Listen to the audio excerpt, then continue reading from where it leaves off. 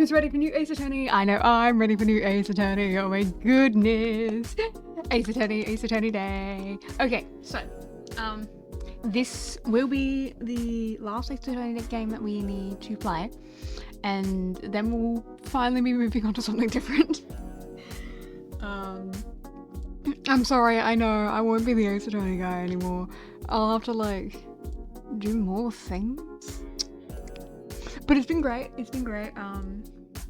playing the one franchise is always, like, feels good, you know?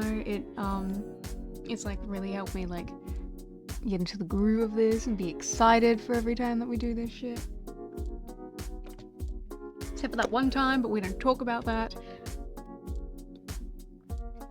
But I'm excited. I really liked the last Investigations game, not only because I got to hang out with a bunch of characters again, but because I really liked the fact that there was that overarching plot. That felt really good. I liked that a lot. And I liked being able to see how it all interconnected. I thought it was really cool, and I'm into the gameplay. Like, it's a little I can completely understand someone who's like a fan of the mainline games not being into it because of the lack of trials, but I think this game has managed to make it work. You know, by not being very much of a drag, and I appreciate that. But today we are going to do the first two cases because one of them is just because, you know, the tutorial case is fucking 2 parts. It's not that long at all, and we can probably blast through that. The second case is also not that long in comparison to every other case, so I'm gonna see if I can get that one done as well, and then we'll have the 3 other cases to do. I think the second case is the longest one, so that one I might end up splitting into 2, and so we'll do first, second, and the third case this week, and then 4th and 5th cases next week. Yeah, 4th case I think I could do in one stream, 5th case I could definitely do in one stream. And then 5th case would allow us time to reflect and do our tier lists as I have promised, as is everyone's favourite part of all of this. Right, that's your favourite part, the tier lists? I like doing the tier lists. So we get to do the character tier list, and we get to do our case tier list. Because I don't think I could properly rank the games. I think, like I think I could if you asked me to. I could definitely rank the games, but I don't really want to. I more so want to, like, I want to look at the cases individually rather than being forced to look at a game as a whole.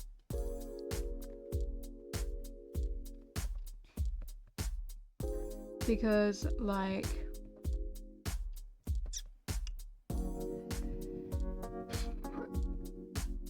I think there's, if I'm looking at a game as a whole, there's like way too much bias. But if I'm looking at them case by case and going, did I think retrospectively this was a good case, I think that's a lot better for me to do.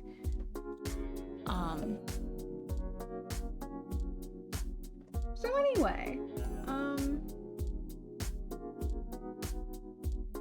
I have no updates. My new thing's still getting done, and I will talk more about that when, you know, it's actually finished. It's in the line art stage at the moment, so everything's going well. My baby's coming together. Of course, I'm still releasing music. I've got a backlog until like March, so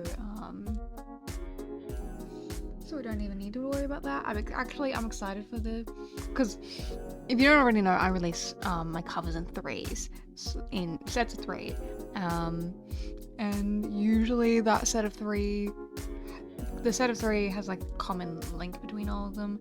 Like the last set of 3 that I did was the common link was the voice bank, with being my personal voice bank. This next set is all going to be Kazuhiki songs. And sometimes I'll do a set of 3 that's like English songs. Sometimes I'll do a set of 3 that's like duets.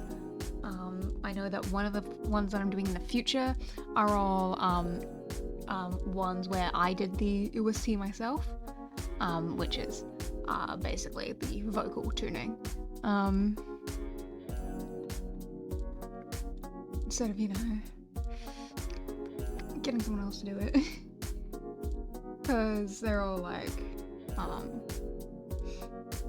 songs that either like more minor songs that people haven't done yet, or like songs that people probably are like looking at and going, well, that seems a bit difficult, I'm not going to touch that one. It was difficult, by the way, it was. I'm not sure I'm entirely happy with it, but it'll have to do. But you know, that's in the future, and if I feel like I need to change it before then, I can, because I still have time, and that's not releasing for a few months now.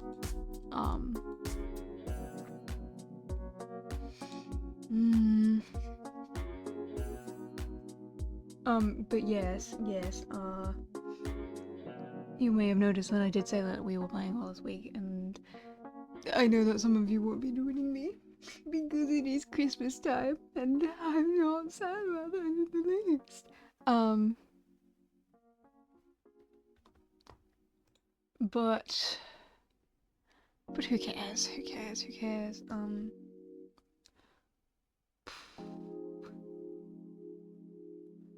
Do I have anything else I need to tell you? I don't think so. I'm just gonna get the fuck into it, honestly. I always kind of just get the fuck into it. I have 0 transitionary period at all for any of the shit that I do. Because I'm just so excited and I'm so happy and lovely to hear.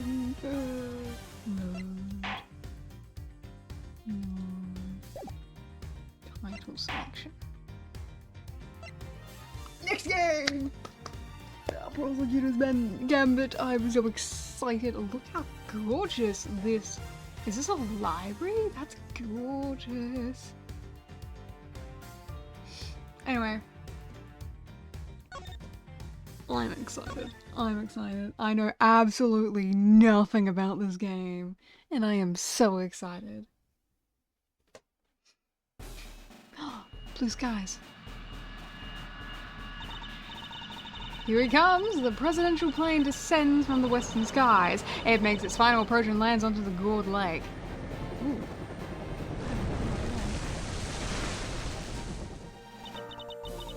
Just listen to that crowd! Welcome, Genvar. Welcome, Mr. President. Genvar, damn it. And now, sir, your audience awaits.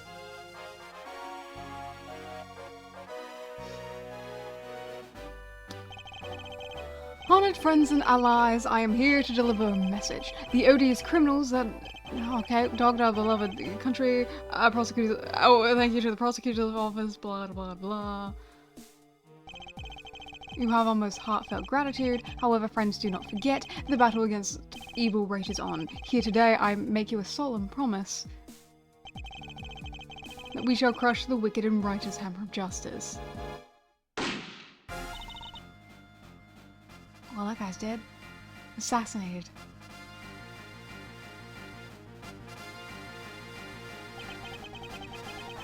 Call the prosecutor's office. Miles Edgeworth! Wow. Edgeworth, you're being treated like a detective now. That's... So, did you draw that one for the fans? Because that seems like fangirls were super into that art when they first found out about it. Hi Edward, how do you feel about being treated like a detective rather than a prosecutor? I mean, I guess you have kind of made that like an integral part of your fucking job, even though it really shouldn't be. But you know what? You're really good at it, so maybe you should just be like a detective. Do you really need the whole prosecutor bit if you're like the greatest detective anyone's ever seen in their life? The news must be halfway around the world already. Hi, Gumshoe. After all, it's not every day an attempt is made on the life of a nation's president. Hi, Edgeworth. My name is Miles Edgeworth, and I work as a prosecutor. I came as soon as I got the call. The moment the phone rang, I knew it was serious. Yeah, because people don't call you, do they? Mr. Edgeworth! Thank goodness you're here, sir. This is Dick Gumshoe, a detective with the local precinct. He's the one usually assigned to my cases. How is the president, detective? Oh, we still don't know, Mr. Edgeworth. The medics just boarded the plane a few minutes ago. Okay, so it's entirely possible he's not dead. Oh, I see. I hope he's alright. Then I suppose you'd better show me the scene of the crime instead. Right away, sir! Hey, I said, hey, you ruffles!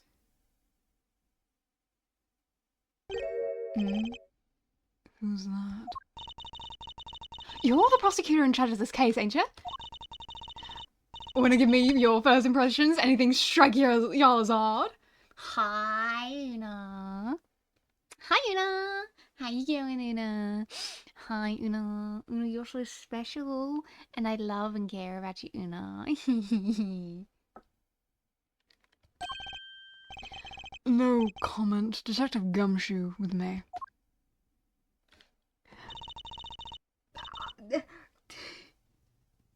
Wedding! Oh my goodness.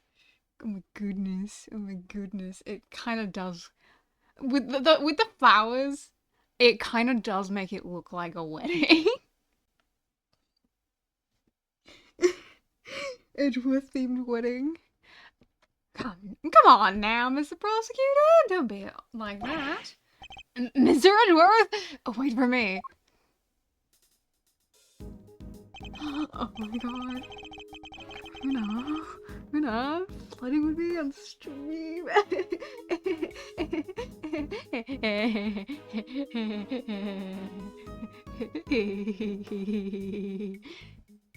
Can't believe we're getting married. Oh my god. Oh my god.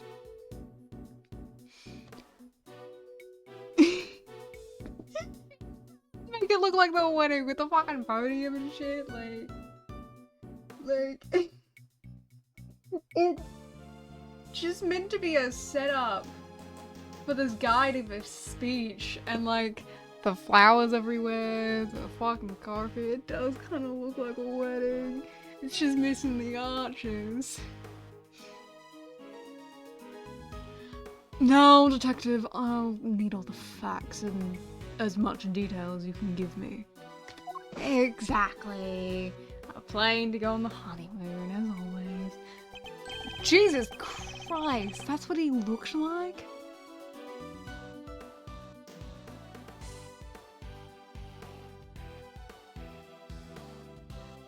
Why is your suit form-fitting? It's kind of uncomfortable looking, actually. I don't... Please tell me that if this guy is not dead, his sprite doesn't look like this too? I know, cause look at this. This tells me that it's not form-fitting, meaning that this is like sculpted into the fucking jacket.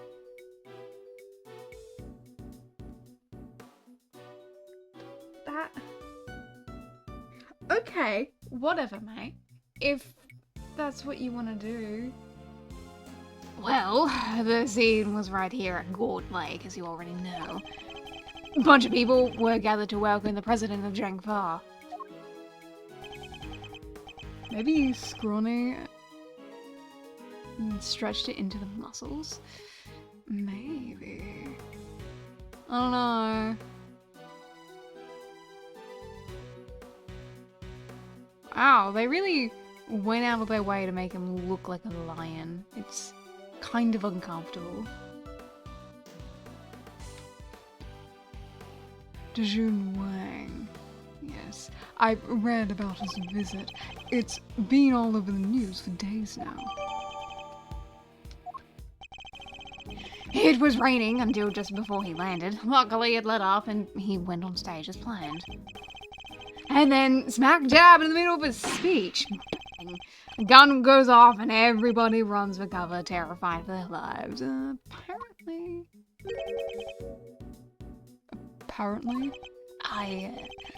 Truth is, I only just showed up myself. I don't know a whole lot more than you do, so. You were summoned on short notice as well. Sure was, right in the middle of my day off. I was at the office taking advantage of the peace and quiet to prepare for my next case.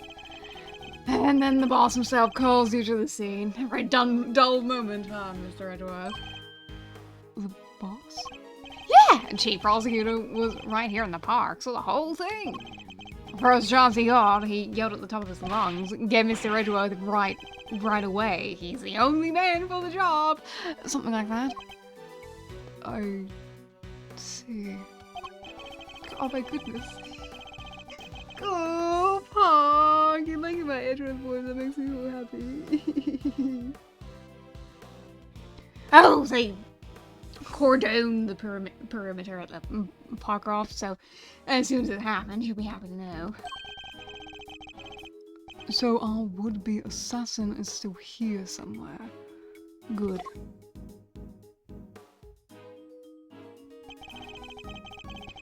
Now all you gotta do is find him in the middle of the crowd before they strike again. You're right. We don't know what else our culprit might be planning.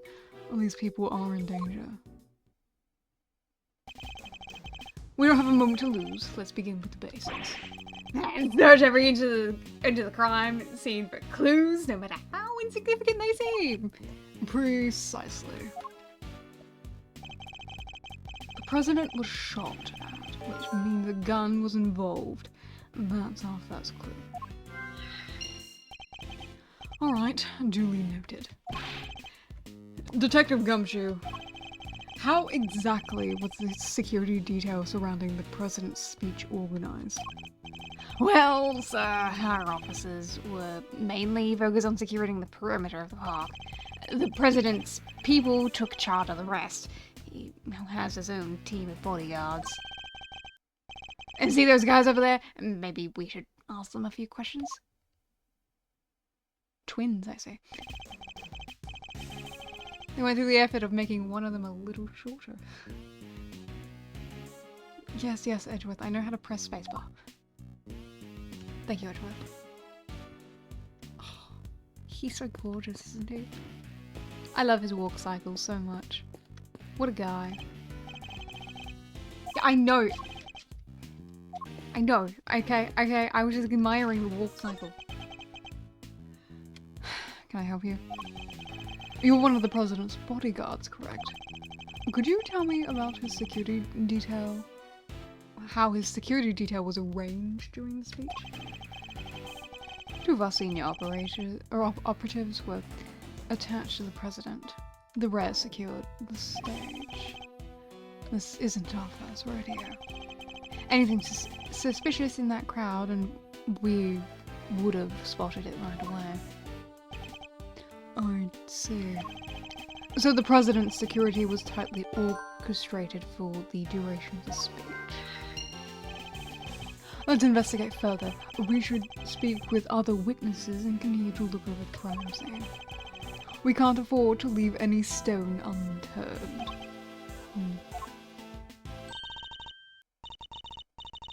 So that's how y'all y'all go about it, huh? That is something, seeing as pros at work. Care to share a little more about what happens to that information once you get a hold of it? Bystanders. This one seems persistent, but I can't afford to get distracted. Hey, Ruffles! I asked you a question, dang it! What happens next? Well, you put all the information together and try to find connections, right, sir? Detective. Oh, don't be so hard on the poor guy. So, connections, you say. And what next? Well, I guess you'd say we connect the dots. Connect one piece of information to another.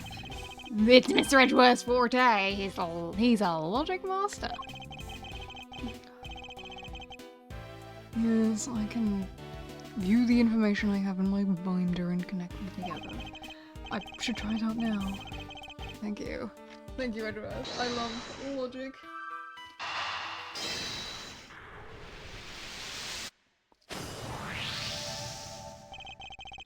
Despite the president's tight security, the perpetrators still managed to carry out their attack, completely undetected by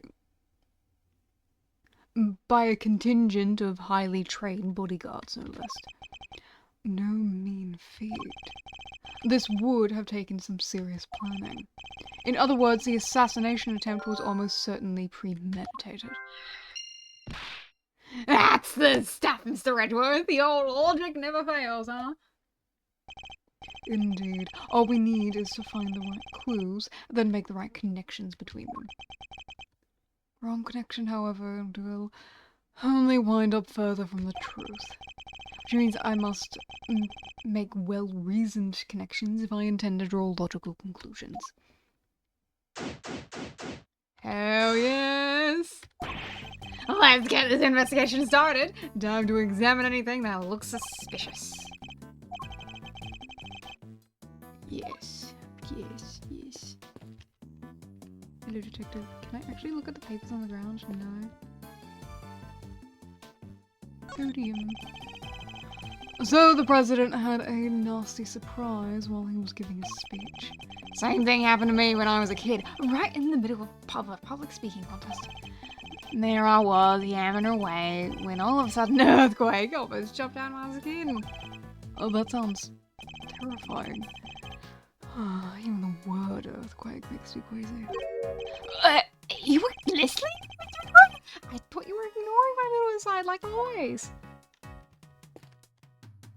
Not when earthquakes are involved, man. You know I can't handle those things. Hey, Ruffles, how's the investigation coming along? Anything y'all want to share? Here we go again. I am not in the habit of sharing the details of confidential investigations with strangers. Dang, you sure are one tough cookie. But I ain't about to head back to Chief Lana empty-handed. I see. Chief, huh? So she actually got herself a job. I'm proud of her.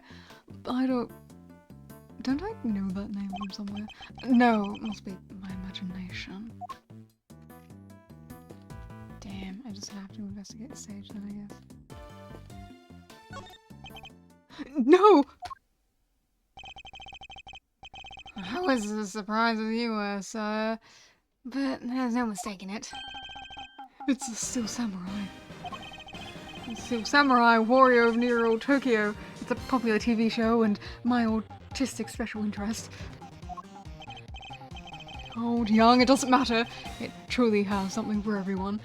And I'm not just saying that. I truly believe it. Beats me why they had a Steel Samurai balloon as a welcome party. At a welcome party for a former president. It is a little odd. Although, now that I think about it, what better hero to represent our nation? Yes, the, clearly Japanese-based hero in what we have been continually referring to as America. This is definitely not Japan at all.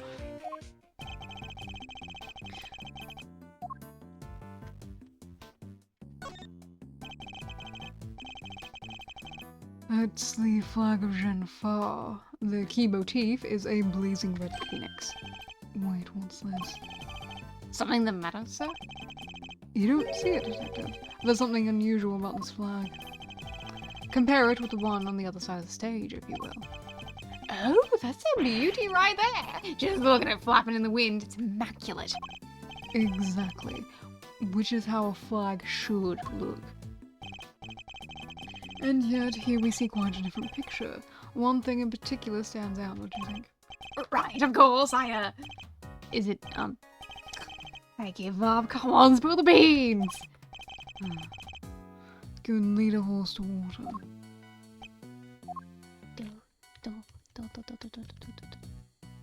Take that! Look closely. Do you see the hole? Whoa, look at that. You're right, sir. And note the burn marks on the edges. It's a bullet hole. There's no mistaking it. A bullet hole? So you're saying a bullet went through the flag? Interesting. Crazy hard, don't it?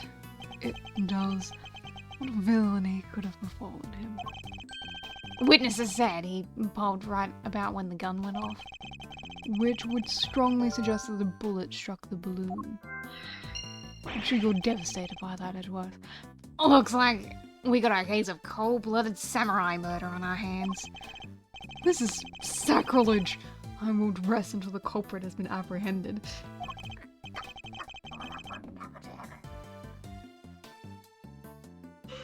Detective, we can't let this royal assassin escape.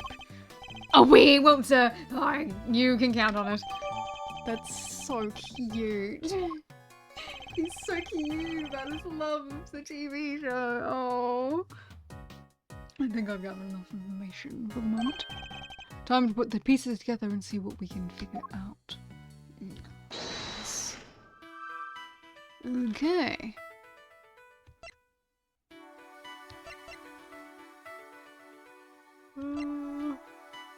Pierced by a bullet.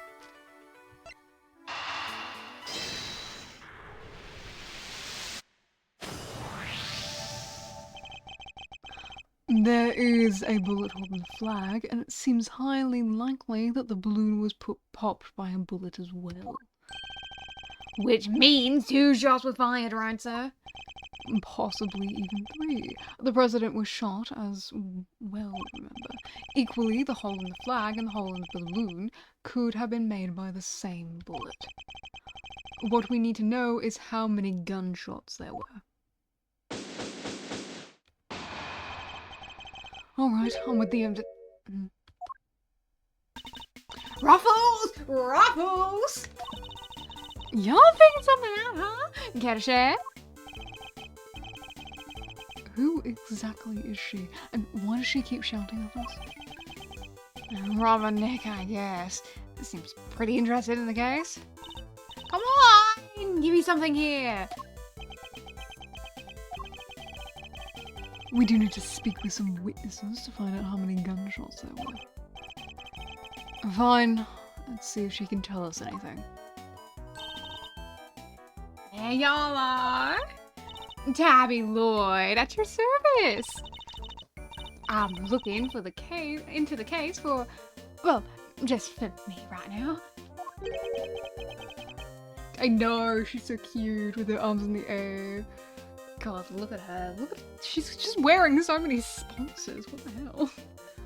Looking into the case. Miss Lloyd, was it?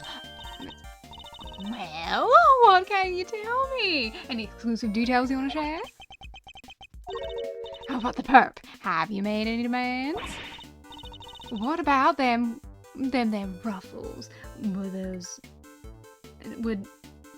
Where does a fella buy a cravat like that? Will you be quiet for a moment? I'll be asking the questions here. Dang, and here I thought I could get me something juicy for my piece. I need to know about the shooting. Can you tell me how many gunshots you heard? I most certainly cannot. I beg your pardon? I can't just be handing out leads for free. That stuff's my livelihood. Ah, come on. Hold on, work out on us. Oh, we gotta share sometimes. Me? Hold out on you? Well, if y'all gonna be like that, I'll be moving right along. Goodbye. Wait. Wait for what exactly, huh? Huh? If you got nothing for me, I'm gone. Oh, I'm fresh out of moves here. Out of moves. I wouldn't be so sure. What do you mean, Mr. Edgeworth? As you know, Detective, I like to play a little chess. Oh my goodness! You guys don't know how excited I am. I've heard about this mechanic. I have no idea how it works. I'm so excited. And what does one do in chess when an opponent adopts a defensive position? Why, the board offers any number of options, but some are more effective than others. Sorry, sir, but this is all going way over my head. No matter how impenetrable an opponent's defense may seem, it can always be overcome. Watch and learn, Detective, as I shatter my opponent's resolve with the power of words. When attempting to draw out an entrenched opponent, one must employ certain tactics. Let us picture the board and see if we can anticipate our adversary's next move. My chess! My chess! Now we must analyze the state of play. Y'all ain't got nothing out of me, not until you give me something in return.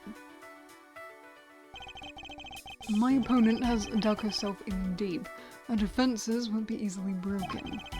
But I can't afford to try her patience by taking too long to plot my next move.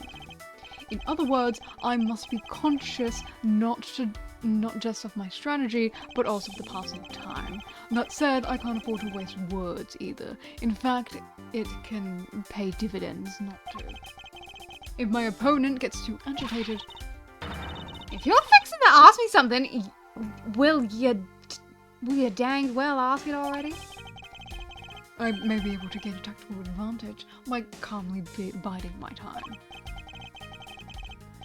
Then, when I see a crack in my opponent's armor, I pounce. I should begin by finding out what it is she does. Alright, time to make my opening gambit. Manches! Why don't you begin by telling me about what it is that you do? Sure! Or I could totally not do that. I think I don't. You think I don't know when to keep my mouth shut? That's my job. Is it now? So you do something you won't or can't tell anybody about? Shut up! I ain't no lawbreaker if that's what you're insinuating.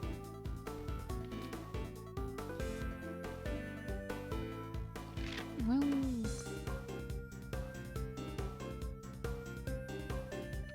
I don't know. I don't know how mind chess works.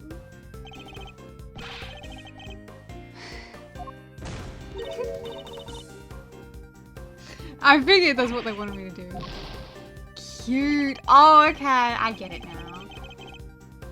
Look, I'm experimenting because it's my first time playing mind chess, okay? An agitated opponent, you should bide your time. Okay, thank you, Edgeworth. Then when they're vulnerable, you go for the verbal offensive. I get you. Oh, I get you. I get you. I get you. Cute. I'm a law-abiding everyday citizen, and you got no reason to say otherwise. Forgive me, I meant nothing by it. If it's something you can't tell me about, I imagine it must be very important work indeed. Huh? Well, sure, I guess. Leastways, it will be once I bag me my first big scoop.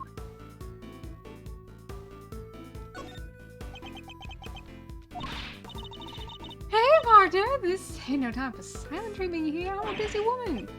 I see.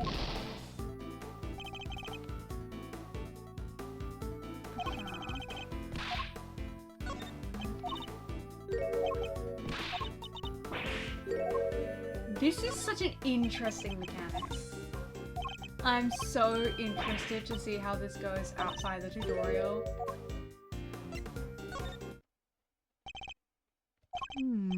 I see. It's the scoop you're after. So you're a journalist, is that correct?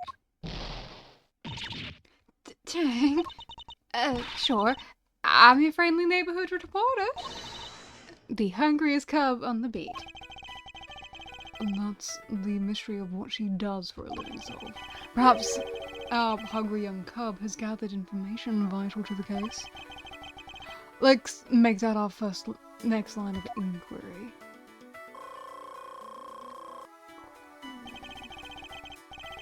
With the opening moves concluded, the mid-game approaches. What else does she have to tell us?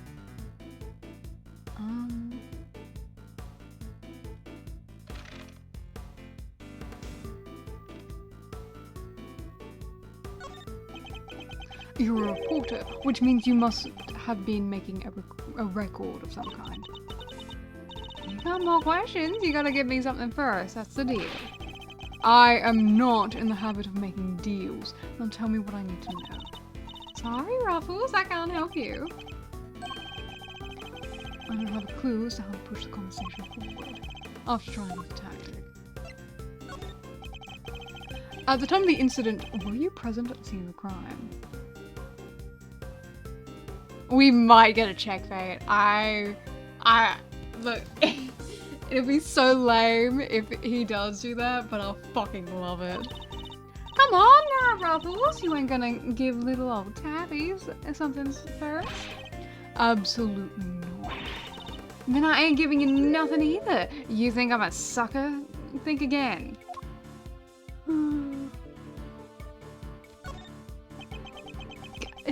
Hi, Ajax. Hi, I am having a lovely day. Thank you for joining us. Oh, this is my career we're talking about. About here, you gotta give me something. Sadly, the more you know, the more you might find yourself in danger. I ain't scared. I'm a pro. It takes more than the sound of a little gunfire to faze me.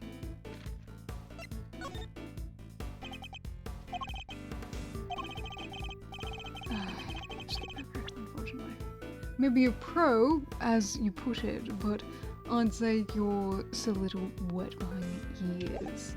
You say you heard gunfire, which proves you were here at the time of the crime. Therefore, you must have seen something. Double dang. Fine, I was here. I saw it. I came to report on the big speech. Wound up reporting as a shooting. And you will get no more out of me than that. I'm done with your tricks, Ruffles. If she came to report on the event, she must have some kind of record made. A record I would very much like to get my hands on. This is quite the clue as to where to take the conversation next. You're a reporter, which means you must have been making a record of some kind.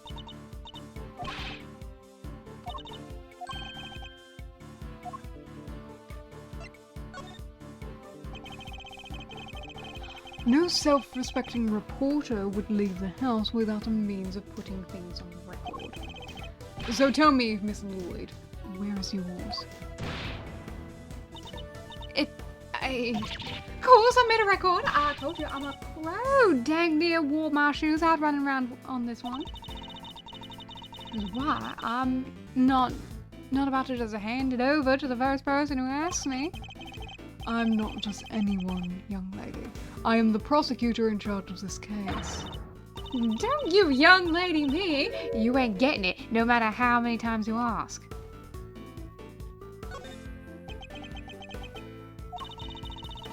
You understand, don't you, Ruffles? It ain't nothing personal. I understand that your job is a difficult one. You do? Well, ain't that sweet? And in such a competitive field, you must sometimes doubt that you'll ever succeed.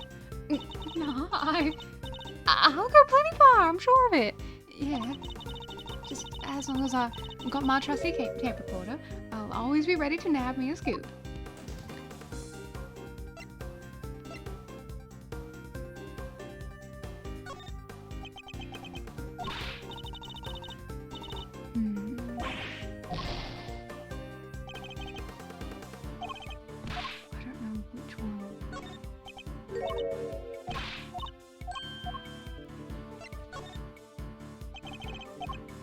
This is like...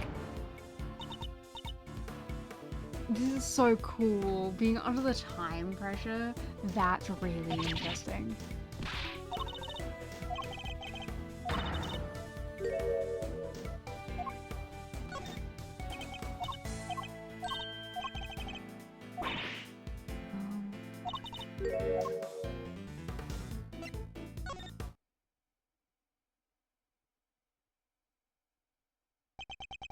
Intriguing. A young reporter, hungry for success, so dedicated to her craft that to leave such an important event unrecorded would be unthinkable. And indeed, she did not. She committed the entire event to tape. Dang it! This is my scoop you're messing with. My big break. Fine, sure. I recorded the whole darn thing. It's all right here. You got me okay. Checkmate.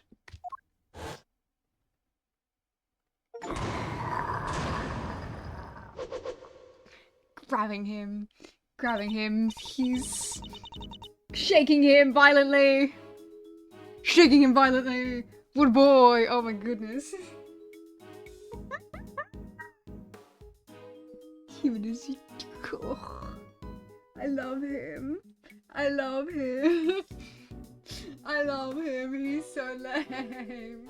He's so lame. But like in the same kind of way that I'm lame, so it's okay. Yeah, something else, Ruffles. I was trying to be all strong and silent, but you had me singing like a canary. Never mind that, and I'll play us the tape. This should finally tell us how many shots were fired. Fine, you can hear it, but I got conditions.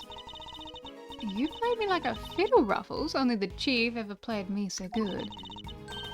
So you got agreed to be chief number 2 and be mentor to a rising star, aka me.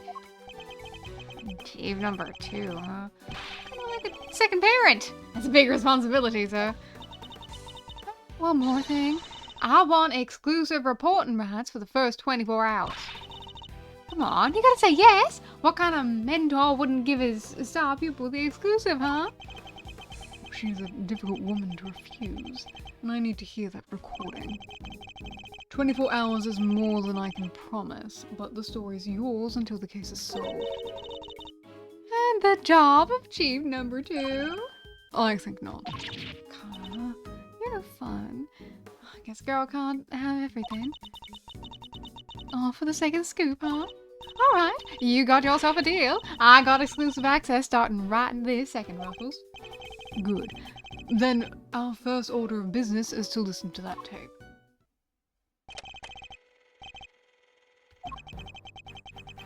Friends and allies, I am here today to deliver a message. The odious criminals that dogged my beloved nation are no more. The President's speech. The President passionately addresses the assembled crowd, as if trying to shake off the reports of his declining popularity by sheer force of will. That there's me! Can't beat a little live commentary to set the scene. The meeting is scheduled for just after the speech, correct? He seems pretty pleased to be able to put the whole Yashikadasu situation behind him. Well, as he should be. This is a great day for all of us. Whose voices are these? Oh, there were these 2 guys standing right in front of me, and they were whispering away at each other the whole darn time. I know their voices from somewhere.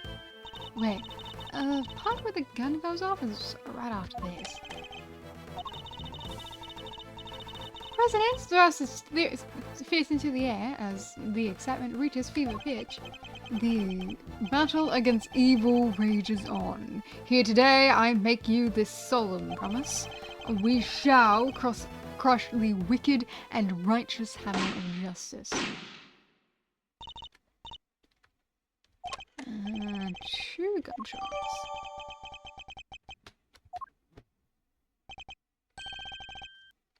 So, 2 shots were fired. Yep, and that tells us something.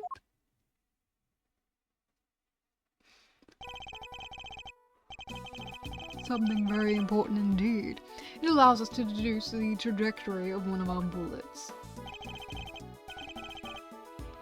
One of the 2 shots fired hit the president, which means the other must have passed through both the flag and the balloon in that order. Which, as you can see, allows us to deduce the position of our shooter. It'd be somewhere over here. Take that! Drawing a line between the flag balloon as the flag and the balloon gives us the trajectory of one of our bullets, and places the shooter on the left-hand side of the spectator area. You're a genius, Mr. Edgeworth. Detective Gumshoe, I'll need to examine the left side of the spectator area.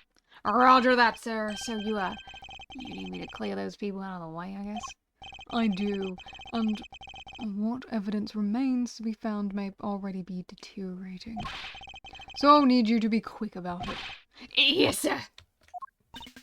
Chief? Hey, I'm talking to you, Chief. I suppose you mean me, Miss Lloyd. I surely do. You gotta let me help out. This stuff's my forte.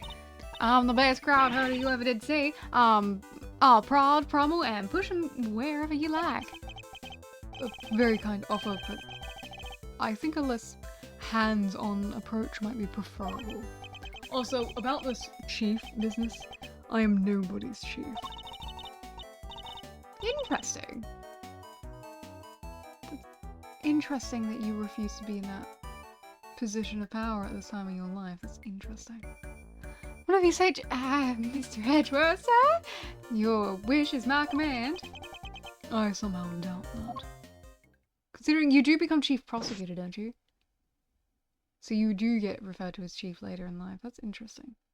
That's so interesting, sir. Yo, look, it's pain. Here you go, sir. It's all ready for you. Miss Lloyd. Yeah. Miss Lloyd here cleared everybody out like that. You should have seen it. Oh, you ain't seen nothing. The chief, my other chief, that is, she sends him running twice as quick. She sounds like quite a formidable character. Perhaps I should go easier on the poor girl. Thank you, but you really shouldn't have. All that running around. Your clothes are covered in mud. Allow me to pay for the cleaning. It's the least I can do. Huh? You mean my jacket? Oh, you don't be worrying about your pretty little head about that. It's reversible. All you gotta do is swatch it around and Alexam, no more dirt. On the outside, perhaps. But you'd still have something of a problem with the inside. We're ready to get back to the investigation whenever you are, sir. The crowd has trampled the entire area. We'll be lucky to find any traces of shooter at all.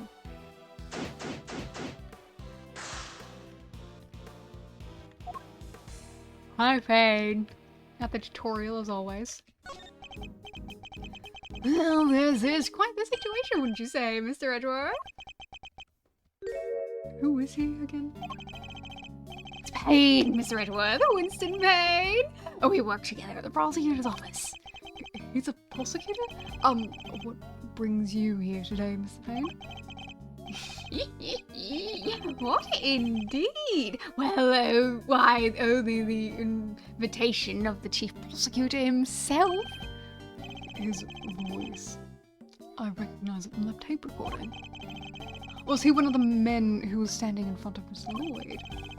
And where is the chief prosecutor? He had to leave, I'm afraid. He's a busy man. They let him, and only him, out through the cordon. So he had me summoned on short notice and then left before I even showed up. Rude.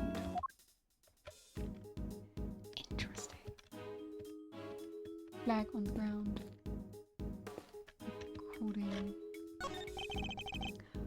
television truck, it appears to be stuck in the mud. Reminds me of the time I pushed my car out of the ditch, sir. And then you just drove away and left me there. Gotta admit, it felt kind of lonely. Did I do that? I think I might have. You came back though, Mr. Edgeworth. Only left me there in the mud for maybe 15 minutes.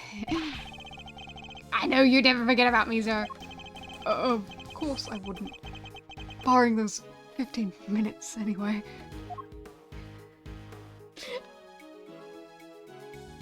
Oh, Edgeworth. Something tells me you were having a terrible day that day. Oh, Edgeworth. Not used to having people in his car. The blossoms are lovely. They're so cute.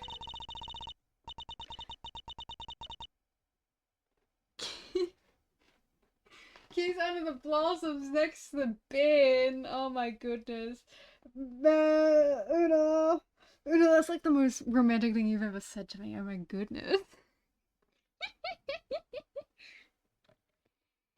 You even gotta pick through the trash yourself? A prosecutor's life ain't easy, huh? Detective Gumshoe. Right away, sir. The faithful detective scrabbles through the garbage as the prosecutor looks on, his hands unblemished. Let's see now, coming to Papa, little treasures. Is he enjoying himself? Bingo! A pop stick! You gotta love the jokes that they put on these. Detective. Sorry, sir. Relevant evidence. Relevant evidence, sir. I think we got something. Good work, detective. Let's take a closer look, shall we?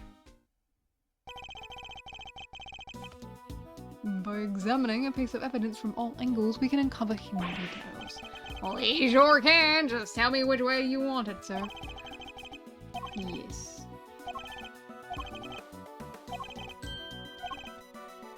Alright. Let's see what we can discover. Very cool. What a brand. Fucking, I don't care about that. This is a document of some kind. What are we looking at here? Presidential security plan? Let's cover for the lakeside now. Eyes on this area. Rook repositioned in light of Knight's injury. In light of Knight's injury. Knight to immediately escort President to plane in case of emergency. Say Frosty, we know who might be in the audience.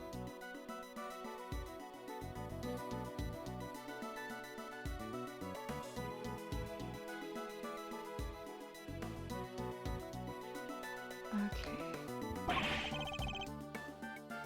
It's a diagram of the president's security arrangements.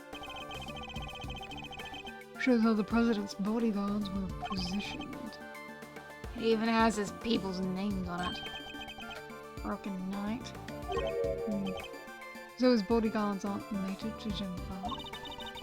I heard he uses some private security firm. But why not employ people from his own country? No, why not? Y'all want to hear a little Tabby Lloyd exclusive? You really know something? Sure I do! I was over at the embassy not so long back sniffing out a story. While I'm there, one of the sources tell me that the president's got more enemies than you got hairs on your head. Including a bunch of bigwigs in the National Police Force. Interesting. So he's unable to trust his own domestic law enforcement. I wonder if one of these enemies could have been behind the attempt on his life.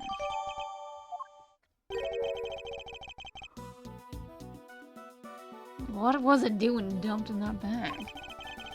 You raise an interesting point. As a document related to a matter of national security, it would surely be highly classified. Huh. Hey, there's something else in here.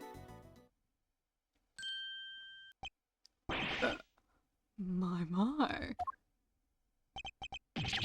What's a gun doing in here? Sir, this bag, it's gotta belong to the... Yes, it could well have been disposed of by our would-be assassin. However, it would have taken a lot of nerve to dump it here amid all the chaos. Because it would be the work of a professional. That would explain the security plan, too. I think we need to take a closer look at our latest find. I find it interesting that they've got to put a scope on it. This is a laser sight. It can be lined up with the target to make aiming a bit easier. I press it here. Yep, definitely a red laser. Could the assassin have used a laser sight to target the president?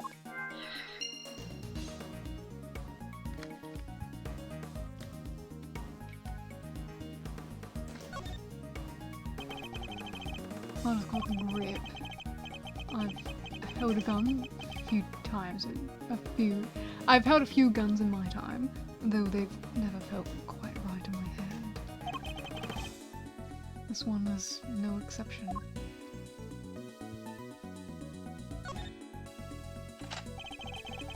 Two spent bullets in the cylinder, matching the 2 gunshots heard in the recording. That proves it. This must be the weapon that was used. That bag was a real find, huh? Just goes to show a bag in the hand is worth 2 in the for trash. Nice work, detective. Now, there's something else I'd like to ask you if you don't mind. I need you to take the bag and the gun to forensics. See if they can find any prints. On it, sir. A good set of fingerprints could really help this investigation along. I got the results for you, sir. That was quick. You bet it was. Told the tax it was an ultra super high priority. But they came up empty. And they checked everywhere. Inside, outside, top and bottom, sir. They even took the bullets out of the gun and dusted them. I should have known it wouldn't be that easy. Okay.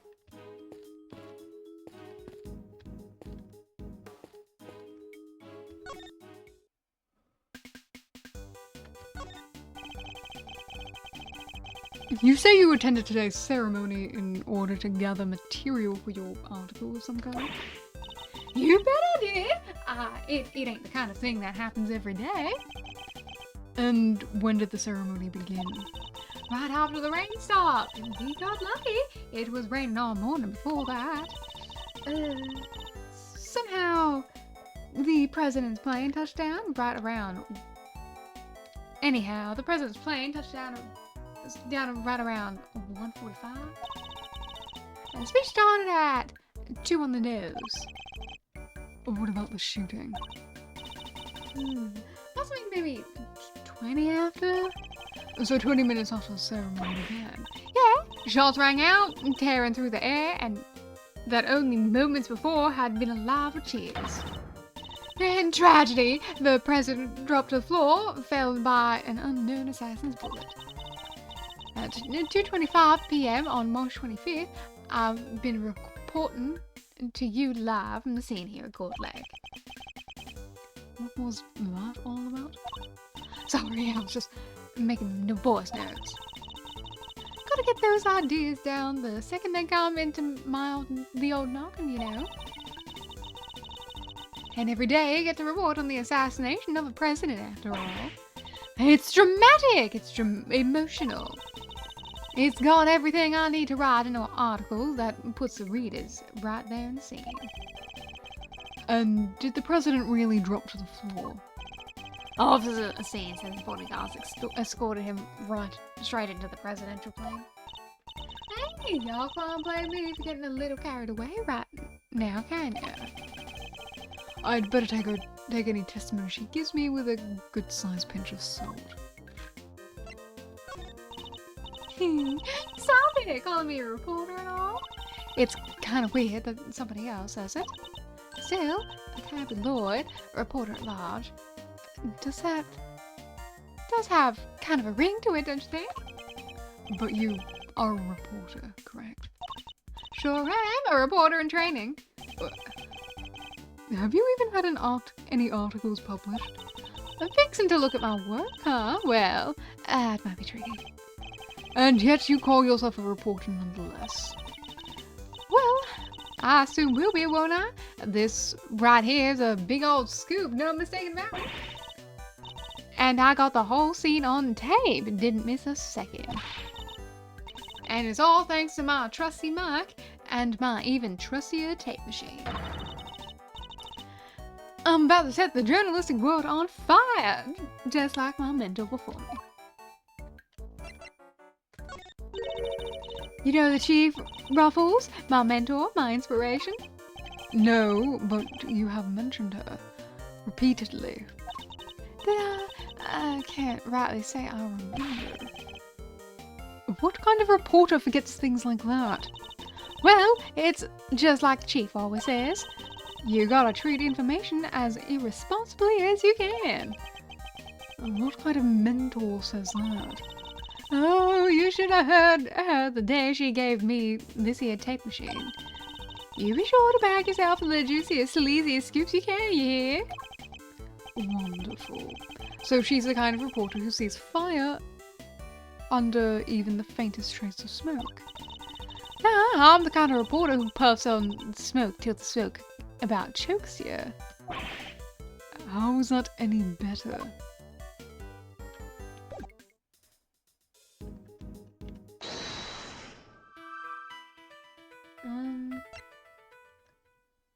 From the trash can, not easy to acquire in this country. The president was targeted during the speech community attack.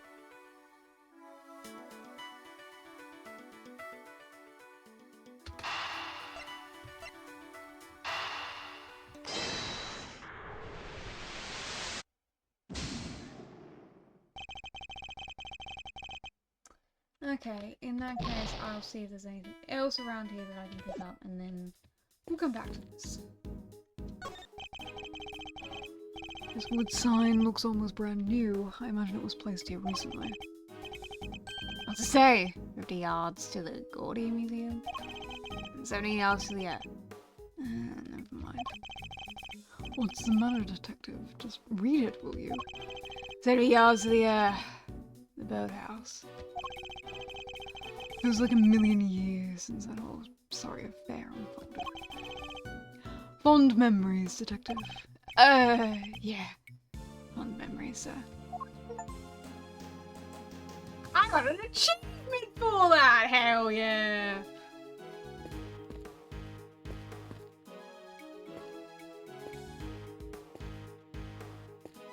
Very fond memories.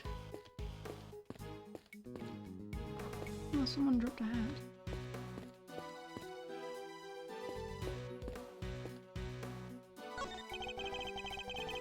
You're with one of the news channels. Yep. Can I help you? You must have footage of the event. Do you mind if I take a look? I wish I could help you, but it might be a little tricky. And why is that, huh, pal? You got a problem with doing your civic duty or something? No, it's just that my camera was knocked over in all the panic. And now I can't get it to work. That footage would have helped immensely. Ugh, just our luck. Who now? You look like you need a little bit of help, Mr. Edgeworth. I know that voice. Hi, Kay!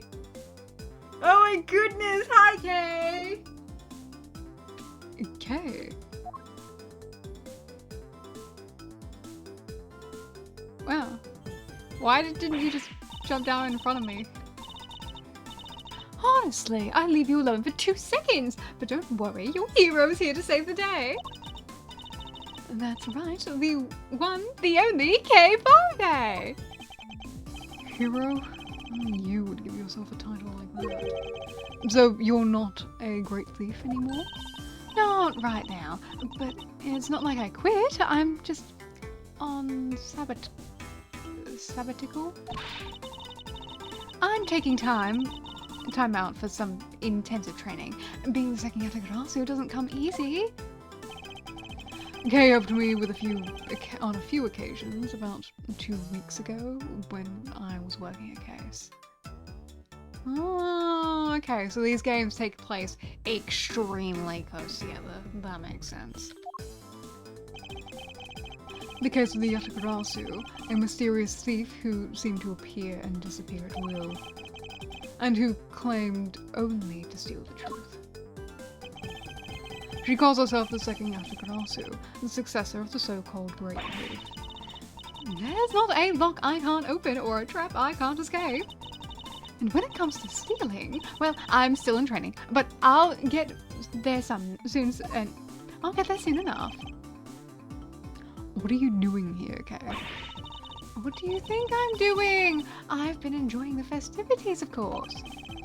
I suppose she did mention being fond of such things. And afterwards, I was thinking of dropping by your office to see you guys, but now I don't have to. Good to see you, kiddo. You're as bright and breezy as ever. Hey, Gummy, how have you been? You're looking pretty full of beans yourself. So, Kay, are you really here to save the day? Yeah? For your jaw to hit the floor! Your best pal in the world here only went and took pictures of the whole shebang.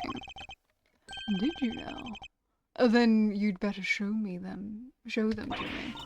What? Your jaw didn't even drop an inch? What's a girl gonna do to impress you, huh? I know, right? This prosecutor here is about as much fun as a dang toothache. Won't even let me call him chief. Aw, but I'm forgetting my manners. Tabby Lloyd, ace reporter at your service. Nice to meet you, Tabby. You're right, he's no fun at all. This one time You two can chat later. Okay, can I have those pictures? Oh, fine. Here. He was shot square in the fucking head? That guy's dead, man.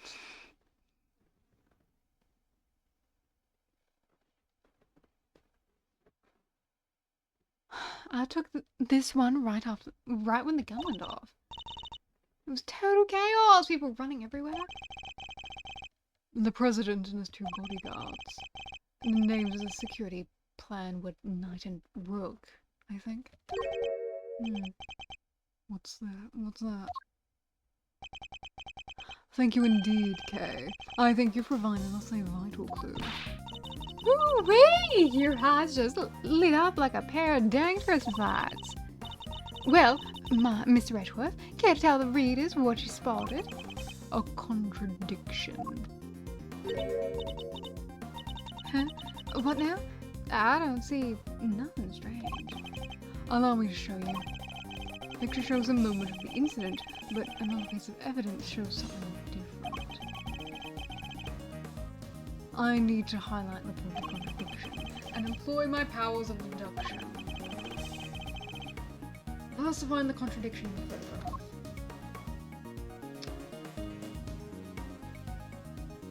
Good question.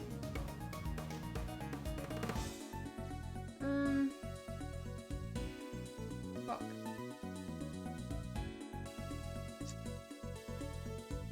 Edgeworth, I didn't get a chance to look at my evidence, and I don't know.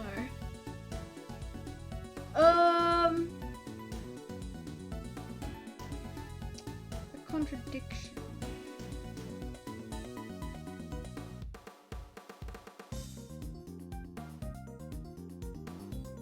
Oh, why won't you let me look at my evidence at the moment? Edgeworth.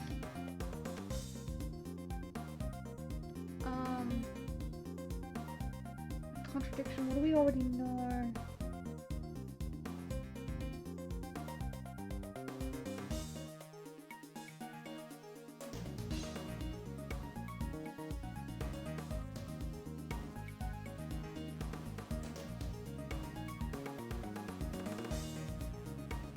What do we already know? I don't know.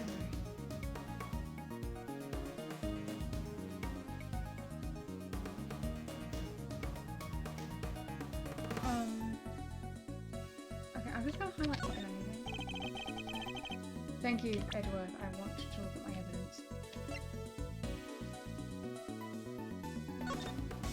Dude. Coming. This thing. The recording of the 2 gunshots. Thing that came from the left.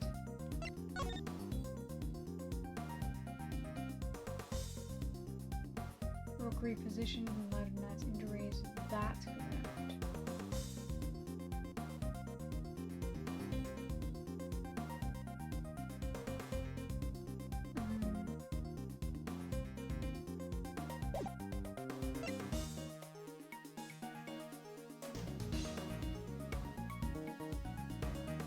From the trash on the left side, spectator area fitted with a laser sight.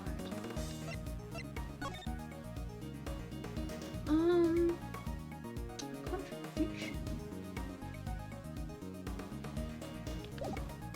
Edward, what's so contradictory about it? Contradiction.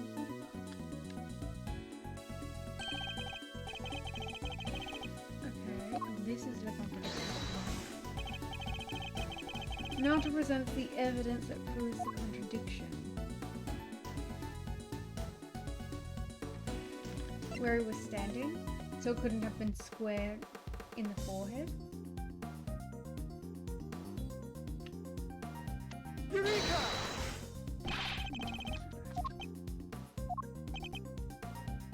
Okay, what is it?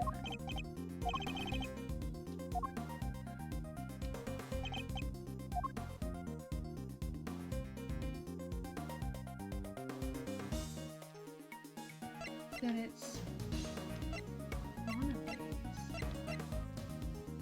I don't know what your logic is. Eureka!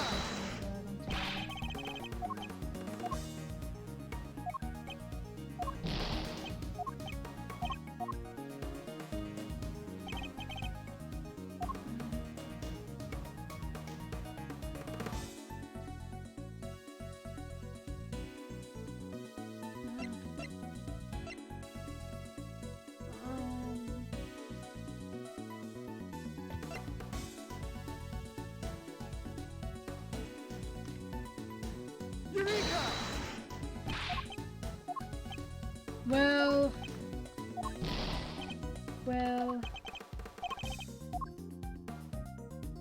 yeah, Edward, I have no fucking clue what you're talking about. Eureka! Oh god, it's gonna be the last fucking thing that I present, isn't it? Jesus, it's always the last fucking thing when I decide to do this.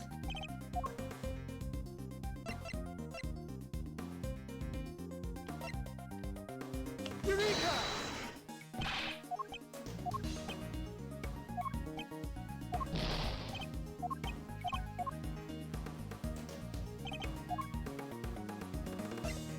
Eureka!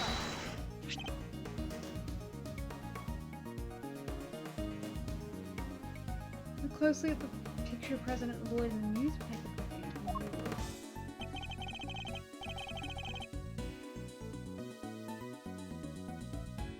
Now, look at case photograph, compare the two carefully.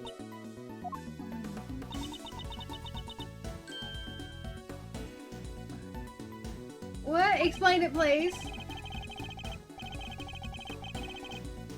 Oh. Look. That's bullshit. I was...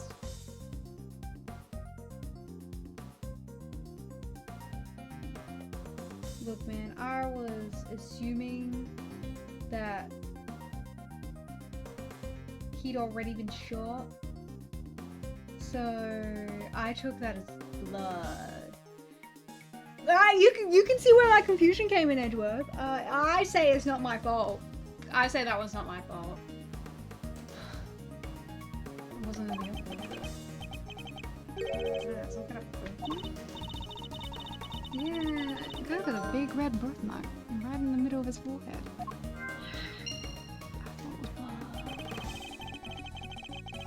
I highly doubt a birthmark just sprang up here since the other picture was taken. Hey, did he get bitten by a bug then or something, maybe? Yeah, that's it. That right there is a big old bug bite. Here I thought it was something important. The look on your face. You should know that the road to the truth is paved with such seemingly trivial details. Ooh, it came with a face. Alright, duly noted, Chief.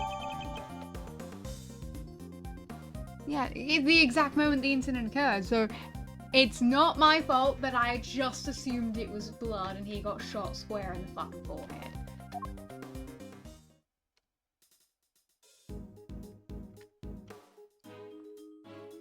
Oh, gumshoe. Okay. Hey, Miss Redworth! Did you like my big entrance? But I really am a hero now, huh? Well, your evidence helps things along, certainly. Hey, I'm the second year I could also remember, all from the day's work.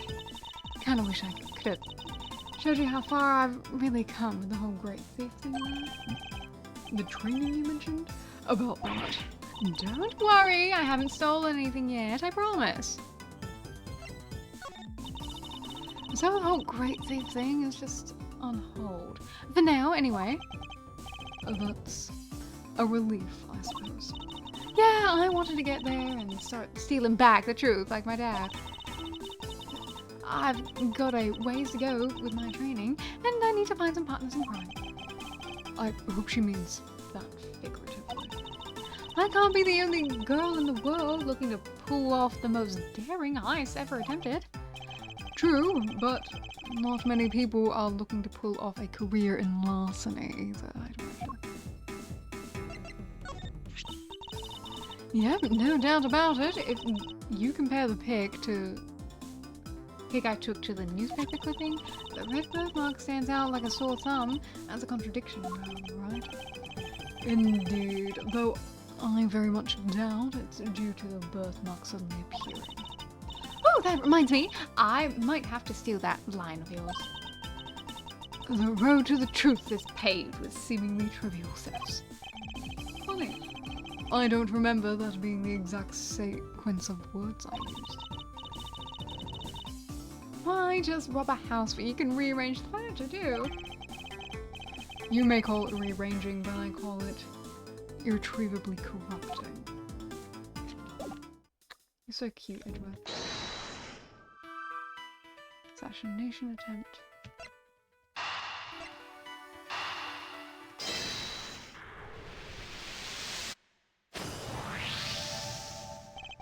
I have solved the mystery of the red birthmark. Really? So it wasn't a bug bite? No, what we're dealing with isn't something that would itch for a day and then disappear. It is in fact, the beam of a laser sight. And then our killer was aiming to shoot the president square in the forehead? The laser sight wouldn't be that fucking big. And shortly after the picture was taken, a shot rang out. A second shot rang out. Yeah, that's gonna do more than itch. Indeed. I fear the president may be in even more danger than we thought. And that the gun we found was the weapon used in the crime. Why would the perp use a laser sight though? He's right, you'd stand out like crazy using something like that. Pew pew pew! It's not like you can just go around shooting lasers all over the place. No, and anyone who saw it would trace it right back to the shooter. Seems like a pretty bad idea all around. Oh, I almost forgot. I got a couple more pictures. Maybe the laser sight is in one of them. The long shot, but it's worth a look at least. Alright, Kay, let's see those other pictures. Yes, sir. Right away, sir. Let's see. First up, here's one I took just before everything started going south.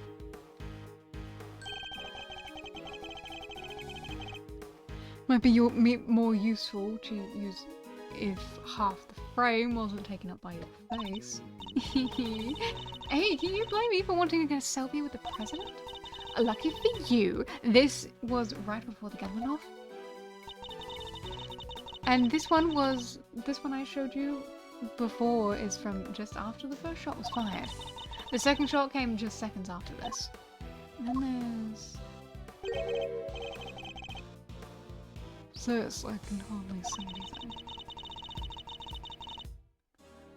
I got knocked over when everyone started running right after the last picture. I guess I must have pressed shut up by accident. Not sure this one's gonna be much use, kid. And that's all of them. I'm gonna take a closer look. Before we should do. Take that! There, I see it. Oh, what is it, sir? Look closely at the post in the red hood. Whoa, there it is! Indeed. And that's our laser sight right there. So, well, that's our perp. The one in the red hood must be the shooter, yes. We found them! And all thanks to yours truly. Indeed. You led us right to the greatest treasure of all, Miss Great Thief. The truth. You may have captured our would-be assassin in one of your other pictures too. Let's take another look.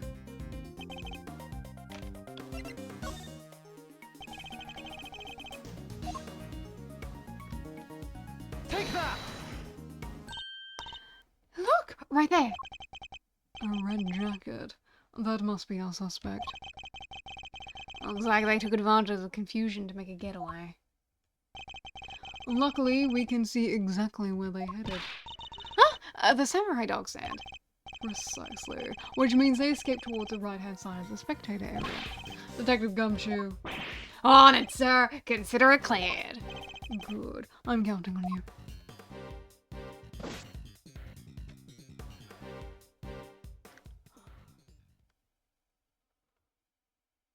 Oh, what a menacing photo. We have you now, my little Red Riding Hood. The entire park is cordoned off, and we know which way you went. Now it's simply a matter of hunting you down.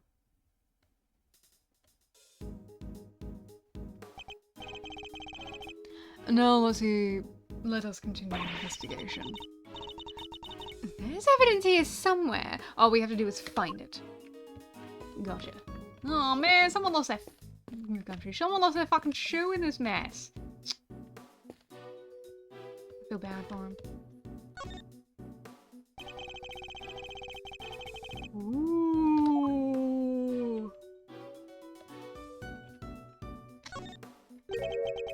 What's this? Ah, red button.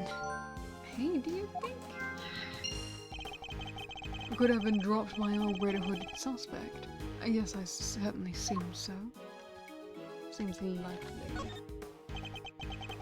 There's something red down here. Detective Gumshoe, can you see what's under the stand, please? Something down there, alright, let's see. A red raincoat. That must be the one the suspect was wearing. They must have taken it off and hidden it under there before they made their escape.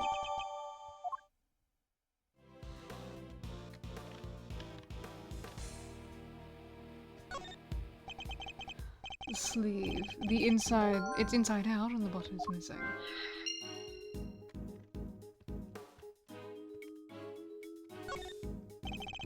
There's nothing unusual about the left sleeve. Nope, it's not inside out and the button's still attached.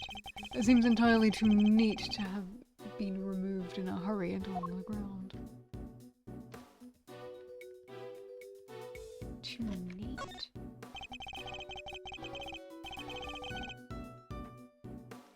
It's a flimsy looking food stand made of plywood and it sells samurai dogs. Hey, Mr. Edgeworth! I got 150 if, you know. You're actually suggesting I subsidize you eating the job. Oh, no, I didn't mean to. That is, maybe when we're done? Fine. When we are finished investigating, you can have one. And only one, understood? Sorry, sir, I never showed it. Wait, did you say I could have one? Yes. Why? Is something the matter? No, it's just... I wasn't expecting you to... Thanks, Oh. So samurai dogs, now a sakura relish? Just in time for spring. Sakura, huh? Now, what does that taste like? Well, sakura is cherry blossom, so I guess maybe cherries? Blossoms are blossoms and cherries are cherries, sir. They're totally different things. But you're right, I suppose. Hedgeworth! I'm surprised you've never had Sakura before. You seem like the kind of person who'd be into it.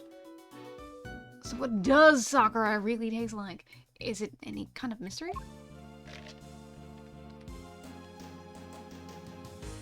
Wait, Edward, I would have 100% assumed you've eaten Sakura before. You know, you like yourself a good floral tea, so I would have assumed you would have had Sakura. Oh, there are toy rifles lined up along the counter. Ooh, a rifles then! I'm good at these, regular sharpshooter. I thought you said you hated guns. Oh, I don't hate them, I don't really like them. Isn't that basically the same thing? He doesn't like them in the sense that they can do damage. He thinks shooting them is fun. And he shows them off to, 5-year-old kids. The banner advertising the rifle range has fallen over. Must have been knocked down in the crush. It's covered in footprints too. The crowd must have been really panicked. Hey, now, nice. Why would you wish to? Don't tell me you're thinking about writing gumshoe on it and wearing it on your back. What? How did you guess? Are you a mind reader, sir? Is that it? It was a joke, but I should have known that nothing's impossible when it comes to the good detective.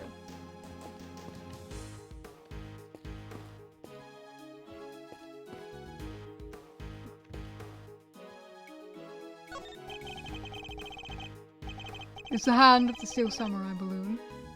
Or rather, the fan and the hand that's holding it. Mr. Edgeworth, there's no dying message there. Why would there be? The president isn't dead. Not from the president, from the Steel Samurai! Let me break this to you gently, detective. The steel samurai here is just a balloon.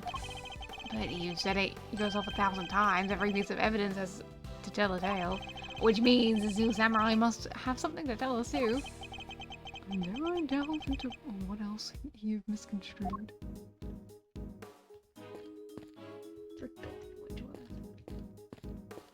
Oh, well, I think that's everything to look at. Ugh. Okay.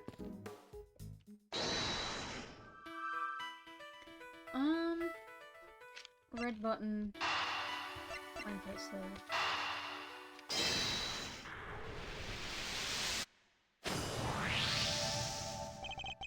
The button we found seems to have come from this raincoat.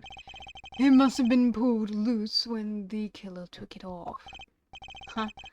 The right sleeve and inside out, too.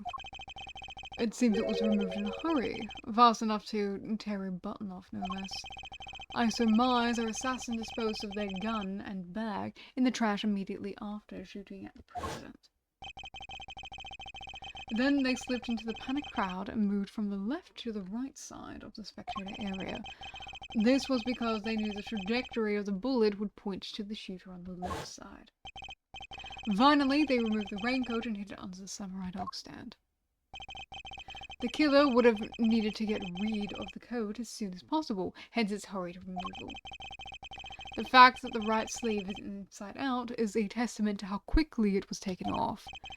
Yep, that and the missing button. The question, of course, is, why didn't the same thing happen to the left sleeve? Oh yeah! Only the right sleeve is inside out. Indeed. And the button on the left sleeve is still securely attached.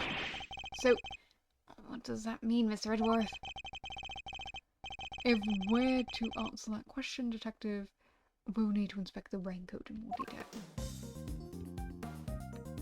It's so flat. Get a closer look at the inside of the raincoat. Detective Gumshoe. Yes, sir.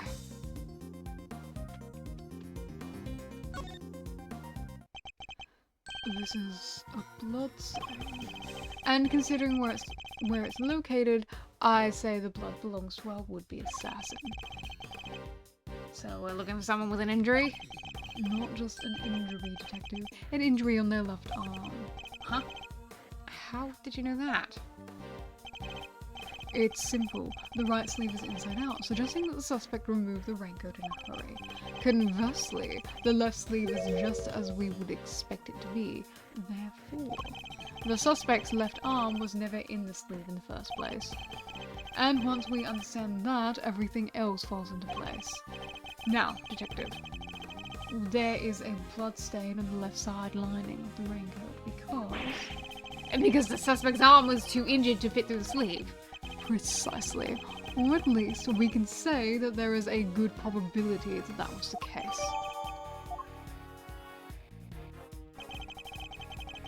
The pieces are starting to fall into place.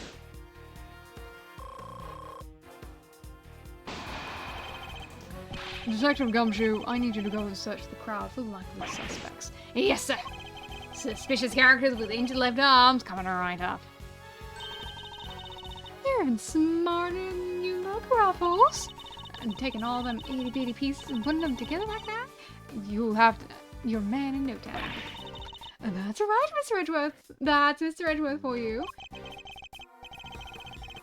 The park is still cordoned off, so our would-be assassin should be in the crowd somewhere. Don't let me down, Detective Gumshoe.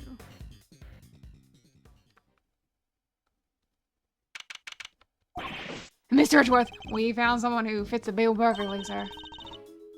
Wouldn't that be assassin, Gummy? Hold on, Kay. It's a little too soon to be jumping to conclusions. For the moment, there's a person of interest and nothing more, understood? Okay, no jumping. But he's our shooter, sir, I'm sure of it.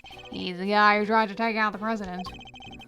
In broad daylight, surrounded by a crowd of witnesses. This is no ordinary assassin. Bring him over here, Detective. Carefully. Yes, sir.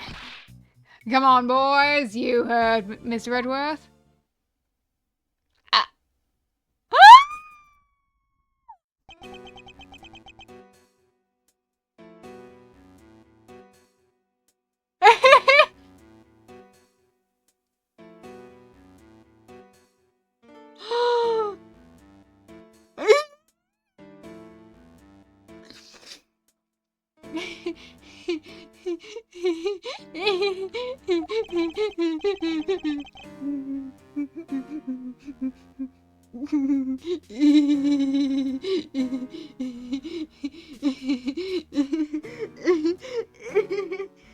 No umbrella and a bandage on the left arm.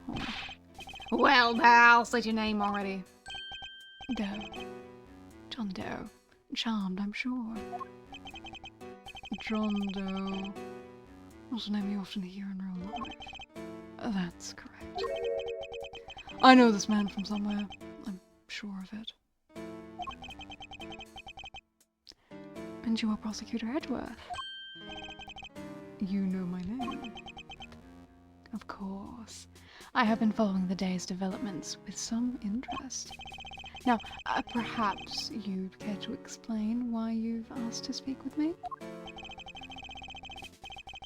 As you've been following our investigation, you're no doubt already aware of who we're looking for.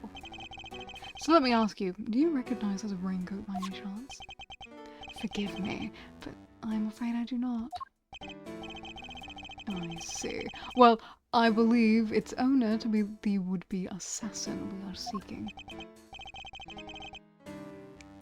Aw, that's so cute. I don't know how your fucking ice cream's doing that, but that's adorable and I love it. My. Well, isn't that just shocking? And this would-be assassin happens to have an injured left arm. Just like you. All I can tell you is that I had nothing to do with this unfortunate affair. The two adversaries stare each other down, their eyes like deadly lasers. Care to tell the readers what happened next? In showdown, that's what? A battle of wits, but of words. Do I let him explain any further what he thinks is the upcoming battle entails? Nah. Detective Gumshoe, if you're quite finished leaking my professional strategies to the press... Yes, sir. Sorry, sir. Thanks a bunch, you old grouch. Now, if it would have done any harm...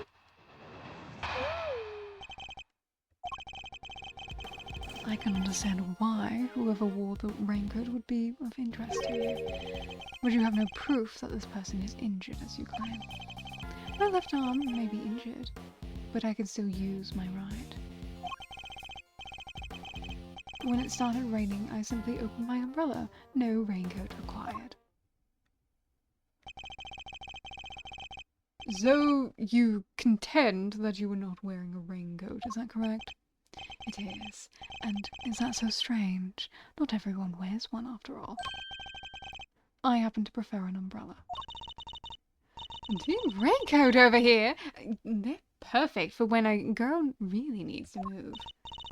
Heck, I don't use neither. Come rain, sleet, snow, or shine, it's my trusty Barker every time.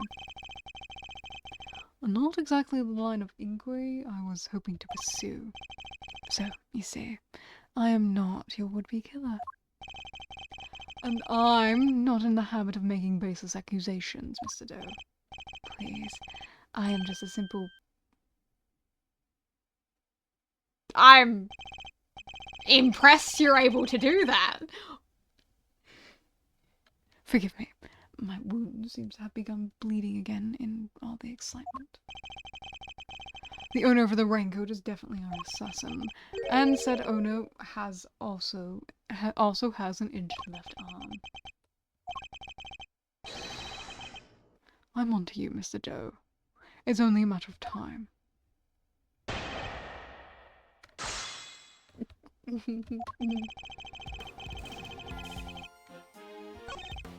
You have no proof that the person is injured as you claim. I do though. Objection!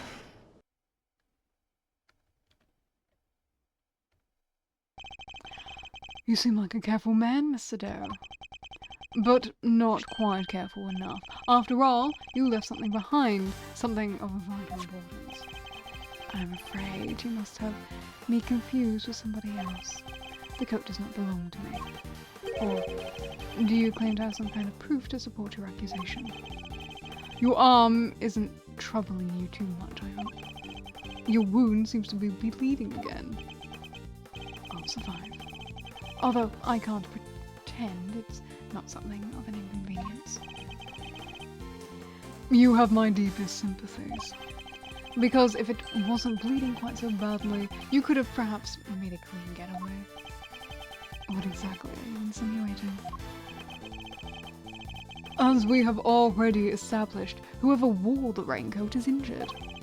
And now I can prove that person was you, with this decisive piece of evidence. Oh, that's so cute.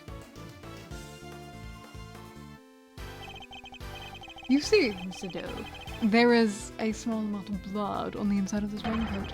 Blood that belongs to our assassin.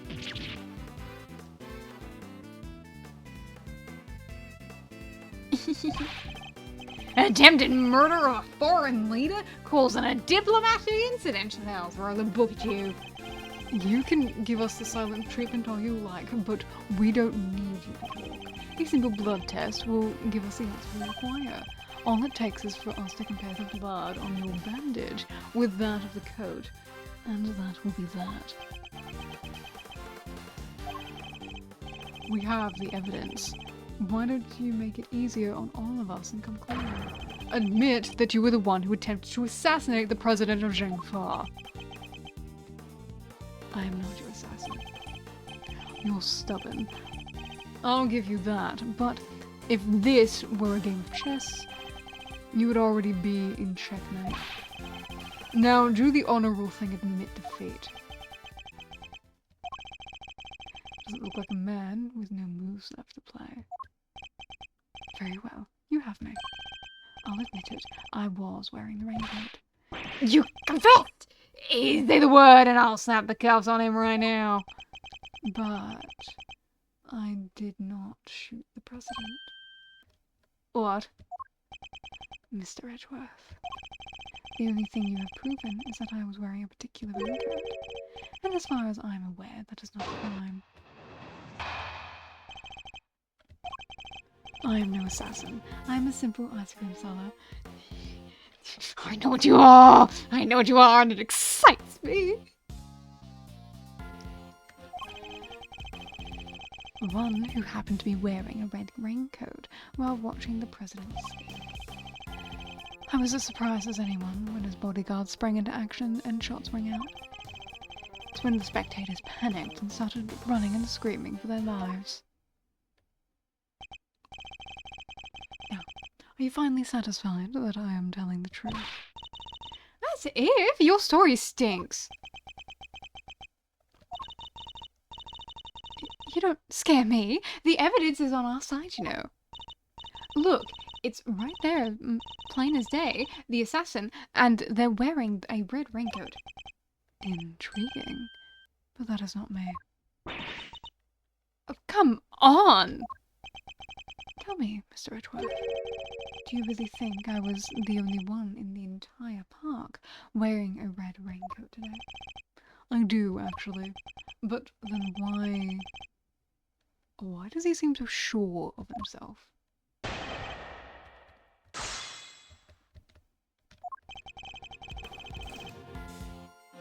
No such simple ice cream seller happened to be wearing a raincoat while he was watching me speak. In any event, the shooter was wearing a red raincoat. We have a photographic proof of that, and yet Mr. John Doe here swears it wasn't him.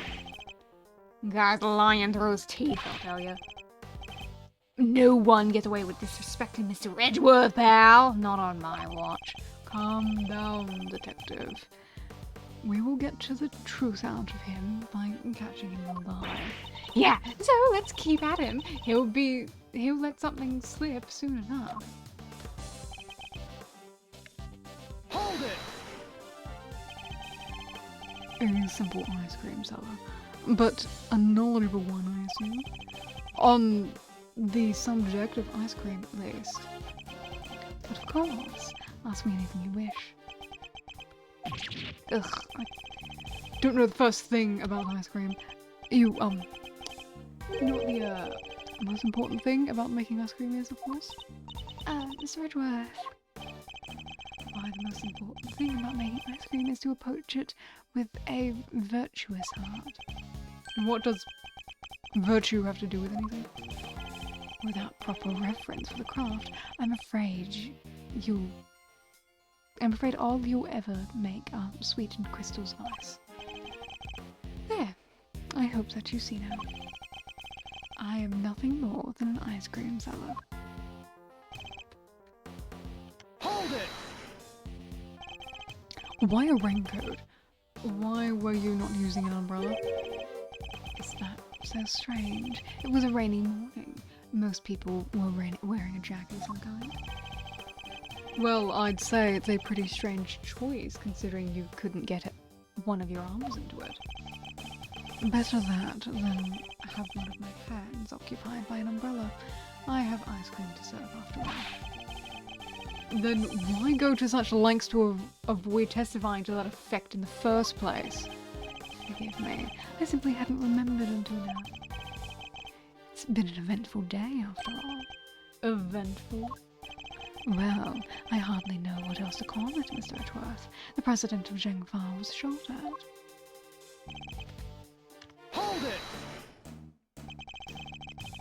So you saw the bodyguards move before you heard the gunshots? Yes, if I recall correctly, they moved first. At least, the one on the left did. You're rather observant, Mr. Doe. I am blessed with keen eyes. The names of the bodyguards were written on the top left corner of the security plan. The one on the left was Rook. That's correct. Bastian Rook, I believe. I expect he noticed a light from the laser side.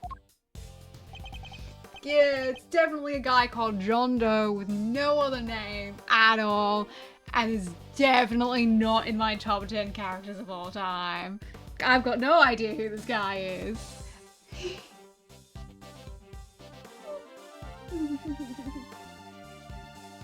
The man is no amateur. Mr. Doe knows a little too much about the business of being a bodyguard. I'd say our friend here is no amateur either. I'd like you to append what you just said to your testimony if you don't mind. As you wish. Hold it! So the bodyguard on the left was the first to move. By the smallest fraction, yes. He reacted admirably swift. His name was Bastian Rook, did you say? It appears you've assessed the situation quite astutely. No, more so than anybody else, I'm sure. He's good. He didn't even flinch.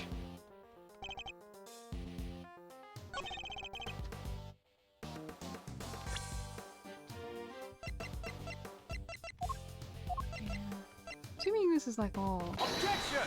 confidential information, mate. As I suspected, you are more than you claim to be, Mr. Doe. You overestimate me, Mr. Edgeworth. Oh. And then tell me how a simple ice cream seller knows one of the presidential bodyguard's names. What? You jest, surely. You were the one who spoke their name aloud. Rook Knight, was it? Objection! We only know these names thanks to the security plan.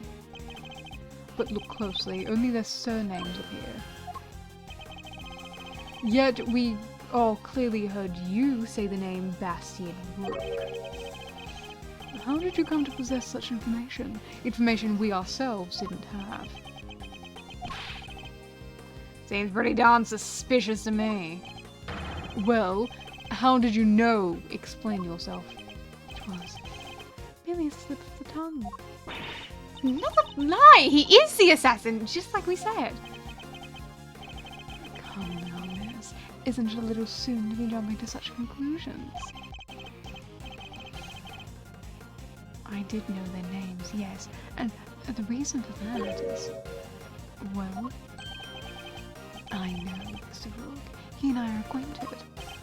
What? We have something of a connection. And his is a name I could never forget. Oh my! Give me the backstory. See, fuck you.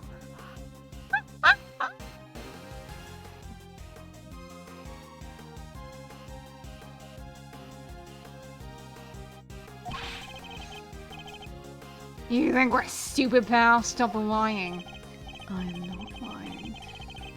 I am, as I have always been, a simple ice cream seller. An acquaintance of Bastian Rook. Yes. Objection! And I suppose Mr. Rook will confirm that. It should be easy enough for him to remember his good friend, the slippery ice cream seller, correct? Please, you're more than welcome to ask him, although I think you might find that might be difficult right now. I would imagine he's rather busy ensuring the President's safety. But suppose you are able to speak with him, and he does deny that he and I are acquainted. How will that help you prove that I was a shooter? Objection! If you weren't the shooter, why take off your raincoat? Because it was no longer raining. In fact, it had grown quite warm. Far better to let my wound breathe now. Or would you rather I have let it fester? Is he actually going to worm his way out of this?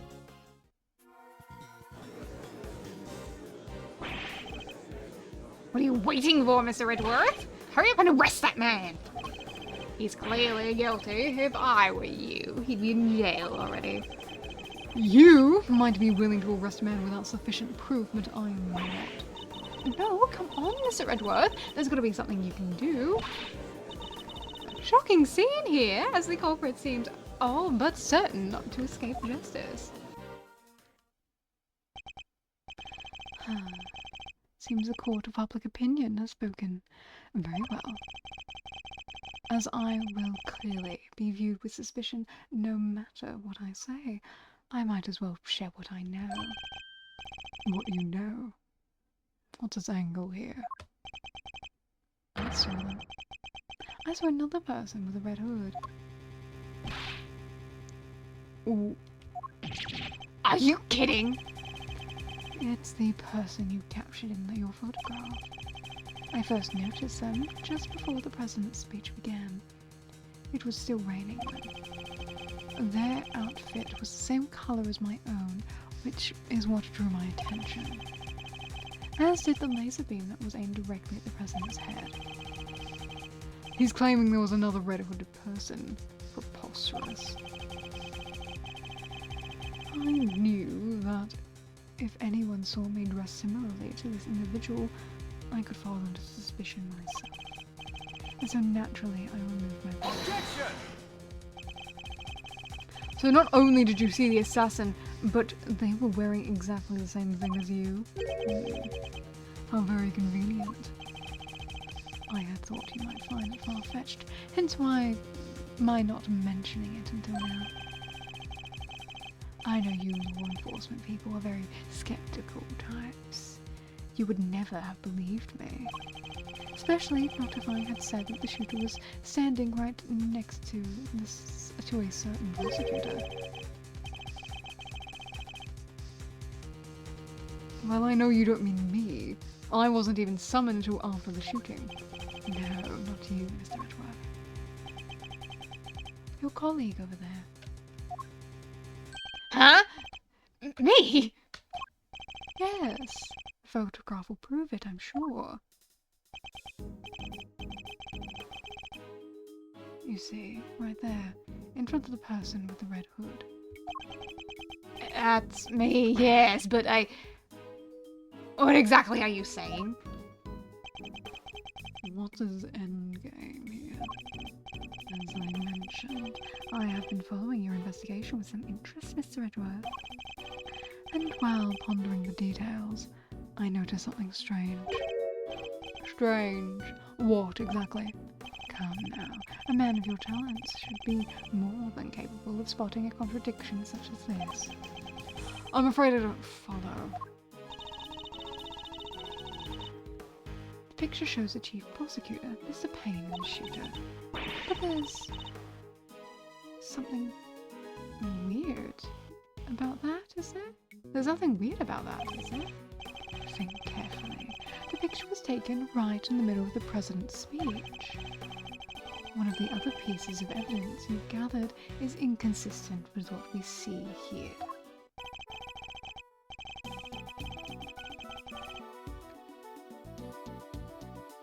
The fact that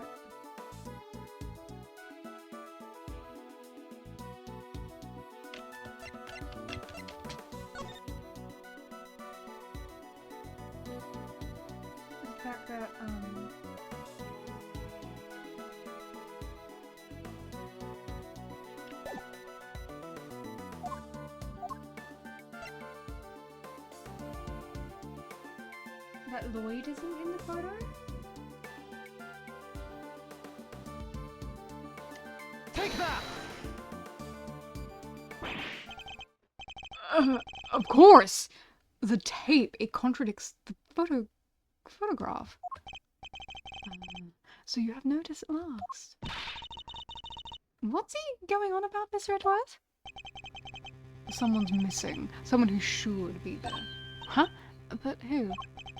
Who indeed? The person who's missing from the photograph is Tabby Lloyd. Take that!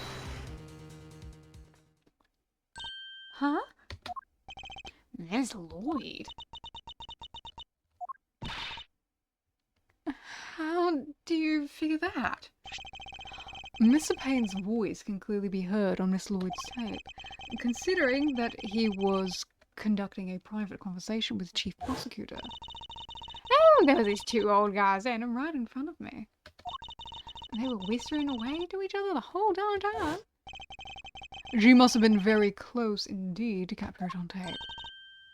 Right, but she's not in the picture. Precisely. Well, Mr. Edgeworth, you still believe that you have been hounding the right person?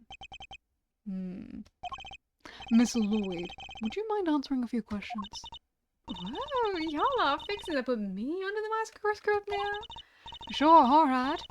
Knock yourselves out, but I got nothing to hide. It ain't like I was standing still the whole time. No, I was running all over the roving reporter style, and that was a big old crowd. Guess the picture must have been taken while I was in one spot and the tapes from when I was in another. So quit giving me the evil eye. Ain't nothing but a misunderstanding. There's no doubt about the voices in the tape. That was Mr. Payne and Chief Prosecutor, I'm certain of it.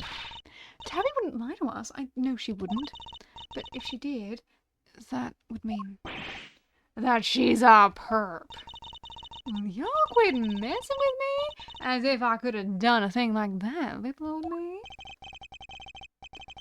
I might be inclined to believe you if your testimony didn't contain a glaring inconsistency. It does. I thought it was pretty good. It seems I have no choice but to present her with evidence and expose the contradiction.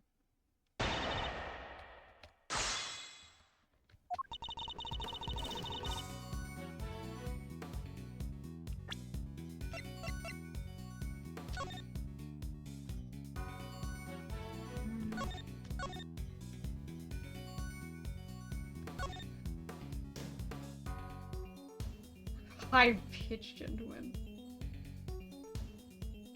Is out of speech correct? Yes, President wants what you think of personally. He's pretty pleased about his classic.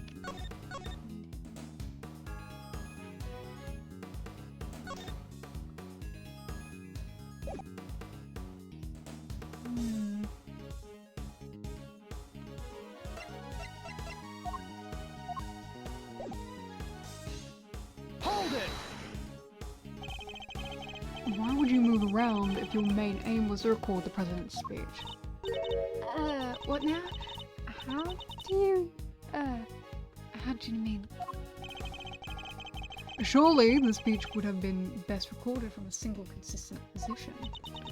Well, see, that is, oh yeah? Ambiance. That's the word I was looking for. Gotta capture the ambiance.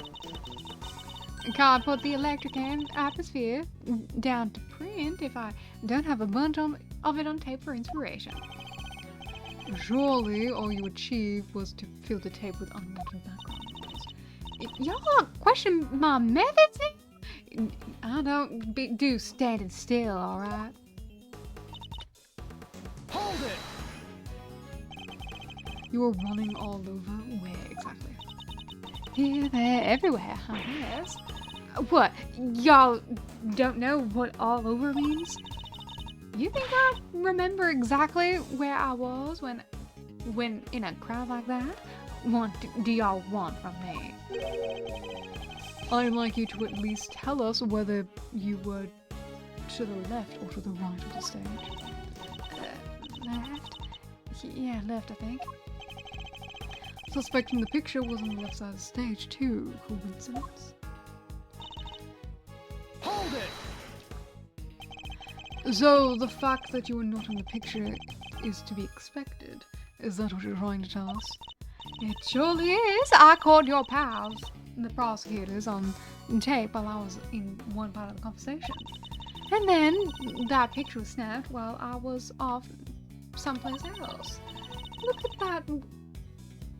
Look at it that way, and it all makes perfect sense.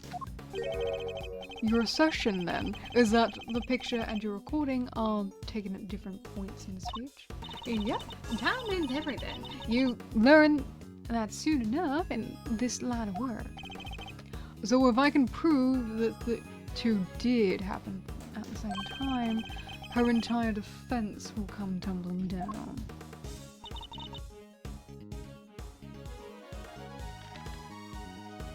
Hold it!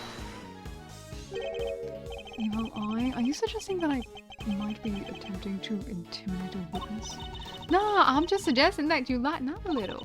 I frown that way for too long and it'll stick. Ain't nothing so bad that a little smile can't make better, won't you say, Ruffles? I am investigating the shooting of a president, Miss Lloyd. A smile is highly unlikely to help with that.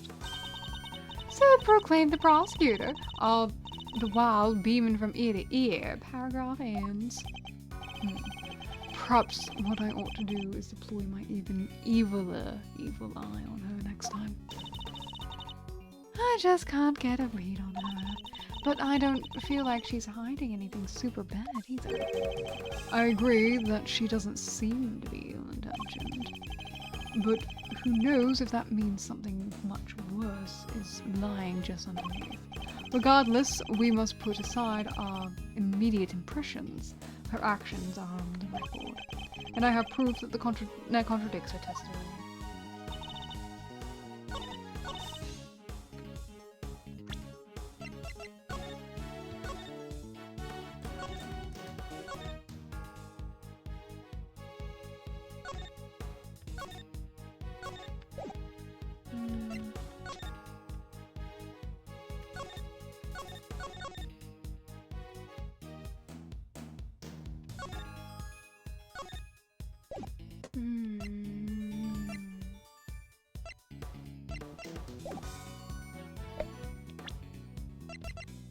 Objection!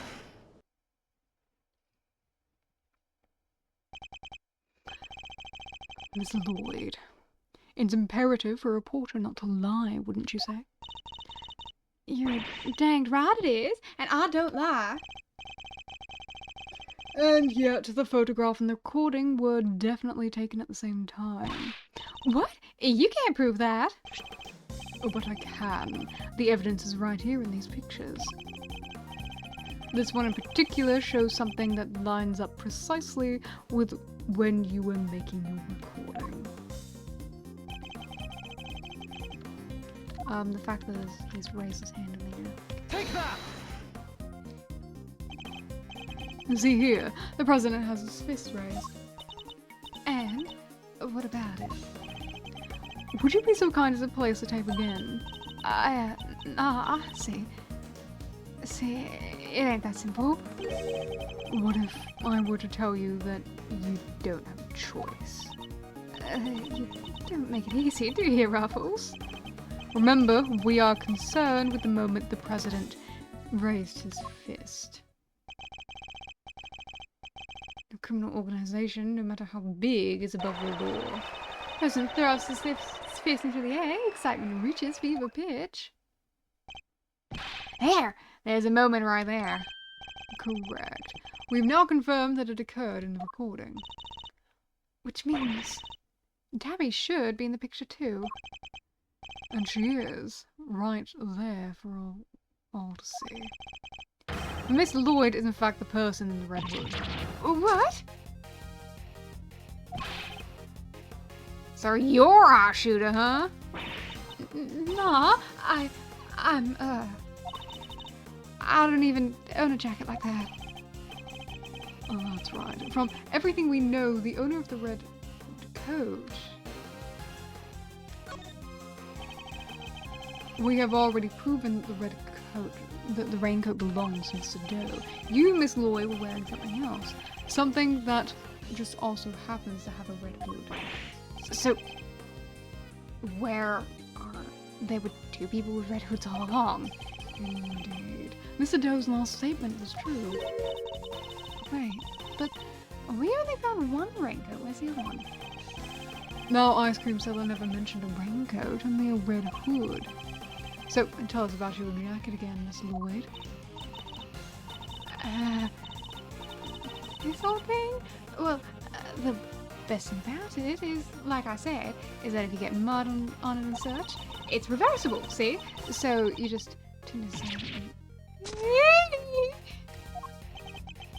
And just as I thought. the inside of a hood is red. That's right. And when the incident occurred, that's the side of the hood that was visible. What's going on here? What are you really up to, Harprow? Oh, wait, I never even wore it that way around. Perhaps if you would allow us to examine it, we could confirm that for ourselves. And y'all are gonna confirm that how exactly? It was raining right up until the president's speech, correct? That much has been established already. And as you yourself said, Heck, I don't use either. Come rain, sleet, snow, or shine, it's my trusty Parker every time. if you haven't reversed your parka since the rain, then the inside should be dry. Oh, wait a second now. I got this big old backpack on, see? So I can't just take off my jacket. Yeah. Maybe I could show y'all some other time. You think an excuse that way is gonna wash with Mr. Redworth? Well, what are you waiting for? If you're innocent, take it off and show us. It wasn't me, I swear. I'd never shoot the dang president. I could never. If that's true, Miss Lloyd, then your best option is to cooperate and tell us the truth. Is there a particular reason why you chose to wear the parka with a red hood here today? Sorry, Ruffles.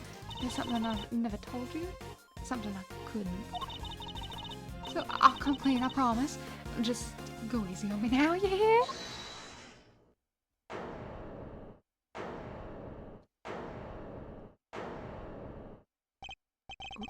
Who said that?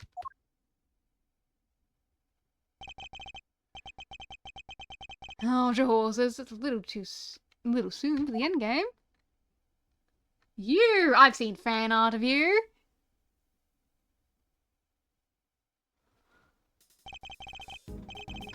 Oh, look at you. Alright, what kind of voice do you want?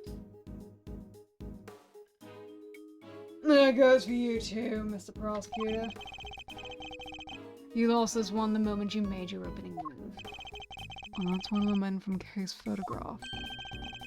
Guess I'd better introduce myself.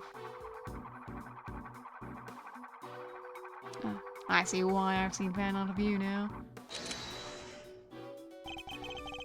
Name's Bronco Knight. I'm the president's personal bodyguard.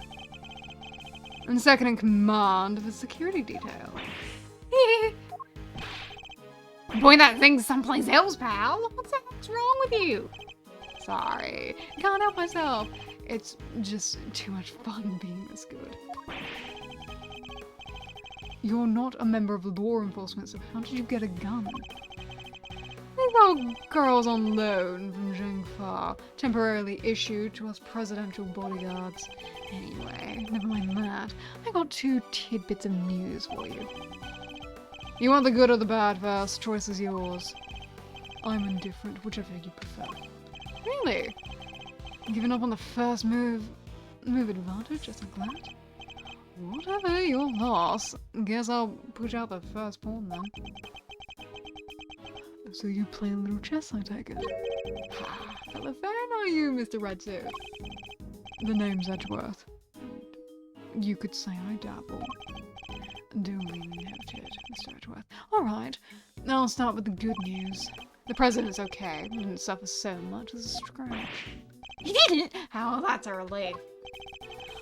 Particularly for the young lady here. That means there is no longer murder charge on the table. That is good news, huh, Tabby? Yeah, because I'd never... Now for the bad news. The only person the president reason the president's alive is because the bodyguards did our job. One of us did, anyhow. Our boss. Put himself on the line of fire.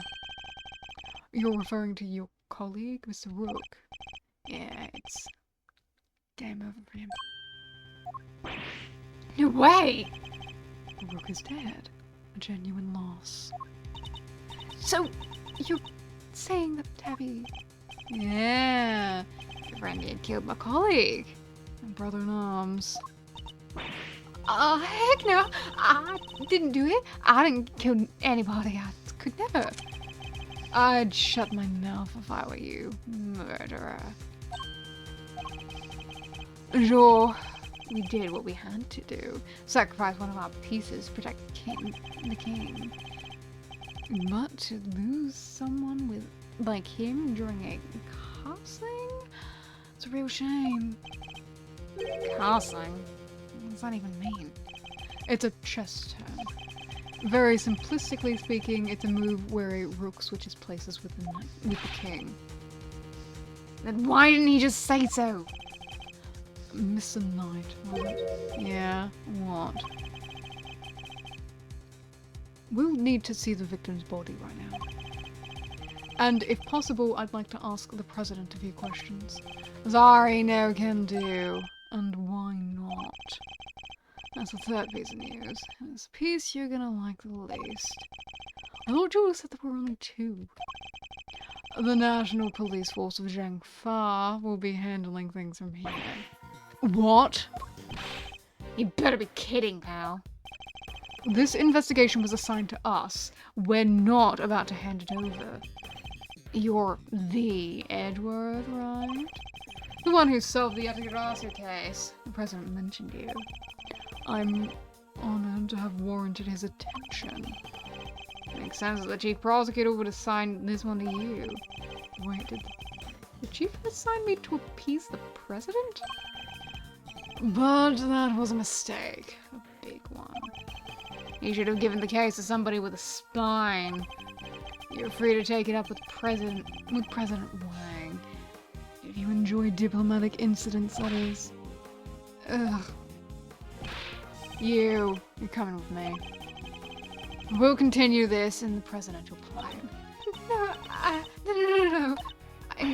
I never did that, I swear. We can do this the hard way if you like, but in Zhangfa, justice is served one way or the other. Fools, come on. You gotta help me out here, please. Miss Lloyd.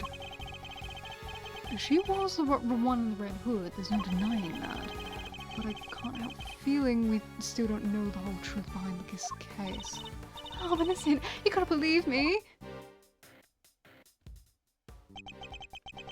But can I really let this happen? Is this really how it ends? Look in her eyes, the crack in her voice. She begs me to help her. This is no act by a criminal, she's genuinely scared. And if I let him take her, we'll never know what really happened.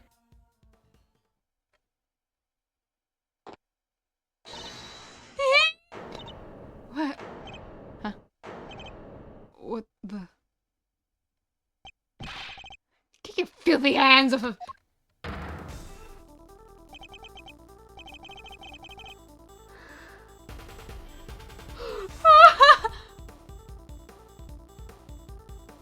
Oh my goodness. Oh my goodness, oh my goodness, I love you, I love you, I love you, I love you, I love you, I love you, I love you, I love you, I love you, I love you, I love you.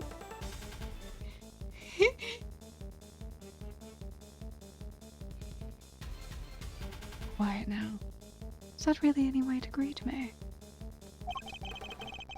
Your neck has barely begun to heal, and you've already forgotten who I am. I'm disappointed. But it's you! Ah, so you do remember. What do you think you're doing, pal? Put the knife down and give it up. You got some nerve pulling a stunt like this in front of a bunch of police officers. Don't even think about it. You don't stand a chance against this guy. Who are you really, Mr. Doe? Let's just say I'm no simple ice cream seller. This guy's a pro hitman. His name's Shelly de Killer.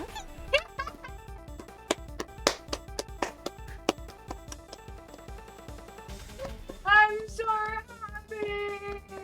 You guys have no idea how much I love Shelly.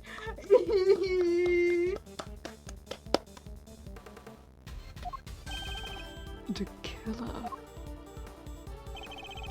There's not a legal professional in the country who doesn't know that name. An assassin capable of taking down any target, any place, any time. This isn't the first time our paths have crossed. It's been too long, Mr. Edgeworth. But of course, this is the first time we've met face to face. You're the assassin we've been looking for. In a sense, yes. I'm certain someone did indeed hire me to carry out a contract. But that contract did indeed specify that I was to assassinate President Wang. I swear I've seen his picture in one of my old files before, but... ugh. How could I have been so careless? My bandage proved useful for bringing a knife into a park undetected. But I miscalculated a certain other regards. He didn't bring a gun. Now, shall we play little games tonight? I know how fond you are of such diversions. The stakes must be high in order for it to be fun, of course. Shall we wager, say, your life? What do you want from me? I would like you to allow Mr. Edgeworth to remain in charge of the case. He... what? What are you up to, De Killer?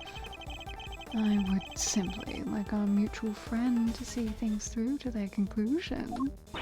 Huh? But why? Bastian Rook is a man of great skill, one with whom I felt a certain connection. It is only right that the truth behind this death is to be brought to light. With Mr. Rook's departure, the case is now yours to investigate, is it not, Mr. Knight? I'm simply asking you to transfer that authority to Mr. Edgeworth. It's not something worth losing your life over, surely. You're just using the investigation as an excuse to get close to the president. Am I really? I suppose it is true that in order for the investigation to proceed, we will need to enter the presidential plane. You think I'm gonna let you near him? I'm the chief bodyguard. Are you?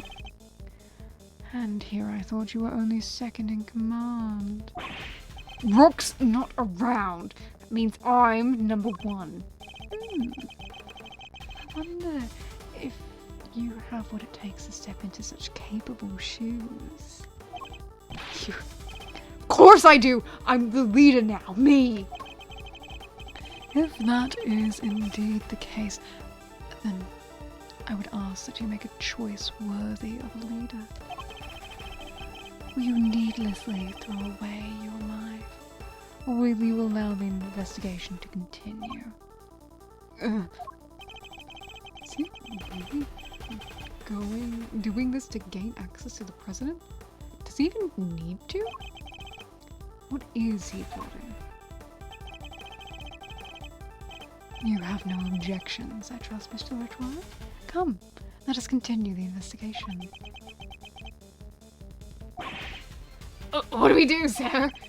It would seem that we have little choice but to do as we're told. That said, listen, detective, and listen well.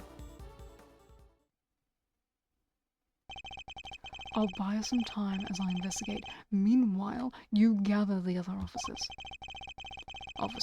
Have them surround the plane and make absolutely certain that there is no way he can escape. Yes, sir! You got it! I love you, Shelly! I love you, Shelly de Killer! Oh, I love you, Shelly de Killer. I love Shelly de Killer so much. He's so cool, and I have so much fun reading his lines.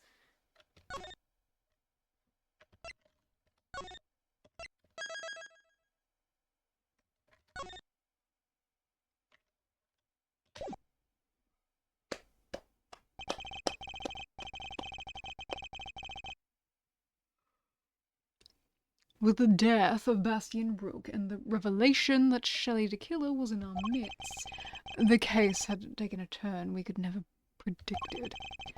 Mr. Knight ordered that the door to the presidential plane be opened, and the emergency personnel attending to Mr. Rook's body were asked to leave. With the scene cleared, we stepped cautiously aboard.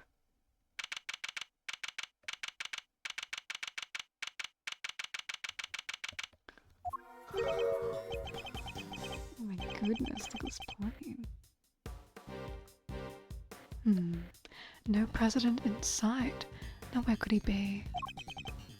Who knows? So he's hiding behind the bulkhead door over there, is he? As courageous in the face of danger as ever. Sorry to disappoint, but did you seriously expect him to be standing here waiting to meet his assassin? As we have already established, my interest lies only with the successful conclusion of this investigation.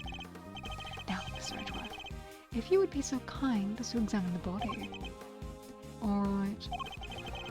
My only option right now is to play along. The rest is up to you, Detective Gumshoe.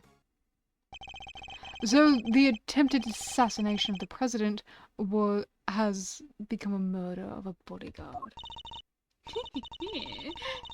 You look like you could use a little help there, Mr. Edgeworth.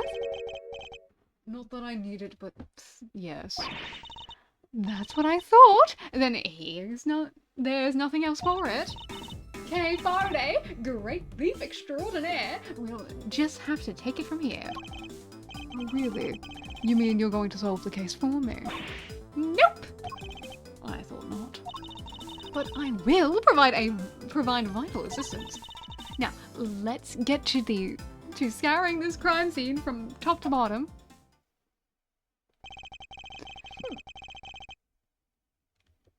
It will take Detective Gumshoe a while to assemble our backup, so I'll need to draw this part of the investigation out as long as possible.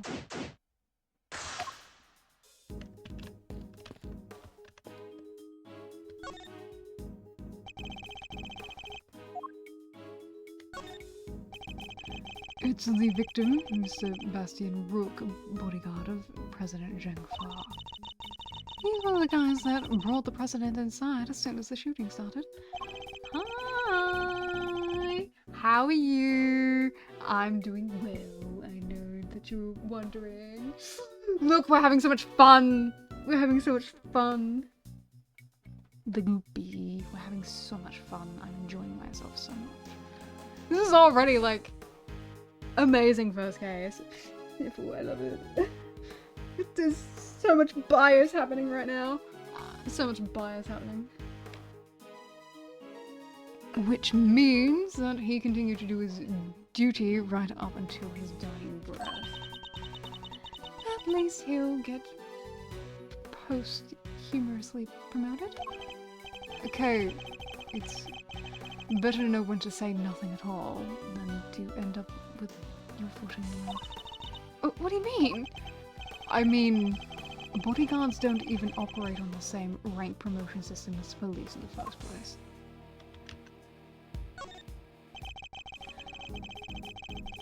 The bullet seems to have entered just under his armpit and went clean through his body. Okay. He was hit in an area with a bulletproof vest didn't cover. Like it was on purpose or something, huh? Cause of death would appear to be a loss of blood. Attempts were made to snatch it, but to no avail. Yeah, it is a weird and very specific place to get shot. It's a coincidental place too. The medics must have been brought in to try and save him. Sadly, it was too little too late. It's a bulletproof attaché case. Bodyguards use them to shield their clients from gunfire. There was some case photograph too. Looks like Rook and Knight each had one. Hey! That's the photo I snatched. You can hardly steal a photo at a public event, Kay. But by snatching up a moment in time, with every picture I take, you know. I take it snatch is your new favorite word. Maybe.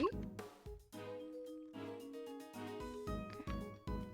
I'm interested in this floor.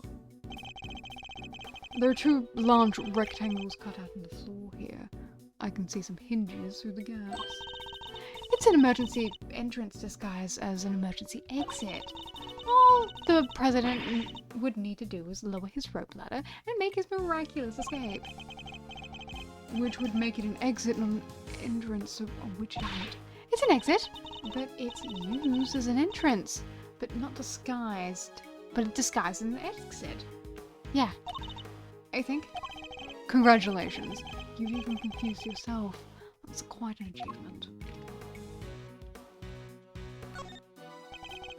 So the victim was also carrying a revolver. It looks like he was trying to use it. He probably drew it on instinct when he felt threatened. We should check to see if he managed to fire any rounds. All there, no other signs of the weapon having been used. Was this one on loan from Zhengfa too? Yep, sure was. As we're always issued with the same model gun. Let's see. Well, I think that's everything to examine of the body. Yeah. A riot shield, and next to it a canary in a cage. Oh, she's so sweet! I want one! Did you ever see a cuter partner in crime? A partner in crime? Well, yeah. She could help you with lockpicking and stuff like that. A great thief with no greater ally than nature, Mr. Edgeworth. Sadly, such birds are most commonly used for detecting poisonous gases. Wait, this one isn't actually for that, is it? It's a solid circular life preserver designed to be used in case of an emergency in the water. Or rather, the sea is more precise. Ooh, the sea. I love the sea. We should go sometime. Oh, sorry, but you'll have to make that particular trip without me. Oh, don't be like that. Come on, it'll be fun. We can have lobster rolls, ice cream, and all that good stuff. Something tells me the sea isn't the main attraction for you, is it?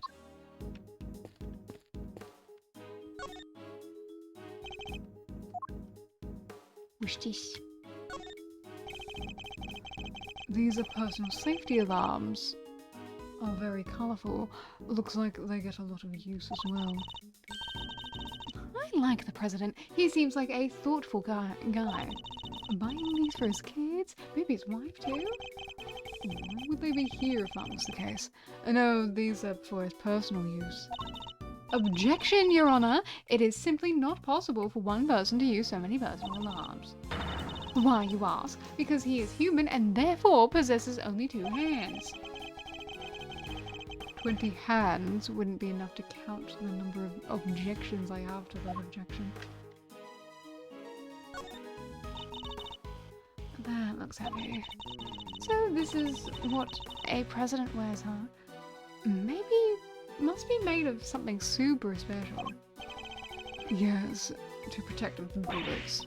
What? So it's not just for show? Of course not. This is a bulletproof vest. Oh, so that's what one of these looks like. Why didn't you just say so? Now I feel silly. I'm gonna talk about the bullet in it? Okay. Documents of some kind. We could always steal a glance.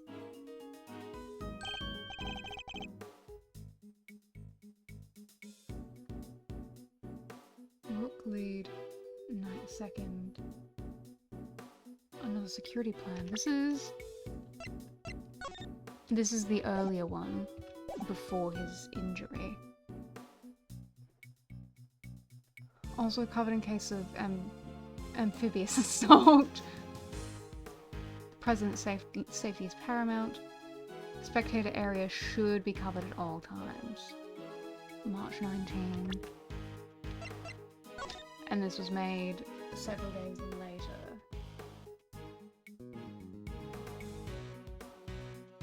Let's cover in Lakeside now. I see, okay. Oh yeah, like the one from the trash can. Precisely. But wait, something feels off.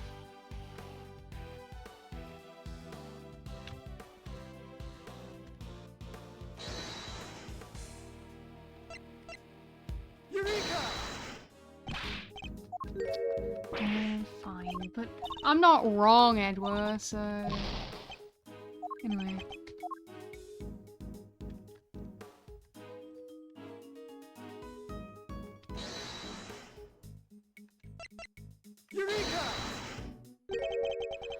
The two plans are different. Was the security detail reorganized at some point? Huh? Oh, you're right. Yeah, we made some last minute changes yesterday. President's orders. Why the urgency? Because of what happened the day before. Killer here trying to take me down. Take him down. He infiltrated the security detail. Pels was one of us. Rook figured it out first, but not before the guy got within striking distance of the president. Wow. Very bold of you, and that's how you hurt your arm. If our leader hadn't stepped in just then, we'd all have been out of a job. But he made it, and our friend here wound up with a seriously twisted arm. Rook put a bullet in it for good measure, too. I see, that's why it's bleeding. And where were you while this was happening? You were the first one I overpowered, were you not?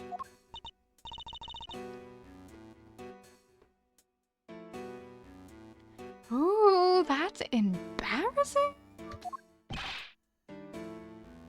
Shut up, kid. Oh, no one wanted.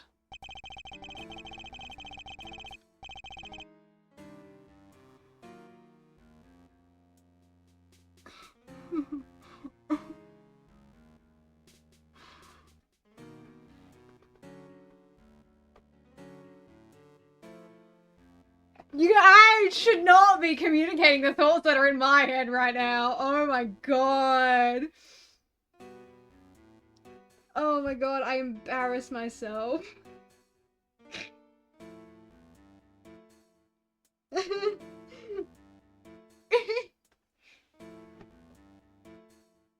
my goodness. Oh my goodness. I'm disappointed.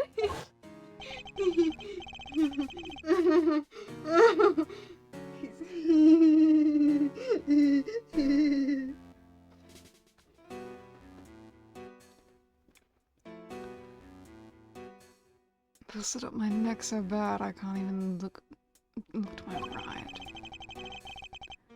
I was somewhat astonished to have sustained an injury at all. A testament to Mr. Rook's skill. He was truly a master of his craft. Unlike a certain other someone I could mention. I'm just as good as he ever was. You were a pawn to his queen, my own family. And what the heck do you know? So that's why you remembered Mr. Rook's name. You admired his skill as a bodyguard. Indeed. While I was serving on the team, I learned the names of all the operatives. And his in particular stayed with me. It joined the very short list of those who have ever successfully wounded me. So that's the connection he was talking about. And that's why we changed up the security plan. Had to be sure that there weren't any more assassins in the ranks. President didn't want anybody on stage he didn't trust, and he only trusts 2 people. Me and Rook.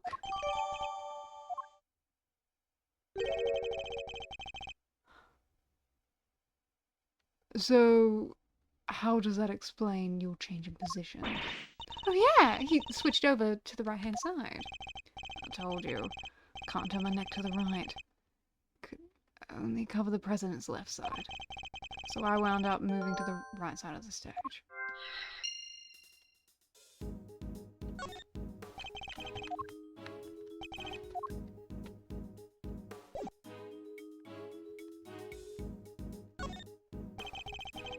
A curious figure of us, curious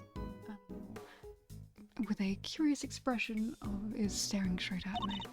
And look, there's a big lever on his butt. Don't even think about it. I wasn't thinking anything, I swear. I imagine that lever opens the panels beneath my feet. Ah, I see. So he's standing on a trapdoor. I strongly advise you not to pull it. Do so, and you will regret it. You know, I'm okay with taking some advice, especially when it's from a professional killer.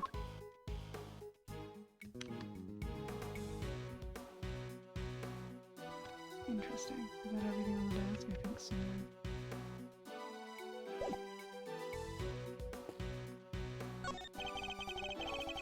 There's a bank of monitors displaying camera feeds from in and around the plane.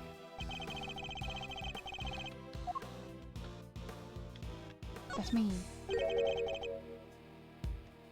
What on earth is that? Oh, that is the president's favorite plushie. It's a memento of something. Anyway, don't touch it. But if that's the case, then why has it been left up here like nobody cares about it? Yeah, it's pretty weird. It certainly wouldn't be the first place I would think to display a beloved item. Wait, are those shards of glass underneath it? I thought something seemed strange about the cubby hole, but now I'm sure of it. It's almost certainly another monitor here.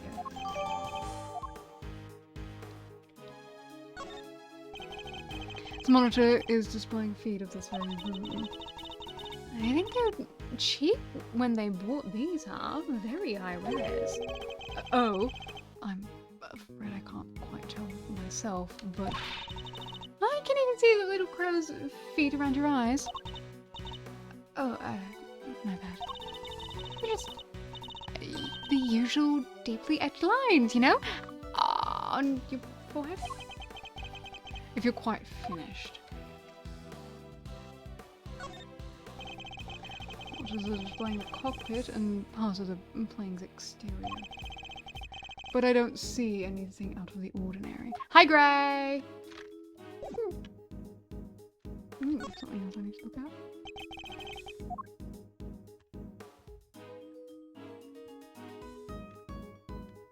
Ah, this one.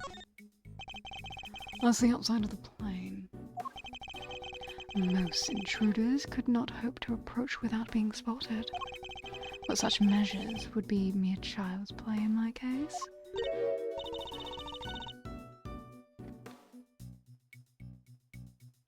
Yeah, that dude is at knife point. And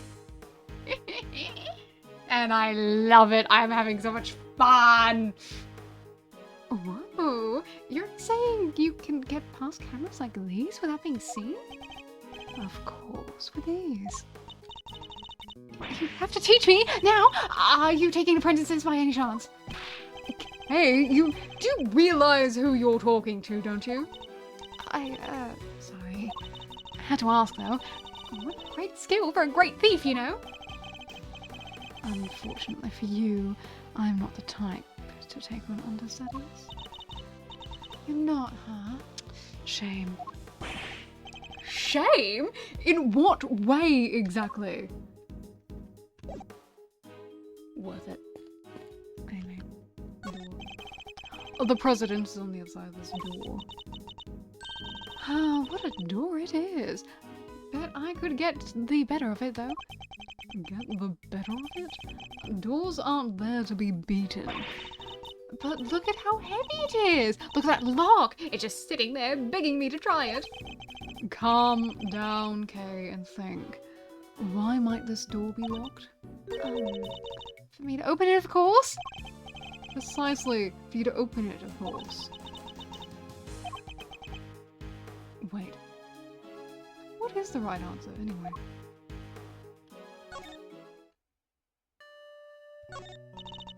I didn't do it. I'm a reporter. I bag scoops, not souls. But then why lie about your jacket and the laser side? That was... I just... knew y'all would think it was fishy. Is that really all it was? Please, you gotta believe me. I could never do something like this. I'd like to tell you everything will be alright, but just try not to worry too much. If you really are innocent, I'll prove it, one way or another. Thanks, Chief. I believe in you. No, how many times do I have to tell you? I am not your chief. Oh, sorry, Ruffles. Clean forgot you were Chief number 2. That's not what I meant.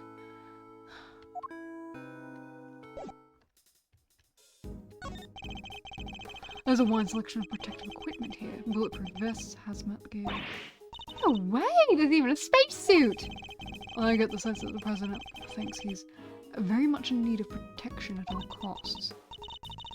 But what if he was in a gunfight and there was poison gas everywhere? And he was in space? What would he do then, huh?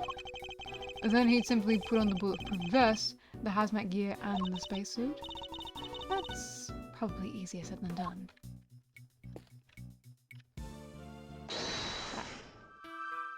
I wasn't done examining things yet. Logic it up later. Someone has left an inflatable boat and oar here. Probably so it's ready to go at any time. Wait, but there's only one oar. You can still row with one oar, you know.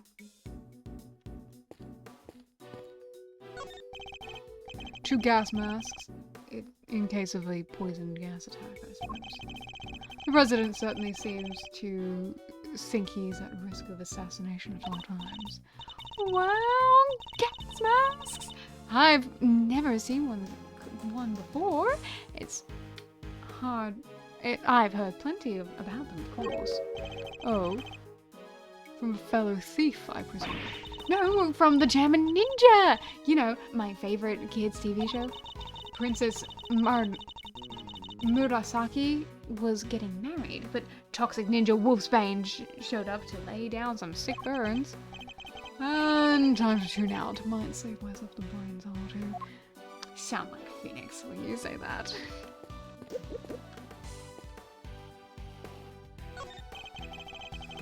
I have high hopes for your investigation. I do hope you won't betray my trust in you.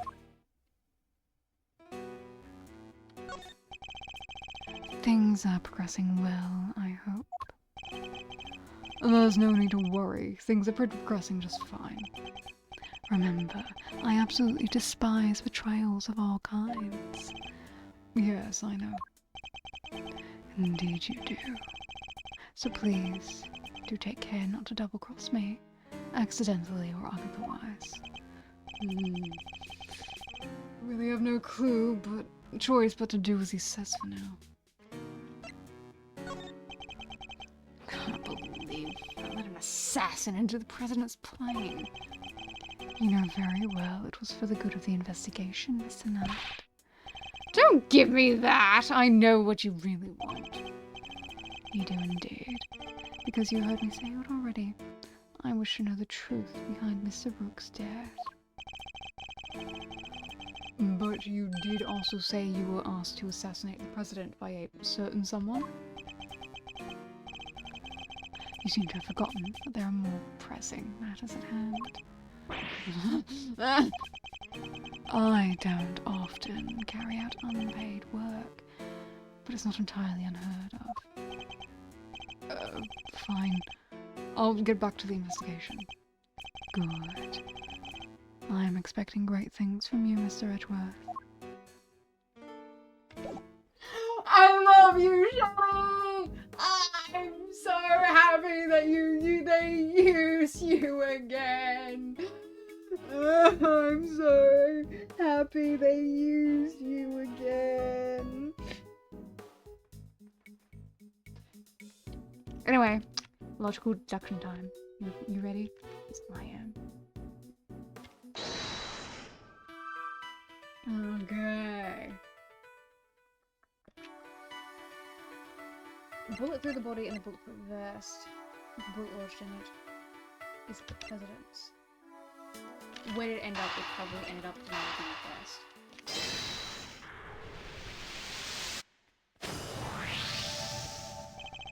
Two bullets were fired in total. We know this because 2 shots were heard.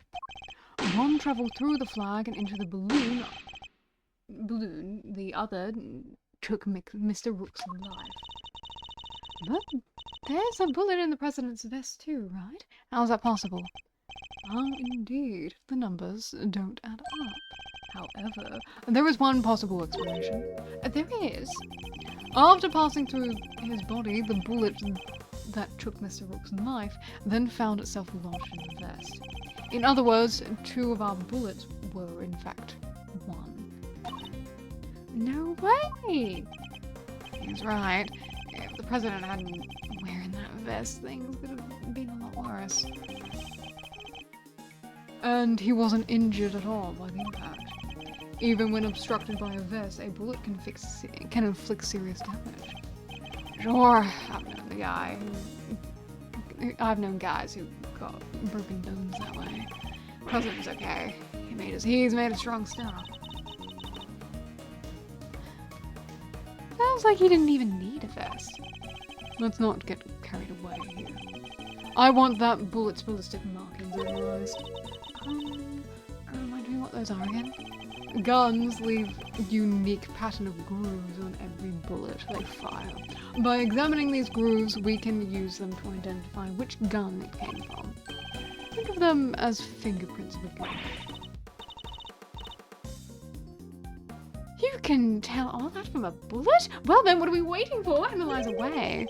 Might be easier said than done. A bullet hits solid armor. The impact will have completely flattened it. You'll be lucky to get anything left, and forensics is fine.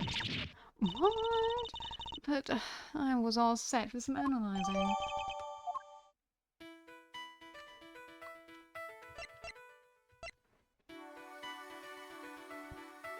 Not easy to acquire in this country. Even further evidence that I can't believe any of you at all are Americans. This is Japan, and the next time you say it's America, I'm correcting you. 6-shot revolver on loan from Jennifer has not been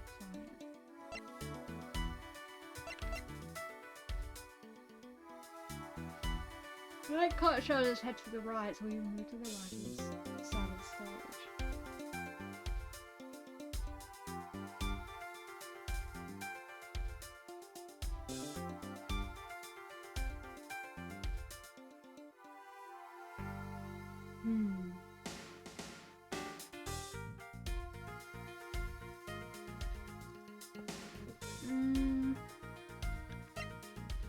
I'm thinking...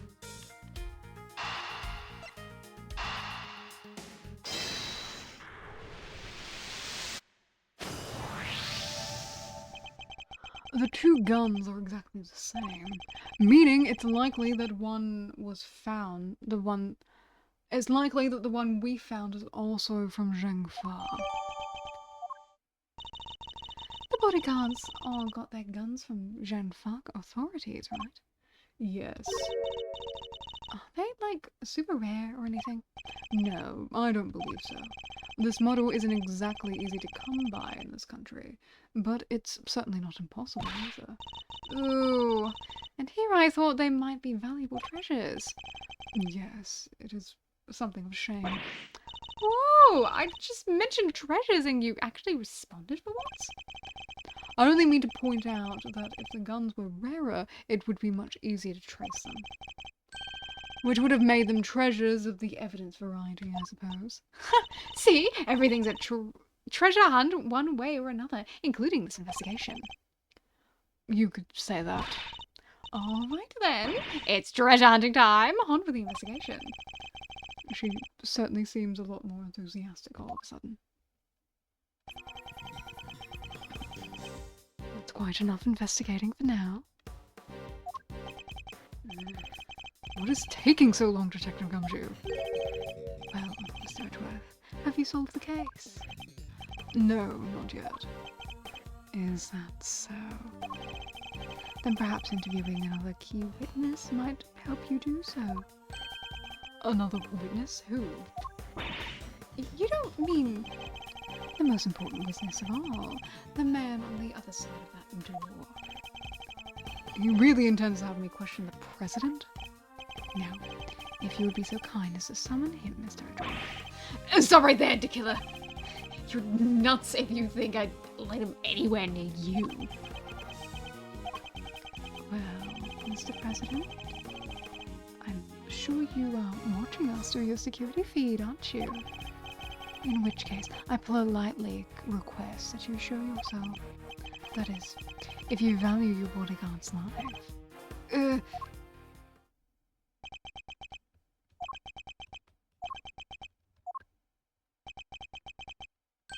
Well then, if nothing else, we know what kind of a man you really are. Mr. President! Stop, you can't do this. Oh, let's all just calm down, alright? Come on, detective. Where the places are you? Lights, what's happening? Listen well, Mr. Edgeworth. I would advise you to stay very still. Seems I will not be granted my audience with the president after all. Even with Mr. Knight's life as my bargaining chip. No, stop! Okay, you won't get away with this, de Killer. I have seen enough, and now I know the truth. Where are you? Where did you go?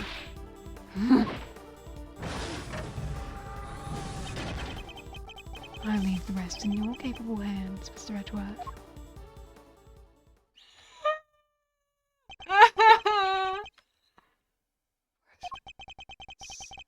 Edgeworth? Detective Gumshoe? Sir! Mr. Edgeworth, sir! Ha! Look at him.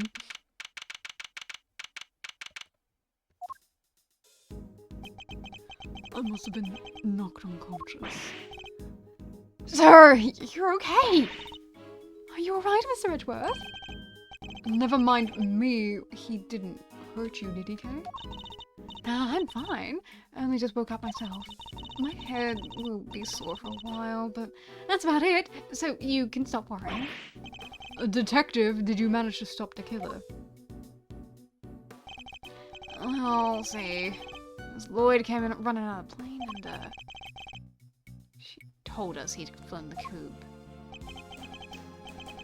We were too late. I'm sorry, sir. Bodyguard over there told us something too. Seems there's an inflatable boat missing from by the window. Killer must have stolen it and rowed himself across the lake. With one arm. Impressive!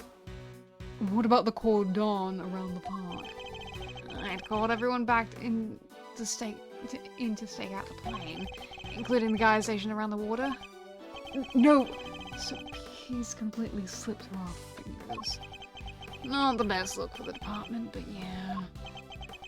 Hey, Edgeworth.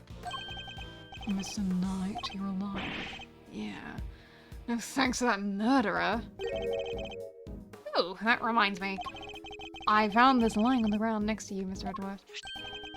A calling card. Marked with a seashell. Guess he wanted to leave a message. I have one of those! I have one of those! I have one of those. I have one of those. Oh my god, let me get it, let me get it, let me get it.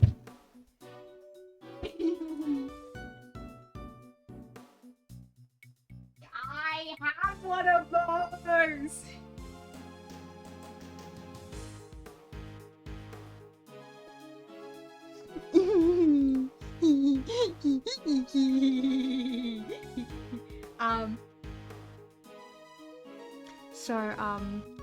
There's this artist, this local artist to me, that is like a huge fan of Matt Ungard. And I mean, they have so much merchandise of Matt Ungard that you can buy off them. It's great. But their business card is a Shelly de Killer calling card. And it's great. It's got it's plain white with Shelly's symbol on it, and on the back is their socials. And it's the greatest thing. It's the greatest piece of my entire fucking collection, and I adore it so much. They are Poocha Mars on Instagram and Twitter. So POCCHAMARS. Fucking incredible. And shout out to them. I have some of their keychains, and I was so happy when I got this because I love Shelly. I love him so much. I think he's such a cool and interesting character. Now I have one of his cards. Oh, I love you, Shelly. I love you, Shelly. Oh, even if you disappear from this case and never appear again, oh, I'll still be happy. I'll still be happy.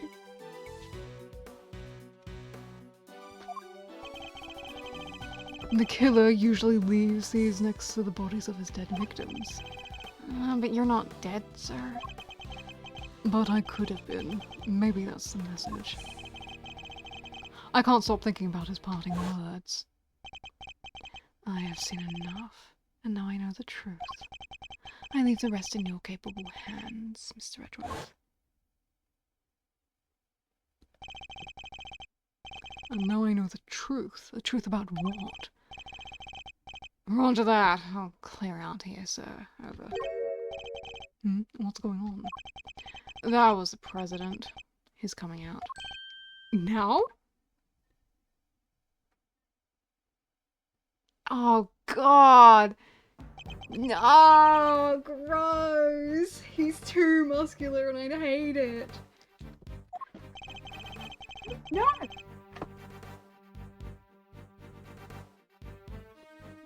Beautiful, beautiful biscuit. My picking.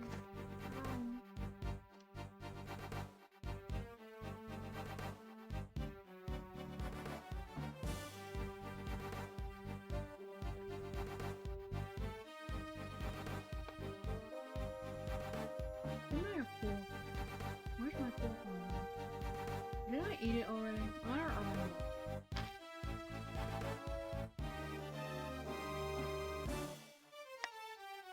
Oh well. It disappeared.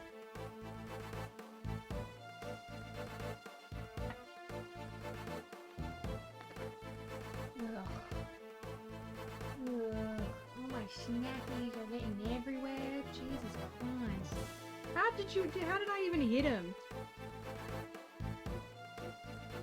Really gonna talk about business cards over there. Here. You guys are.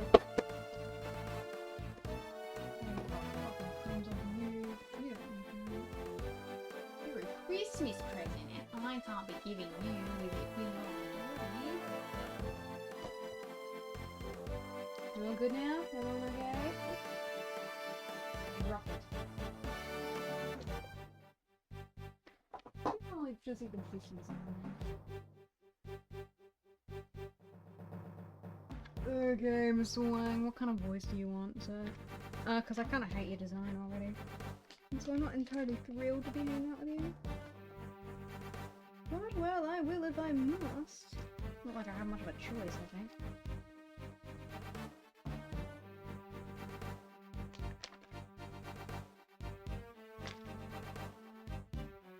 Alright, so he's the president of Zhenfa, Mr. Dijun Wang.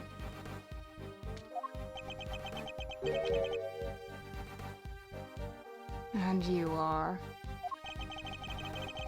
It's an honor to meet you, Mr. President. My name is Miles Edgeworth. And the honor is all mine, Mr. Edgeworth. I am Dijun Wang. Your efforts on behalf of Zhengfa have not gone unnoticed. You averted something of a crisis. You must be referring to the Attic Grasso case. Oh, thank you, sir. But all I did was solve a few local cases of murder. You are too humble. I have been observing your investigation. You are an impressive operator, Mr. Edgeworth, even if the killer did get away. That's very kind of you to say. So he was watching his security feed. Sadly, I must inform you that this is as far as your investigation goes. What do you mean? Hear me, foolish prosecutor, for I shall say this only once. Knight has appraised me of the state of affairs. And from this point forward, this case will be handled by Zhenfa's police force, the finest in the world. Even with the killer out of the picture, they're still looking to get me to throw the case?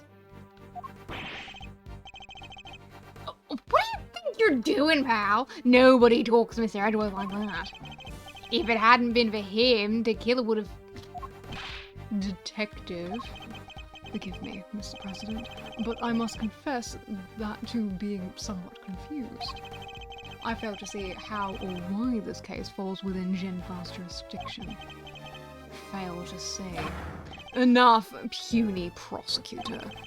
You seek explanations from the head of a state. I say no, 1,000 times no. I will not explain myself to you. Now hand over the evidence you have gathered and remove yourself from this plane. I'd do as he says if I were you, Edgeworth. It's not really the end of the line, isn't it?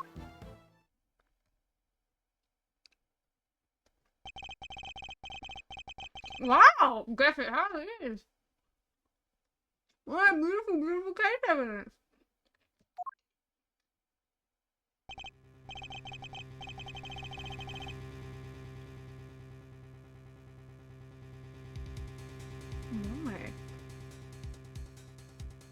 Why didn't they just come so far only to pull the case out from under us? Now you may leave. Knight, detain the suspect. Yes, sir, right away. To have an attempt on my life, to murder one of my faithful servants. The effrontery, the villainy. Do not call your bodyguards servants, please. I didn't murder nobody. Cause Shut your mouth, Miss Journalist. Answer me this. In a world already lousy with lies, with deception, with sin and inequity. Can you stand by and suffer yet another crime to go unpunished? I say no, 1,000 times no. There can be no forgiveness. There can be no surrender. Why, you ask? Then I will tell you. He's hiding something, I'm certain of it. And if I leave now, we'll never know the truth. Mr. Edgeworth, sir! Mr. Edgeworth? There's gotta be something we can do.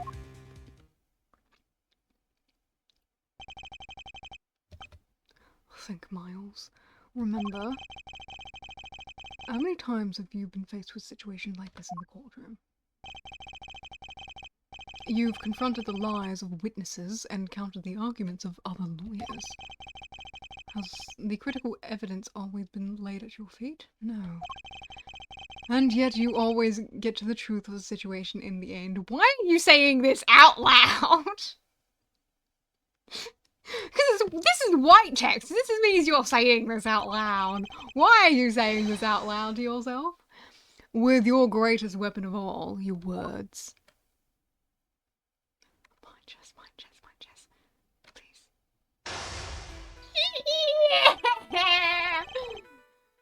Now, let us analyze the state of play. Begone, puny prosecutor, or do you dare defy the direct order of a president? He's not going to listen. He clearly means to drown out any objection by means of pure rhetorical force. When an opponent is on the offensive, the best thing I can do is buy my time and wait for an opening.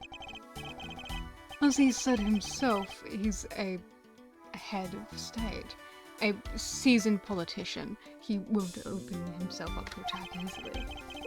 I can't let him bully me into submission. I have to stay calm and alert. If I can read his movements and expressions correctly, I may be able to find my moment. My first aim should be to find out why he's insisting on Jennifer taking over the case. The board is set. Time to make my opening gambit. Mind chess!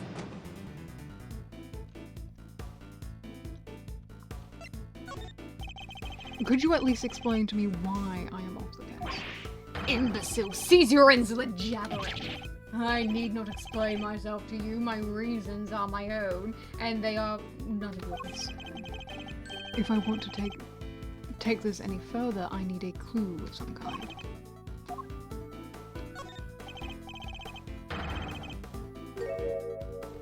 Okay, I didn't read it until I clicked it, so okay. That was me.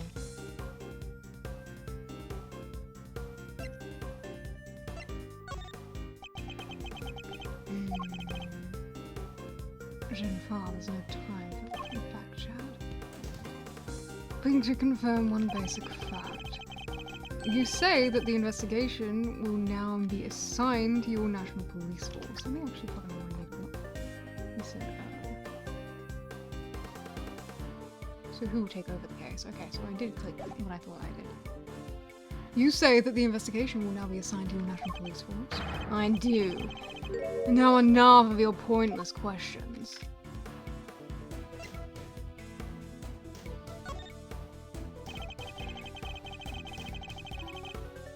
Okay, no. This is so interesting to me. I have a feeling that I'm going to get better at this the more I do it. But this is such an interesting mechanic to me.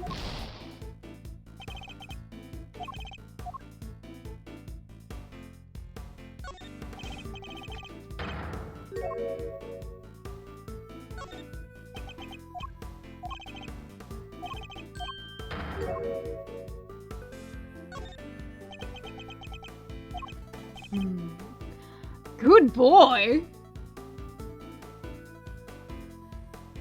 Don't make me say that in the voice that I gave you. The interior of the plane is the sovereign territory of Jennifer. You have no rights here. Is that so? Could it be that our current location itself is significant somehow? I should keep them in mind. It could be a useful clue.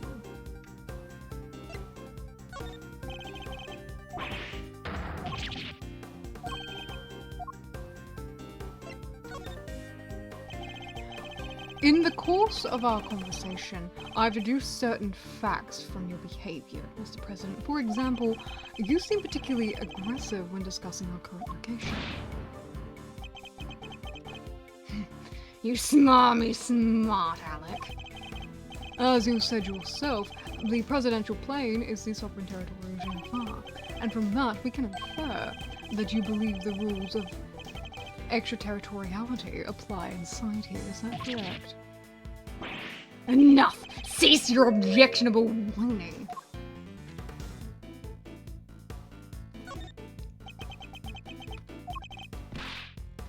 Okay. Interesting. I'm so interested.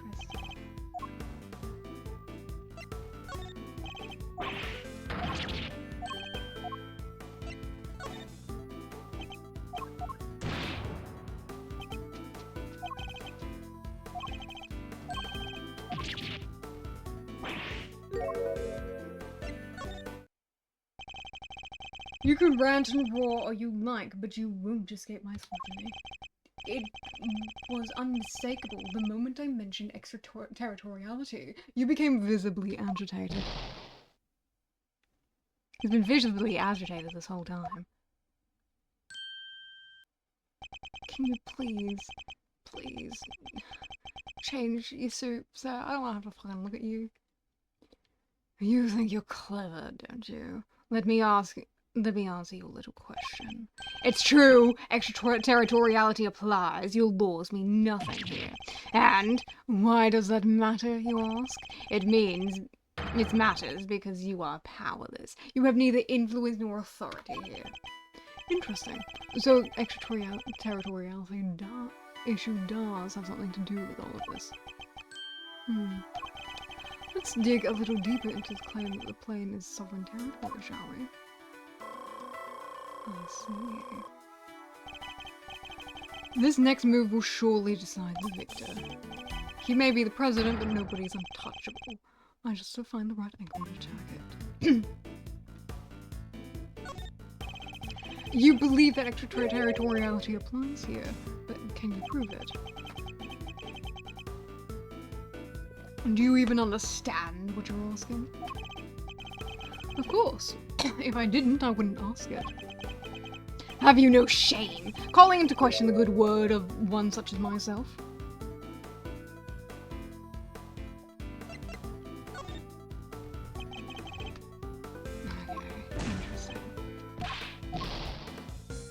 Interesting. Okay. I'm starting to get it. So until I'm confident I have something, treat the pieces as I would evidence. Treat being silent as I would as pressing. Gotcha.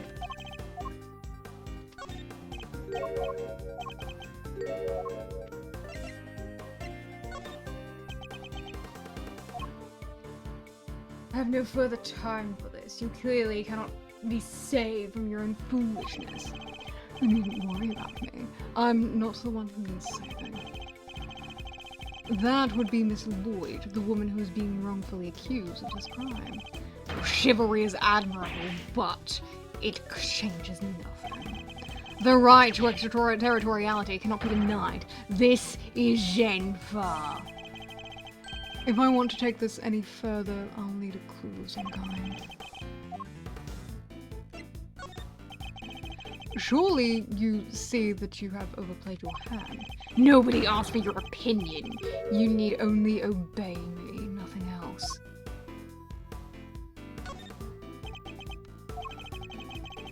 You dare tell me how to govern, how to lead. You dare contradict me. On the matter of Miss Lloyd's guilt, yes I do. No, she is guilty. She is the culprit. There's nothing left to debate.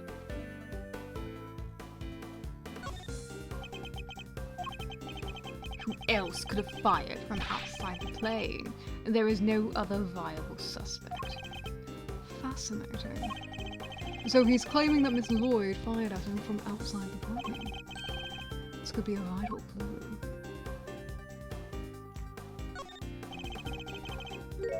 But can you prove it?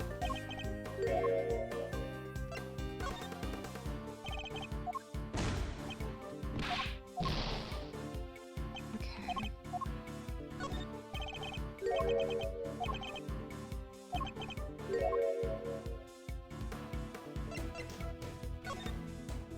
No, so it's something else then. Let's see the one.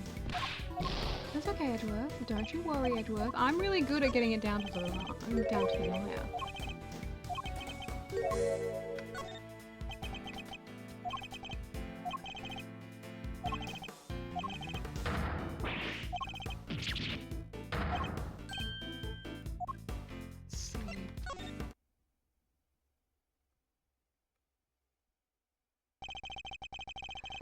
I may not be able to call the extraterritoriality of the presidential plane into doubt. However, according to you, she shot at you from outside the aircraft, correct? In which case, extraterritoriality could not possibly apply in this case. Your assertion is entirely without merit, and the detainment of Miss Lloyd cannot be justified. Vested by a mere prosecutor. But I'm the president! The president! Checkmate. And now I completely understand why you are very unliked in your own country.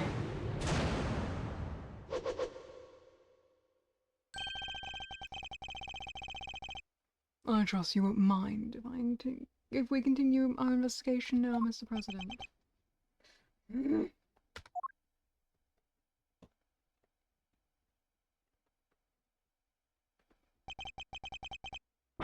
I hereby officially and unreservedly confirm my approval. Consider it a gesture of the magnanimity and generosity for which my good office is known. Yes, for without noble acts.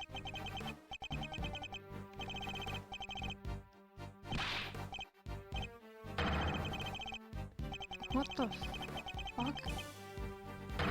What the fuck are you on about?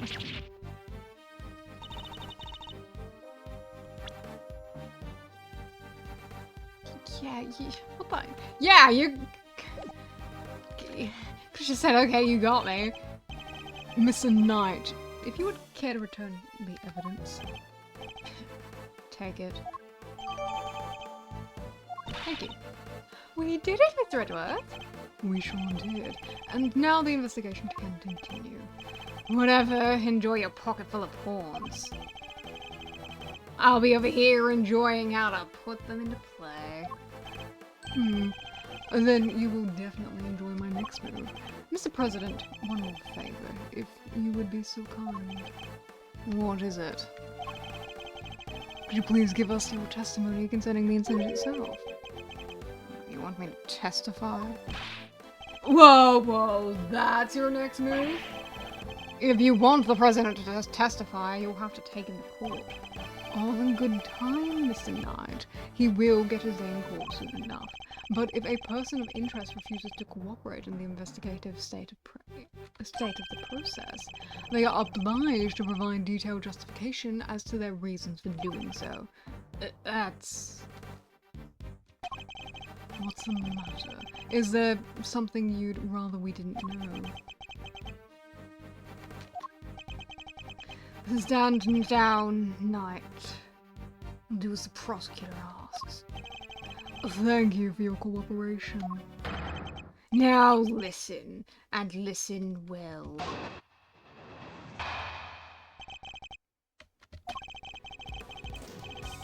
Where was I when the incident occurred? State, of course. Suddenly, Rook and Knight jumped in front of me. Then, bang, a shot rang out and a plain, unembellished balloon of red exploded nearby. Not hesitating for an instant, my bodyguards tried to escort me back to safety in the plane. And then the second shot. The bullet went through Rook and lodged itself into my bulletproof vest I was wearing. I guess if you look at it in one way, the president is also a victim here. Yes, the victim of an attempted assassination. Rook was simply in the wrong place at the wrong time. But that makes it even weirder. Why would the target of the crime try to obstruct the investigation? My guess is that there's something behind all of this that he doesn't want made public. Cover up, huh? I knew there was more in this case. The president isn't the only one who knows the truth. Isn't that right, Mr. Knight? Time to get to the bottom of this and once and for all.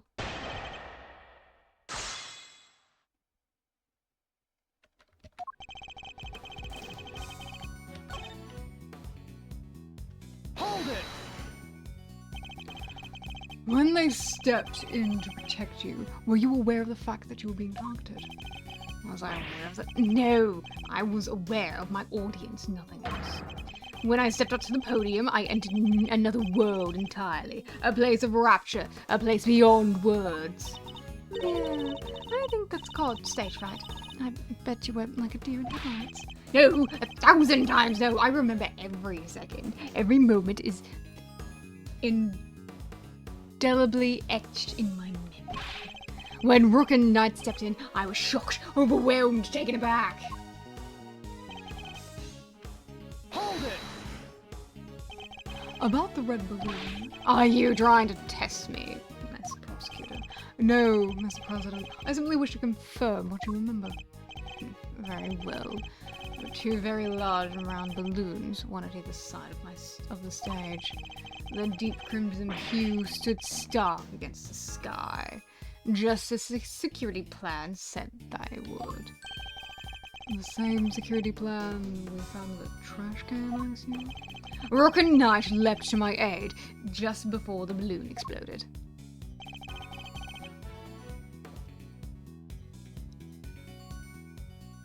Did it? Were they really?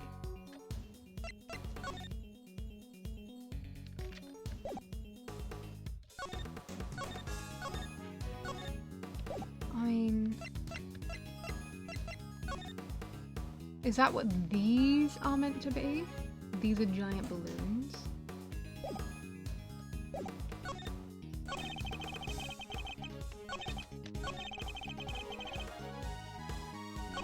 Bang.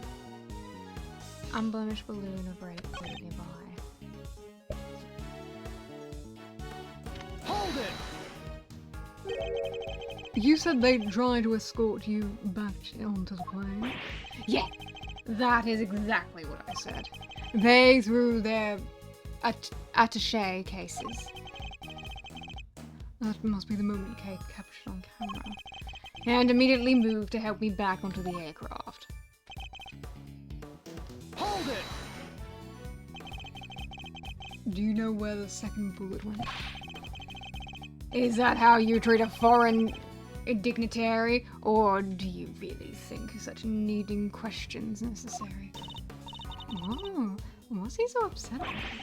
Must you insist on going over the same details again and again? Even my patience has limits. You know full well where it went. Hold it! If I ask, what was the victim like in that moment? He was a man amongst men, a real hero. The mere impact of the bullet took my breath away, and yet he had the strength to grab me and rush me back inside the presidential plane. So you and the victim entered the plane together, is that correct? Yes, he offered his noble protection, and I gladly accepted it. All was as it should be. That sounds nice and all, doesn't it? But doesn't that mean he's always the first to make his escape? He's a president detective. It's basically his job description to do so. Nothing he's saying seems too off base. As the victim here, wouldn't make much sense for him to lie to us, you know. Guess we gotta assume he's telling the... No. One of the things he said is clearly wrong. Think back to the scene of the crime. Huh? Did we miss something? Alright. Let me see that evidence again. Might as well take another look myself. Being pedantic, are we? Objection!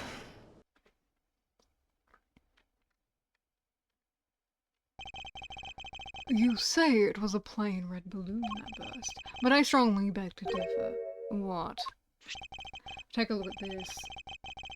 I think you'd agree this is hardly plain, wouldn't you? No! What? Mr. President, meet the Steel Samurai. I would have hoped you might recognize him, especially if you were hoping to ingratiate yourself with people of this country. You know, like me. Yeah! You need to watch the German Ninja too. He's amazing. So you see, the balloon that was struck by the bullet was anything but plain. It was, in fact, the Steel Samurai. Briefing mentioned two plain red balloons. And there they are, right in the security plan. They do look pretty plain, don't they? Just simple round balloons. Knight! What is the meaning of this? Explain yourself. Yes, Mr. President. It seems the Steel Samurai balloon was borrowed at the last minute, sir. Borrowed? That's what we were told. I guess they only reported the incident to the us body person. It seems there was a little trouble here on site last night. One of the original balloons burst somehow. So they swapped it in an emergency replacement. Yeah, one of the stall holders happened to have it. From what I hear, he was more than willing to lend it out. Very happy-go-lucky kind of guy, they said. Happy-go-lucky stall holder with steel samurai balloon to spare, huh?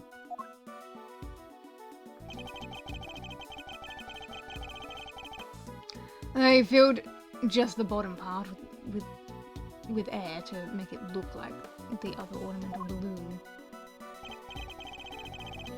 So, while it was a steel samurai balloon, it was made to look like a plain red one above the water.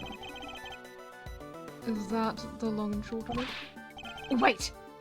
Why was I not informed of this? Sorry, sir. We didn't think it was a pressing issue. And indeed, you saw it and knew no different, correct? Yes, I suppose so. Could he really have mistaken the steel samurai's pants for a pair of red balloons? For a plain red balloon? Still, Mr. President, I struggle to see how you wouldn't have noticed something different with the balloon. Of course! What's with the outburst for? Now I remember. I could barely see the balloon. You couldn't see it? That's right, the wind was blowing too hard.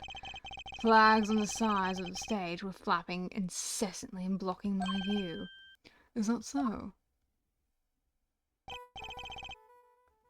Yes, those two flags were being blown back towards me.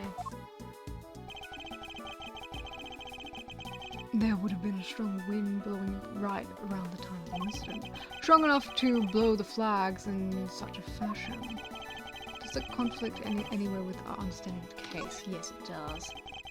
Thank you, Mr. President. Your testimony has revealed yet another contradiction. It has? Yes, a contradiction that would turn this entire case on its head. When I arrived at the scene, the wind had died down and the flags were resting calmly for the most part. But if the wind had previously been blowing the flags, as the president describes, a certain piece of evidence suddenly takes a very different meaning. The direction of the bullet! Take that!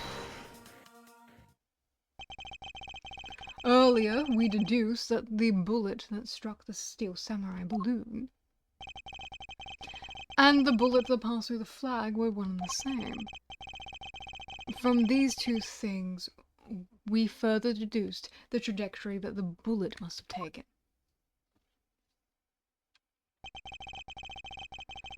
And we concluded that our shooter must have fired from the left side of the spectator area.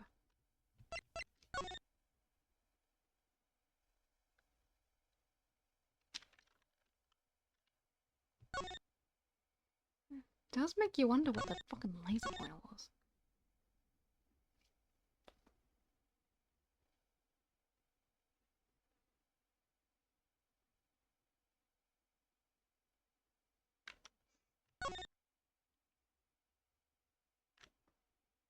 Interesting.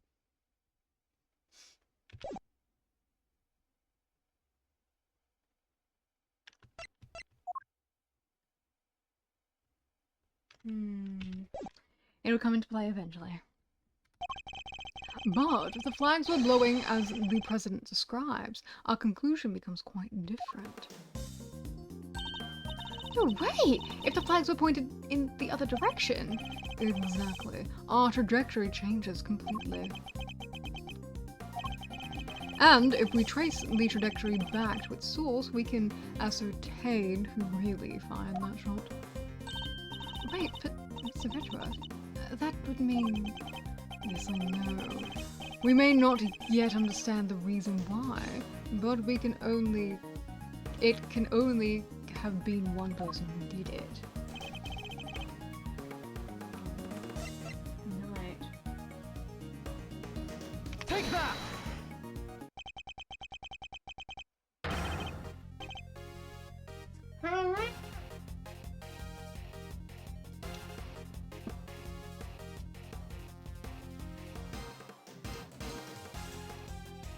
pilot shot is none other than you, Mr. Knight.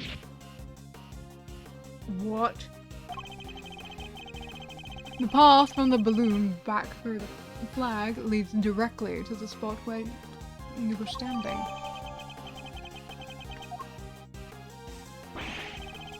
But the guy's one of the president's bodyguards. What the heck would he go around shooting balloons? This is absurd. What exactly are you trying to imply? Mr. Knight, a man who saved my life countless times, is my would-be assassin. Seriously, Edward, we've put up with a lot from you than this. Mr. President Wang's bodyguards, we're the pieces put on the board to protect the Nut King. I'll handle this, Knight. Sorry, sir. Mr. Edgeworth, the wind was indeed blowing quite fiercely around the time of my speech, but the wind can pick up and die away in an instant, can't it? Therefore, I need proof. Proof that it was blowing hard enough to lift the flags during the crucial moment. The first shot was fired right around the time the president raised his fist. I have a piece of evidence that shows just that. Perhaps it can show what's happened to the flags too? No, these can't. Maybe something else can. Oh, is this the flag?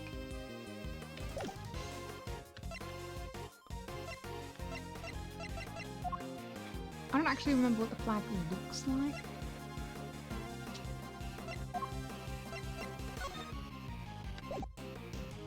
I'm going to assume that this is the flag. Take that! Your proof is in this picture right here. It should be good. Which picture where? Yes.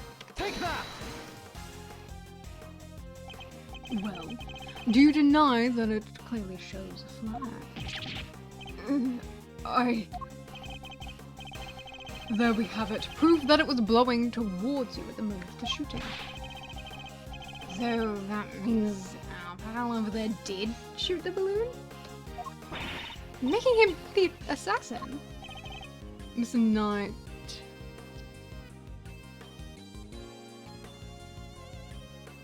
We very well could be.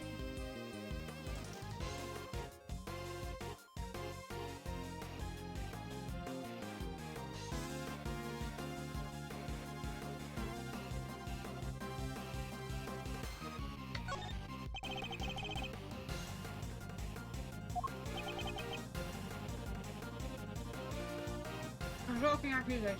I will be intrigued to learn how. That would be truly advantage.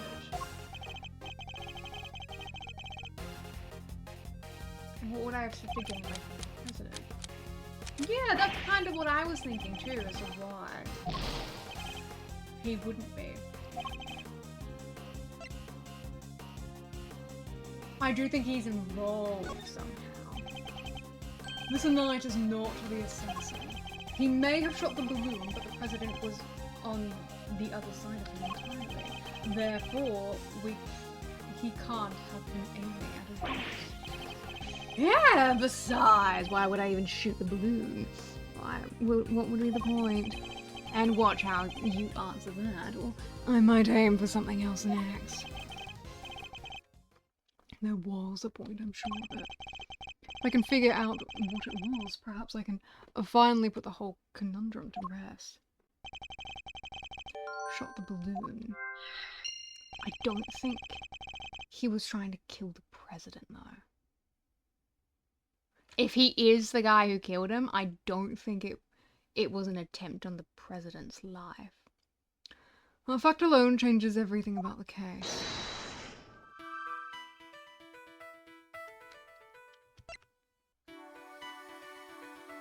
Can't turn his head to the right, so he's moved to the right of the stage.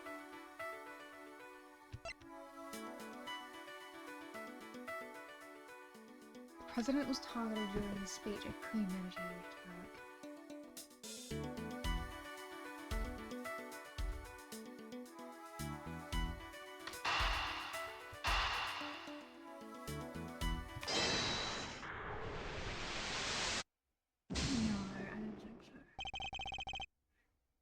Let's keep going.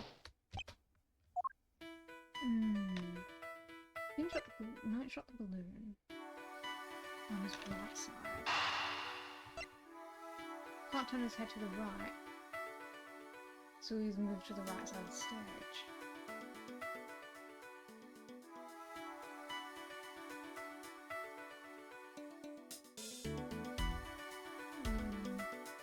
Hang on, I need a visualization of how that would work. Come here. Brutox, you're gonna be my visualization. So, you are standing on the right side, and you cannot turn your head to the right. That means you can only look this way. You're standing on the left side of the stage, but you can't turn your head to the right. That means you can only look this way.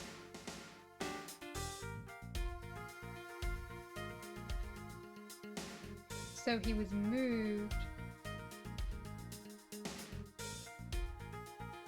in order to survey the crowd.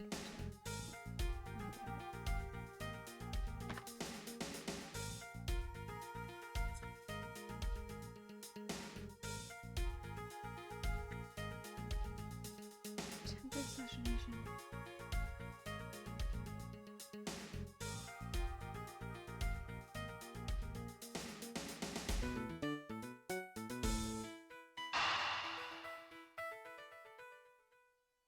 Edward, your music is fire, man. Your music's fire.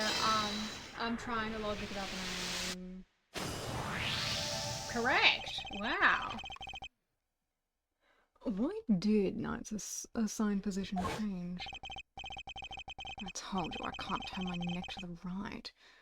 Can only cover the president's left side. I wound up moving to the right side of the stage. But is that the only reason? Let's suppose that the plan hadn't changed. That Knight had remained posted on the left. Given that he was unable to turn his head to the right, would he even have been able to shoot the balloon closest to him? Could it be that the security plan was changed for the express purpose of popping one of the balloons? And if we suppose that to be the case, the two plans are different, so the security detail reorganized at some point. Changes yesterday. President's orders. It's right that the president was the one who ordered the change.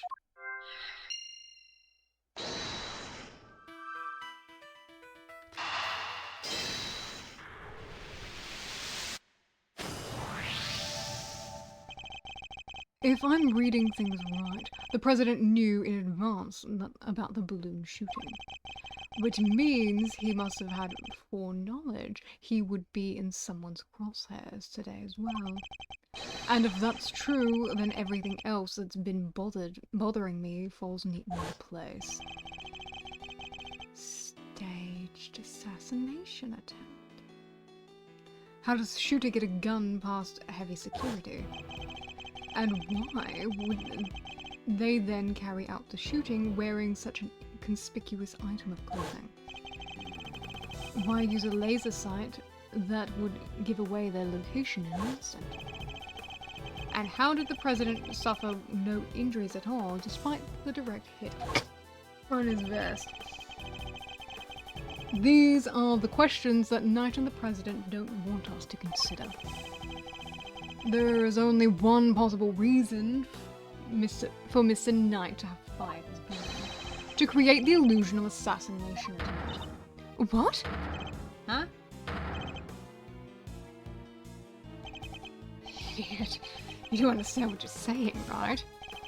Oh, I understand all too well. I understand everything now. Most of all, I understand why you were so keen to take this investigation off my hands, Mr. President. You wanted your real plan to remain hidden. How dare you speak to me that way? This is some kind of sick joke. Oh, it's no joke, I assure you. It is simply the truth, as revealed by the careful application of logic and reason and nothing more. The first shot was fired by Mr. Knight with the specific intention of hitting that balloon, The sound of gunfire and the bursting of the balloon were guaranteed to cause a panic, and then he fired again. He did. Yes, he fired 2 bullets, both of which were aimed at the balloon. As for why he did so, it's because the second shot was designed to create the impression that the president had been hit. So then, what's the deal with the one in the vest? I'm willing to bet that the bullet was planted there long before the shooting had occurred. So, Mr. Heroic President didn't take a bullet after all. That's not true. I was shot, I tell you. We'll be able to verify for ourselves once we take a closer look at the bullet. At the very least, we can expect to find traces of Mr. Rook's blood on it, correct? But you said it yourself! You found the shooter and the photograph of the person with the red hood. I thought I made myself clear. The trajectory points to only one possible shooter, Mr. Knight. And then, where does Tabby fit into all of this? She was simply one part of their plan. In order to place a suspicion elsewhere, they set out creating a fake assassin. The highly suspicious person with a red hood!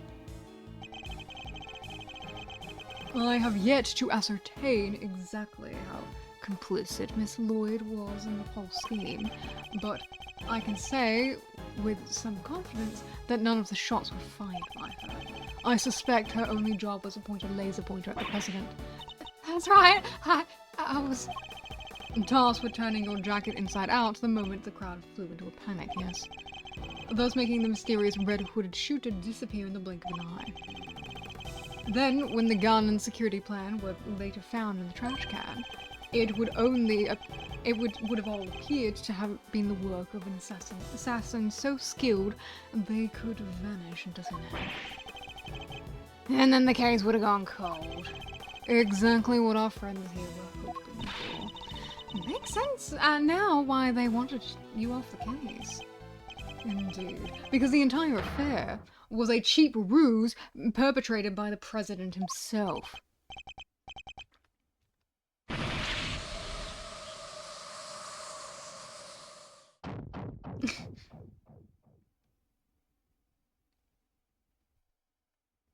Damn. No, Presidential mask has well and truly slipped. Admit it. The entire assassination was a lie, wasn't it? If that stupid chief prosecutor has insisted on assigning you. How could I let this happen? Objection!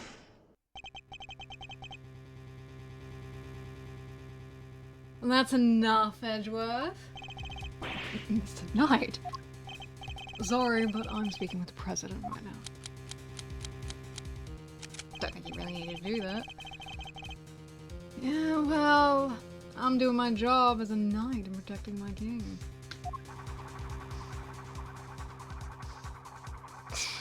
Show off. No, go ahead! Keep running your mouth. Perhaps it would be better if we stuck to threaten each other with words. He wouldn't, would he? Nah, I don't need this thing to shut you up. Alright, move on. Question. You claim I fired my gun from on the stage. How do you figure I did that in front of a crowd of thousands? An excellent point. Time for my counter move, I suppose. You had a certain something that allowed you to conceal your actions. A certain something, mighty specific. It was the case. Take that! My attaché case? Yes, take a look at case photograph. Your right hand is completely obscured by the case. At the very moment this picture was taken, you were firing your gun, and in such a way that you wouldn't be detected. Objection! You don't like to let facts get in the way of a good theory, do you, Edgeworth? Shame you don't seem to have noticed. Notice what? Theories are all you have. Conjectures, nothing more. The flag was billowing in the wind at precisely the right moment. I hid my gun with my attaché case. We changed the security plan because I couldn't turn my head. It's all just speculation, circumstantial evidence at best. You can't prove any of it.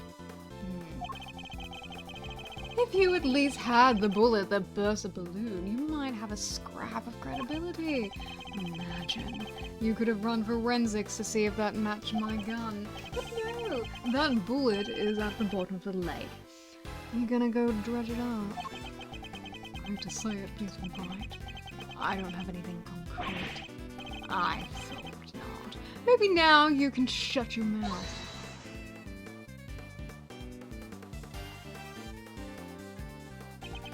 Miss Lloyd?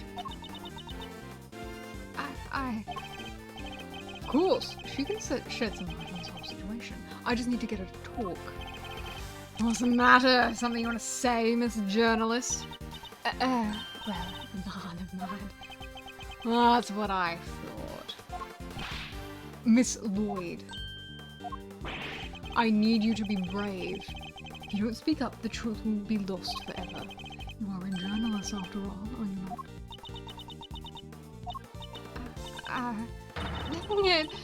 I can't stay quiet any longer. Understand what you're doing, right? Think carefully before opening that mouth of yours. I was focused on packing my scoop. I forgot. The most important thing of all. Real journalists don't lie. Ain't no dang scoop if it ain't the truth. I'm sorry, Mr. Edgeworth. I should have showed you this before. What's this? It's a laser pointer I'll use on the president. But that's all I've done. I never shot nobody. You stupid! I thought I told you. You squeal and you go down as an accomplice. How was it? It was him. He told me to do it. I was at Jean Far's embassy sniffing out stories like I told you. This was 3 days back. He comes up to me out of the blue, just starts talking. Help me out and I'll give you exclusive access to the president, that kind of stuff. And what about the gun on the trash can? That I don't know nothing about, I swear it. All he told me was to wear a jacket with a red hood and to point that where their pointer at the president. I never thought for a minute it blew up in my face so bad. I'm sorry, truly I am. Thank you, Miss Lloyd. I'd like you to testify to that effect when this goes to trial. It ought to go as a long way towards proving the assassination was a sham. Ugh. Wrong with you people. Don't any of you know what's good for you? My sympathies, Mr. Knight. Had you successfully removed me from the case as you intended, perhaps then you would have kept your pawn quiet.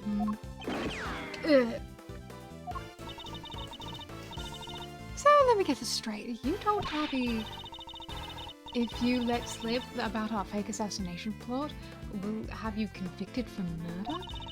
Or something like that? Oh, of all the dirty... I said no such thing.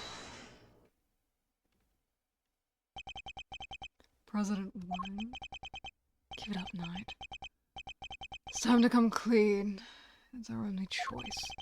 So, Mr. President, you admit it. You admit that there was a plot to fake an assassination attempt. I do. I'm sorry. But why? Why do something like that? My popularity had been on the wane back home. I thought surviving an attempt on my life might give me the boost I needed. I know what we did was wrong. So, yes, it was all lies, all of it. And the bullet in the verse was planted ahead of time. I wasn't hit by anything today. But then, what was up with the killer?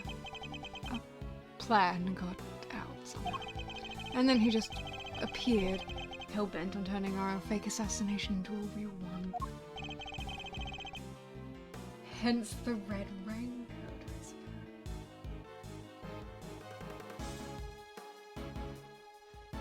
I'm so intrigued. Come on, you have to tell me more. You can't just leave that here and not let me hear more. He'd hoped to get in close enough as the fake assassin to finish the job. It is one thing I don't understand. Oh, and what would that be? Why did Rook have to die? If the whole thing was fake, then how did he wind up getting killed for real? That's true, and therein lies the real question. Was a fine bodyguard, the best in fact. He may have been a native, may not have been a native of Zhenfa, but he was someone I could fully trust. Mr. Rook must have been really something to gain the trust of someone who'd hide from his own shadow. Sounds like he was as trustworthy as the president. Trustworthy to the president as I am to you, huh, sir?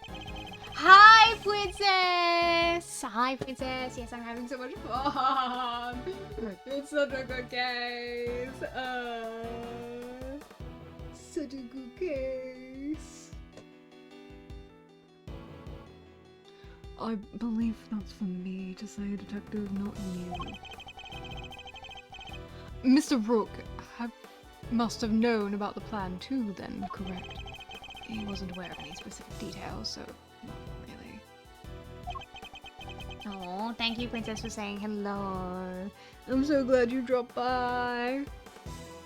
I tried to involve him, but he refused. And you would have done well to listen to him. This is a tragedy. The life of a good man has been wasted. What was so great about him anyway? What's gotten into him? He was just another piece on the board that was there to protect you even more. Mr. Knight? How could you? Who was it that actually went along with your plan, huh, Mr. President? Well, that pious coward backed down when you needed him to step up the most. I value your support too, of course, but... Look, I'm your chief bodyguard now, and that's all that matters. And now that that spineless fool Rook is gone, things are gonna change around here. Thanks to me, genius strategist, grandmaster, rightful leader of this team. I knew it. We are all well aware of your ambitions, Knight. But doesn't it seem a little imprudent to you? Why? My plan this time was perfect, as they always are, and as they always will be. It's quite a statement to make to Chief Prosecutor, woman with a recording device, and a detective. Especially considering that your perfect plan was an abject failure. Yeah, no thanks to you. And that buffoon Rook. And how exactly was it Mr. Rook's fault? If he hadn't died, the killer would have never come after me. And I wouldn't have had to let you on this plan. Please, Mr. Knight, we mustn't talk like that. Fine! The guy died protecting you, Mr. President. I'm sure that's just what he always wanted. But did he die protecting the President? Wait. I thought the whole assassination thing was a fake. Oh, come on. Do I have to say everything twice? We planned a fake assassination, but somebody else came along and tried to make it real. 2 shots were fired, remember? Like you said, Edgeworth, one of them was the bullet I shot through the balloon. But the second, that wasn't me. Oh, really?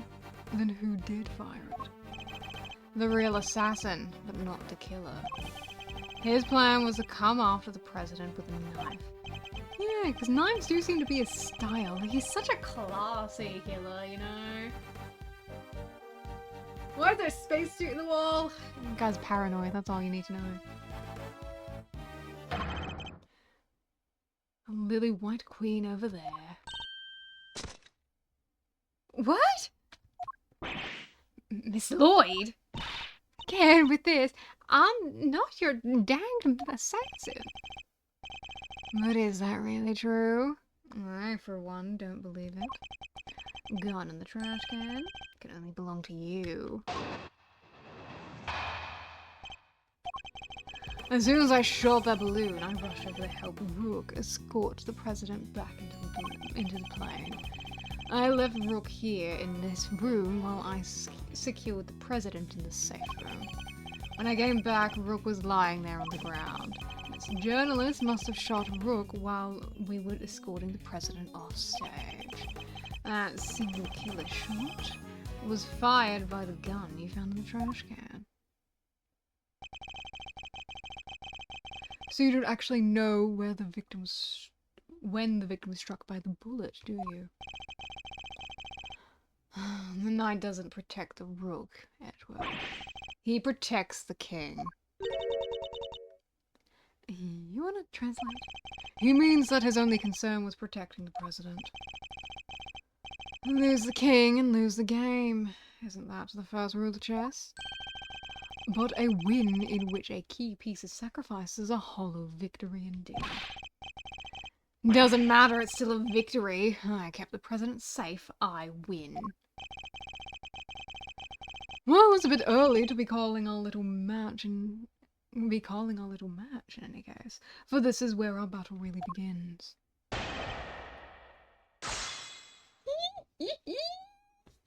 Oh my goodness.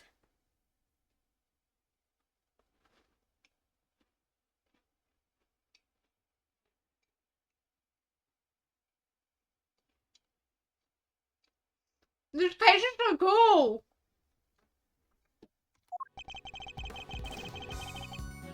Hold it!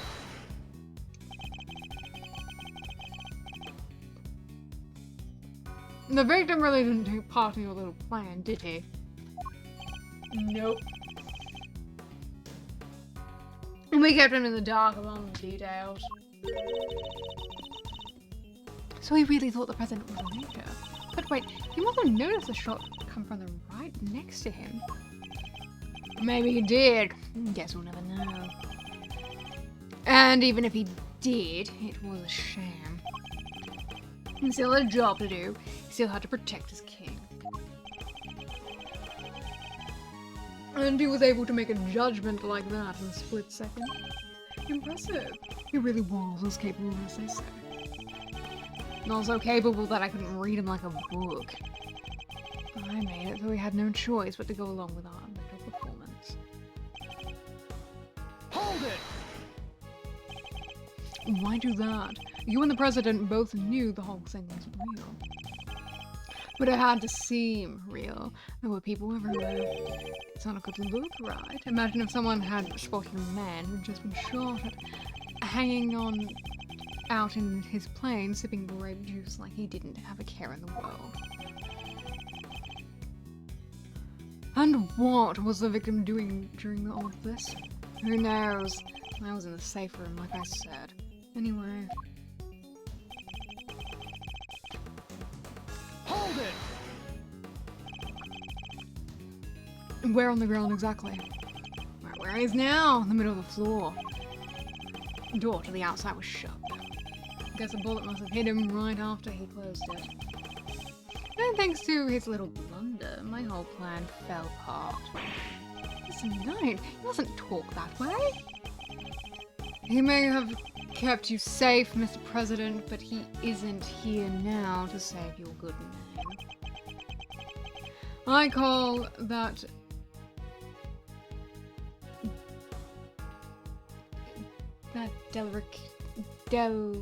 dereliction of duty? What would you call it? An honourable try, which is more than what you'd give, I'd guess. Sorry, but that's just how it is. Hold it!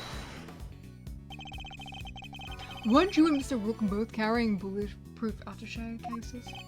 Yeah, opened them right after Rook spotted the laser sign. He moved into covering positions and used them to shield the president. So the bullet that hit Mr. Rook traveled through a gap in the defensive shield. Do you really believe Miss Lloyd to be that skilled in as a marksperson? No. She was aiming for the president, so that makes her a lousy shot.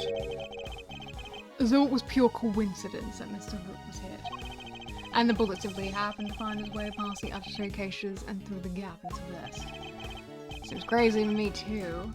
Facts are facts. It was a shot in a million, but the shooter hit the bullseye. The proof is in your hands. Hold it! So the second shot had nothing to do with you. Right. That one was fired by your little friend.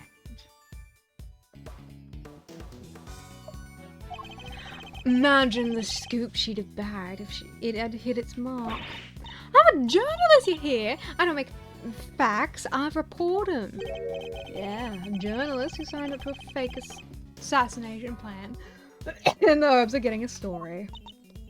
Ah, that's not... Look, I'll admit it. I set the whole thing up. And your role was to aim the laser point at the president. It's not my fault. That wasn't enough for you. You were the one who decided to bring a gun to the party. Who knows? Maybe you thought if you kept on shooting, you could shut me up too. So Mr. Knight's suggesting that he first fired one shot and then Miss Lloyd fired one more. Yeah, basically implying that Tabby also had a gun on her. Beats me where she could have got one from, but hey. His entire testimony is pure conjecture. He can't prove any of it. You're right. Let's hit him with some cold, hard, undeniable evidence.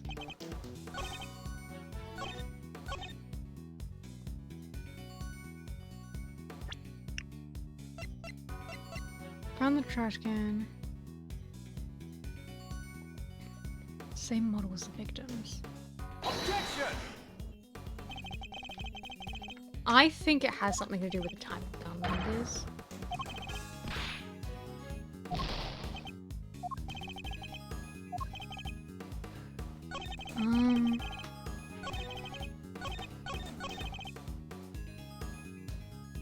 Fired by the gun just found the trash can. What else do I have?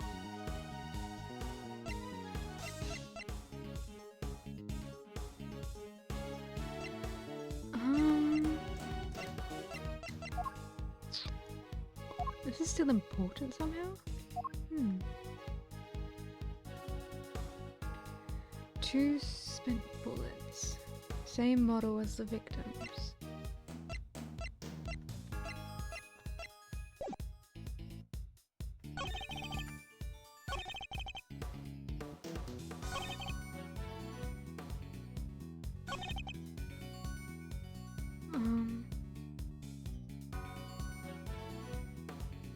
Hold it! Did I press this one? Yes, I did.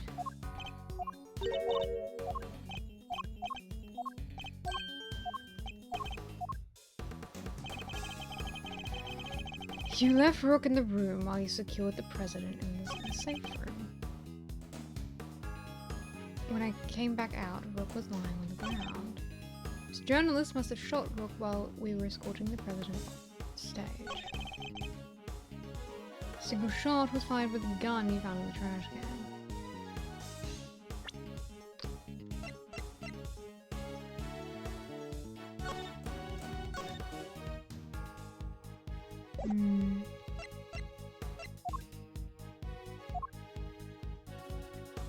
Objection! Because 2 shots were fired from it, and he's saying it's a single shot. So you contend that it was you who shot the balloon, and Miss Lloyd who shot Mr. Brooke. Are you sure about that? Sure, I'm sure. While what you have proposed would indeed match up with the total number of shots heard, The gun from the trash can itself has also been fired twice. Now, why would the supposed number of shots heard from the gun differ from the number of spent rounds? It's simple, because it was planted. Planted by the real perpetrator of the crime. Somebody faked the evidence. Yes, and if you think about it, their reason for doing so is obvious. To ensure that whoever found the gun would conclude that the shooter had been in the spectator area. And in order to do that, they would have had to make it seem as if both shots had come from one weapon. I get it. So that's why it's got two spent rounds, huh? Precisely. As we have already proven, the bullet that burst the balloon came from a different weapon. Which makes it entirely possible that the bullet which killed Mr. Rook didn't come from this gun either. Nice work, Edgeworth. Some high-grade sleuthing. Why don't you get to the point? You've come this far, spit it out. Oh, I intend to, don't worry. The person who really shot Mr. Rook was you. Take that!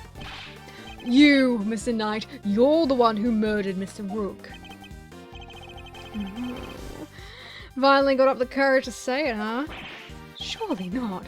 Surely you wouldn't have... It wasn't only de Killer who tried to take advantage of this fake murder plot. You killed Mr. Rook, hoping that he would look like an accidental victim of the bungled assassination. With the president locked away in the safe room and the door of the airplane tightly closed, it was just you and Mr. Rook alone, together. And that was when the third bullet was fired, right into the colleague's body. Objection! Wait, you really gonna claim there's a third one now? You just said only 2 gunshots were heard. Wanna tell me how that works? Objection! Airplane cabins are practically soundproof, Mr. Knight. If you close the door, nothing can be heard from the outside, not even gunfire. But wasn't the president right next door? Very true. Which means he may have heard the shot himself. Well, Mr. President, I didn't hear anything.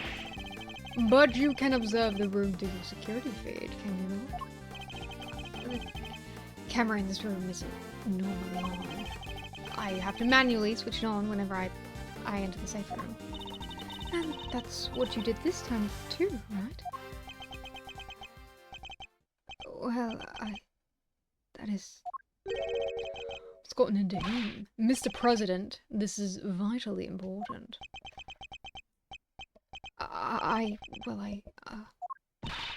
Please, President Wang. Fine, I was busy hiding under the bed, covering my ears. What? Even though you know the whole thing wasn't real? Yes, because I hate the sound of guns. Just the slightest hint of the awful noise and... Oh, it's too much, too much! Oh, that there is sadder than a pot of overcooked crawfish.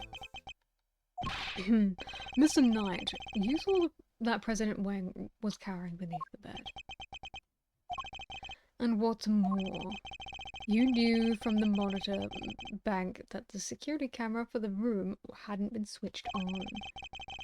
Which means you knew that the circumstances were perfect for you to fire the third shot straight at Mr. Rook. Knight, how could you? Could you really have betrayed my trust in so horribly? Think I killed the old half-wit? You don't trust me much, huh? That is the thanks I get for putting my life on the line for you day after day. I want to believe you, but I don't get it. I just don't get it. What is there I doubt here? What is there to doubt here? What? You don't believe that the girl over there could have done it? No, because this gun isn't the murder weapon. We know from the number of bullets fired. Yeah. Well, how do you know there wasn't a spent bullet from the start? What? Someone could have fired a bullet from that gun yesterday or the day before. And then today, another bullet. The bullet that hit Rook. That's pure speculation, pal, and you know it. Maybe. Can you prove that it's not? Not with any certainty, no. You're nothing without conclusive proof, so come on. A single piece of evidence. Straight through my heart, I dare you. Well, what are you waiting for? There must be something, mustn't there, Mr. Edgeworth? If we can't prove it, Tabby's... Please, Ruffles. I messed up, I know I did. I should have never been done what I did. Not even for a scoop. But murder? Nah, that ain't me. Ain't a murder's bone in my body. Conclusive proof. If only I could prove that Knight's gun is the murder weapon. Wait. Perhaps I can. You at least have the bullet that bursts a balloon. You might have a scrap of credibility. If we had the bullet that killed Mr. Rook, forensics could tell us which gun it was fired from. No proof, no case. End of conversation. Objection! Hold it right there. What now? You're not about to claim you do have evidence. Of course I do. This ought to be good. Alright, bring it on. Show me this proof of yours. The bullet that killed Mr. Rook is the key to ending our little game. Very well, my conclusive evidence is not in my possession. Not currently in my possession. Right then, thanks for playing, folks. That's game over. However, it is here in this room. What? As we know, the bullet that killed Mr. Rook passed through his body. But where did it end its journey? Perhaps we should cast our minds back to an earlier conversation. Passing through the body, the bullet that took Mr. Rook's life then found its way lodged in the vest. Right, if the president hadn't wearing that vest, things could have been a lot worse. Now, of course, we know that this so-called assassination attempt was a complete fabrication. The vest was prepared in advance, made it to look as if it had been hit by a bullet. Which begs the question, where is the real bullet? I like it, a twist! This is good stuff, Edgeworth! Come on then, don't keep us in suspense. Yes, it's behind the thing. There's something very clearly missing from this room. Yes. A prosecutor with some common sense. Take a look at this bank of security monitors. Oh! I see you've caught on, Mr. President. Splendid. There are screens here showing views from all around the plane, inside and all. And one external angle not covered is the right-hand side of the aircraft. And that's because one of the monitors is missing. There was a monitor in that space previously, wasn't there, Mr. President? There was.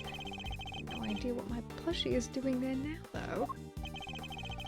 It appears that someone's vain attempt to hide what is obviously lacking. And where did it go and why? The why is easy enough to answer, because it was struck by a bullet.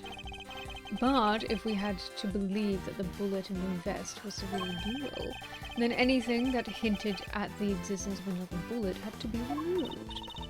So, where is the missing monitor go?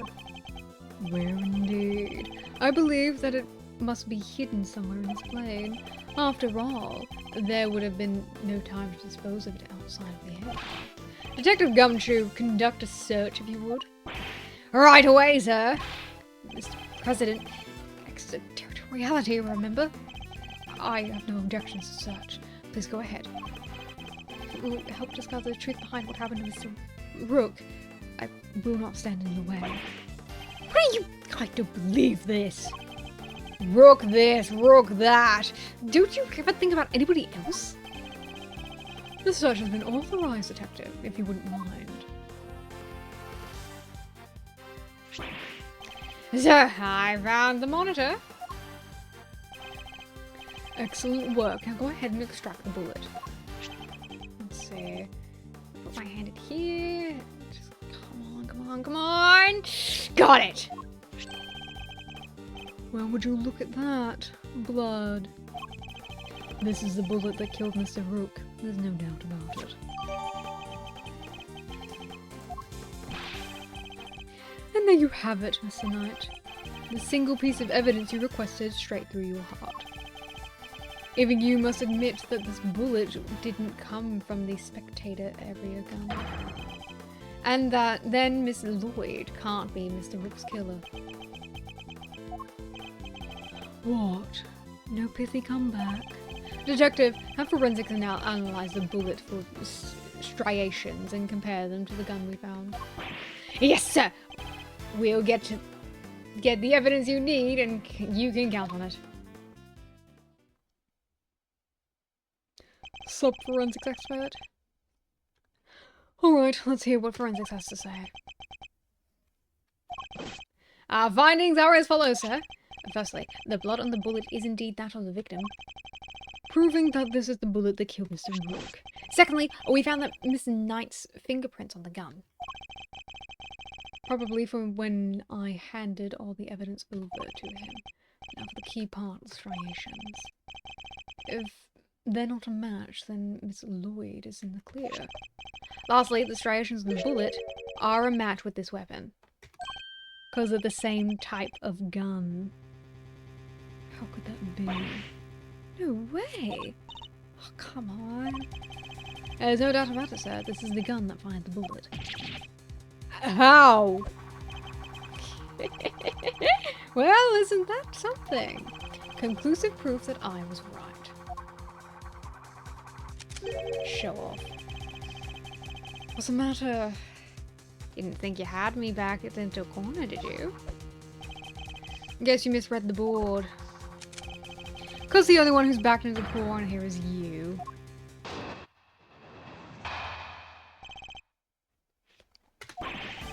There's no denying it. Forensics proves that the gun and the bullet are a match. The bullet that killed Rook was fired from the gun you found in the spectator area. So, who pulled the trigger? It can't have been me. I was on stage, which leaves your little friend. The hack killed Rook. She's the murderer, and you just proved it. Your move, Edgeworth. But just remember two things. One, where you found that gun. And two, which gun the fatal bullet came from. Whichever way you look at it, I can't have been the shooter. How did it come to this? Being the president, we admitted to faking the assassination attempt. And it's your turn to admit something, who the killer really is. There's no way Tabby did it, is there?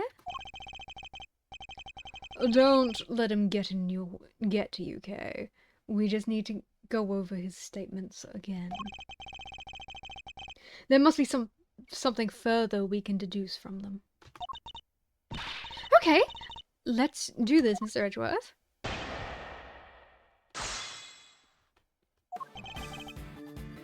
Hold it! No, that's... Objection! What was it you said that forensics would back you up? How does it feel to be shot in the chest by your own conclusive proof, huh? Not so good, I imagine. The bullet and the gun are a match, Mr. Edgeworth.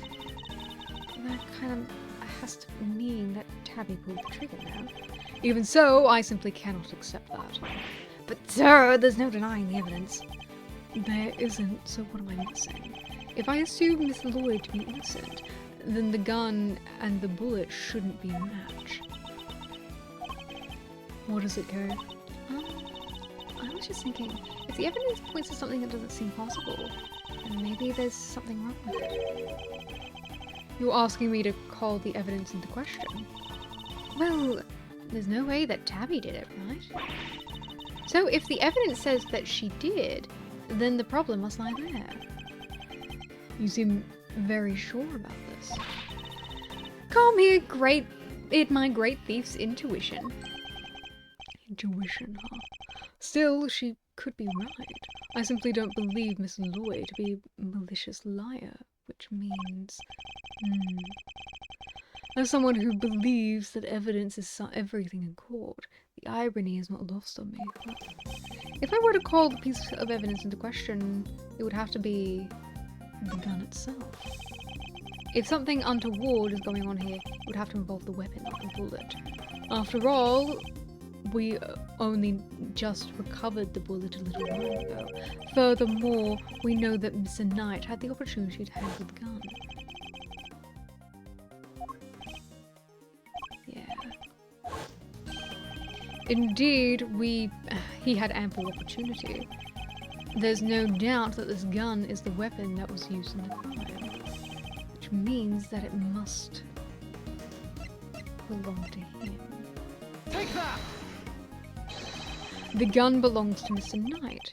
He switched them around. That has to be it.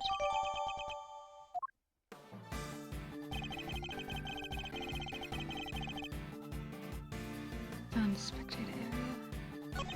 So who pulled the trigger?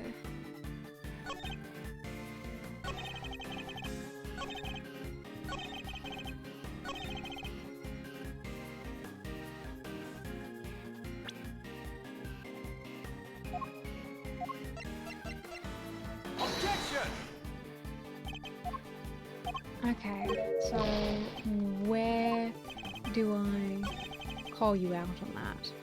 Hold it! It's a night. No, you hold it. You're the one who proved this. Or are you saying that forensics was wrong? The bullet had the victim's blood on it, which means it must be the one that took his life. And it does seem to have been fired from the gun we found in the trash can.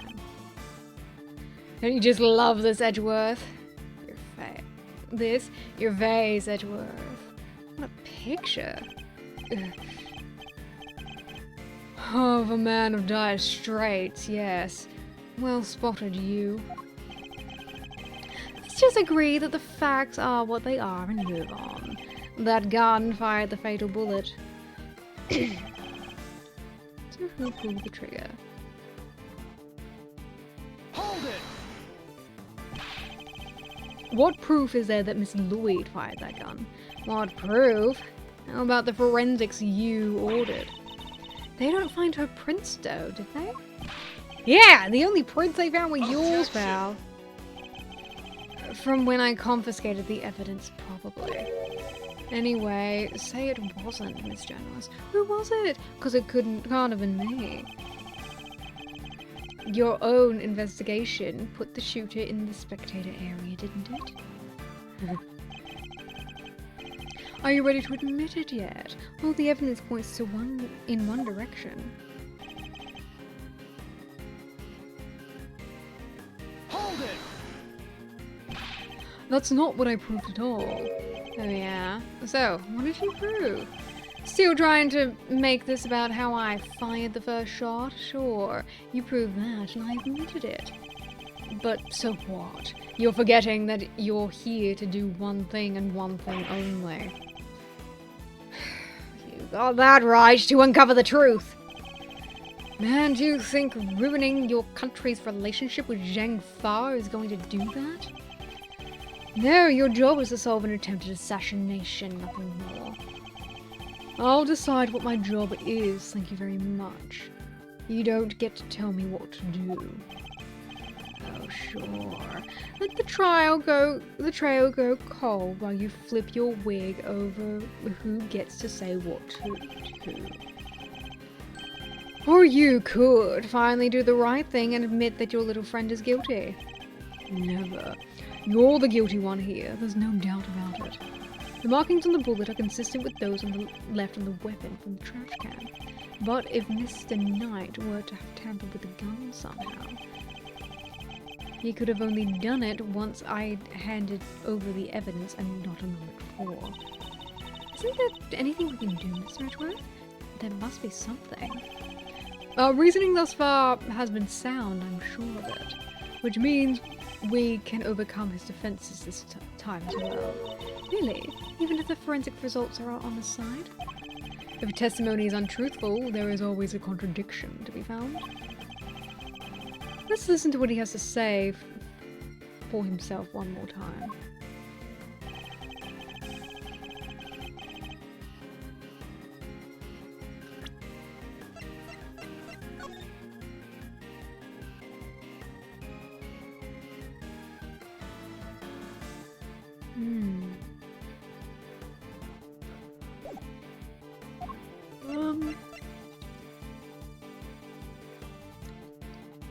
Then what should I present?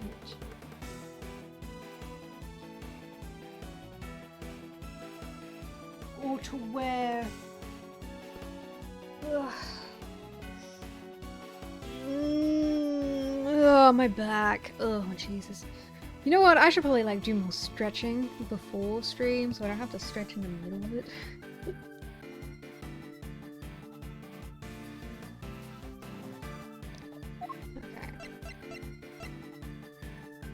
Switched for the one from the spectator.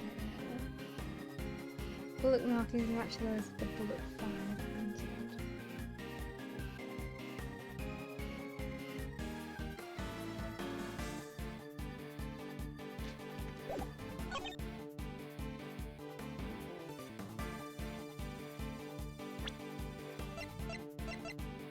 Objection!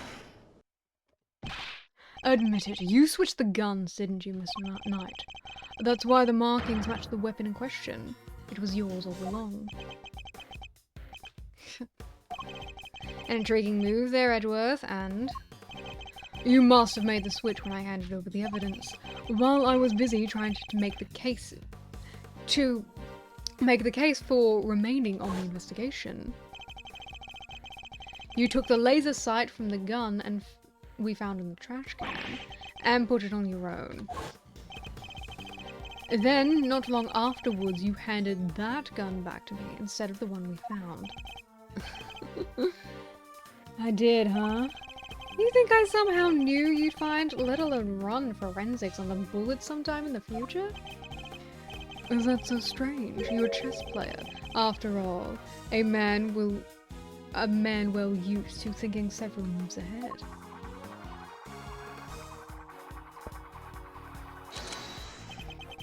I'm flattered, but much as it pains me to admit it, you're overestimating my abilities. Besides, do you even have any proof that I made that switch?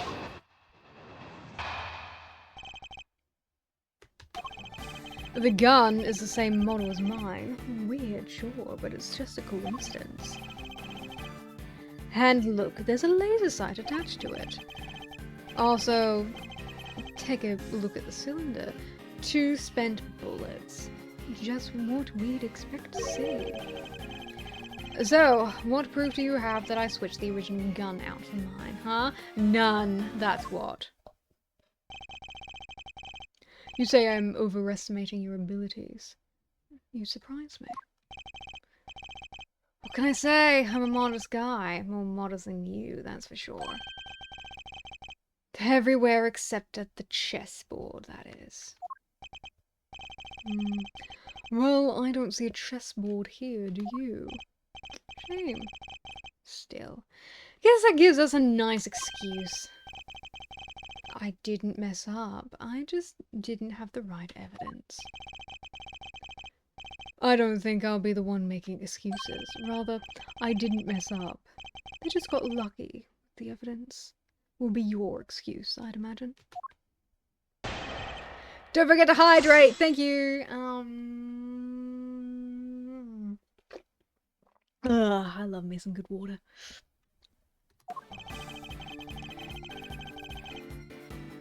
The same one was mine. Weird, sure, but it's just... Hold it! A coincidence, you say? Or was it a necessity? Can't be both, pal. Sure it can. We bodyguards need to protect the president. And the girl needs to use a gun, but she probably doesn't know a whole lot about them. It's not so far-fetched that for her to pick something she's heard of that we also happen to use. Okay, but why a revolver? Why is that your go-to gun? It's probably something to do with the ease of use. No spent casings to chase down, for example. Exactly. The perfect tool for a job where you can't afford to fail. Or don't know what you're doing. Still, coincidence. Necessity. It doesn't make a whole lot of difference either way.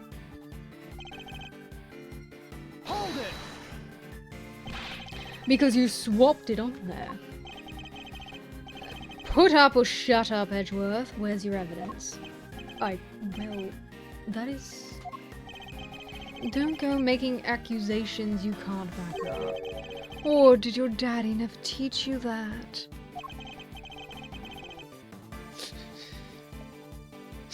How dare you speak of my father that way? As it stands, the facts are in my favor here. Hold it! I've been meaning to ask, actually. What about your own weapon? How many spent bullets are in its cylinder? This old girl here? Well, now.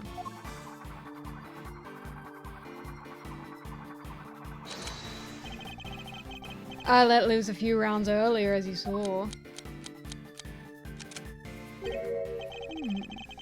He reloads his gun every time he fires it?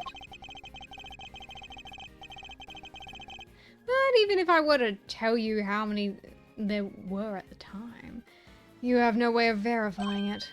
Of course. In order to swap the gun properly, he'd have to maintain the right number of bullets per gun. He didn't have the chance to put on any gloves, though, which means... Alright, I think it's about time you did the right thing and resigned, don't you? The game's all but done, see? Do you have that I switched the original gun for mine?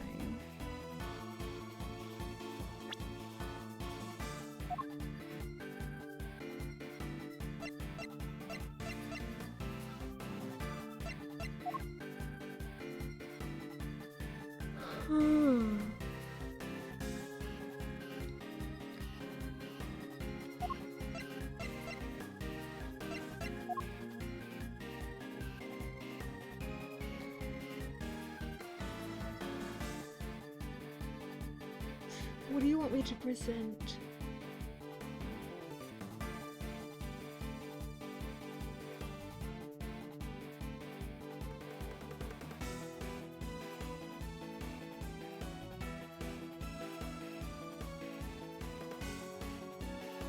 What do you want me to present? Because we're talking about the gun still.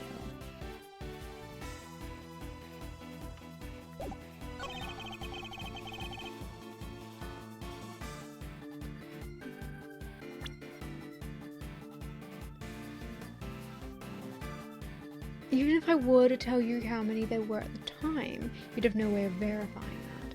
In order to swap the guns properly, he'd have to maintain the right number of bullets per gun. He didn't have a chance to put any gloves on, which means...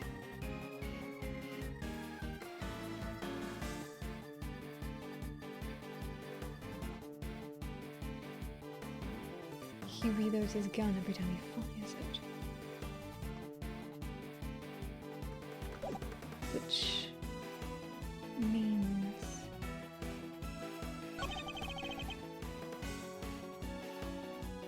that his fingerprints would be on the bullets?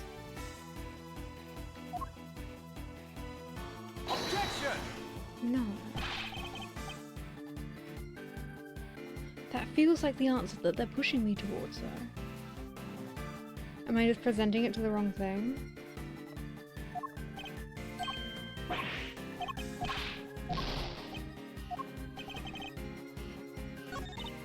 He's supposed to prove that he switched the guns.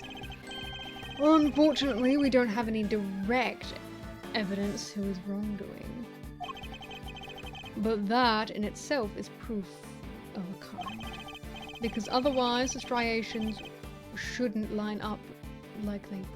Because otherwise the striations shouldn't line up like they do, right, sir?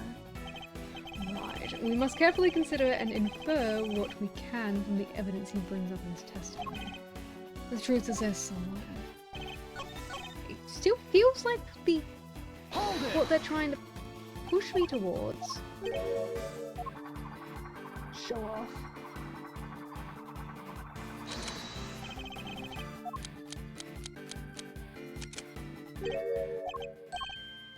Pause. I want to sort the guns properly. You need to maintain the right number of bullets, which means what? Hold it! No, not the one I wanted to press again. Which means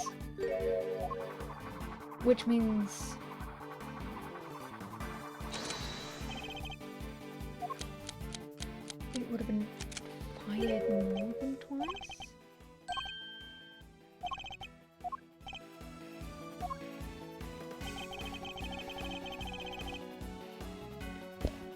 Again, it has something to do with the gun or the bullet. I know that.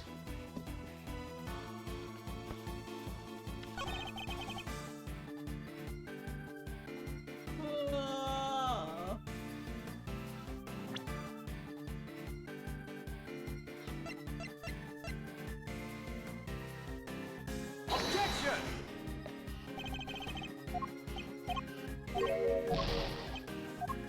Am I right in assuming that they want me to do something with a bullet and I just presented it at them?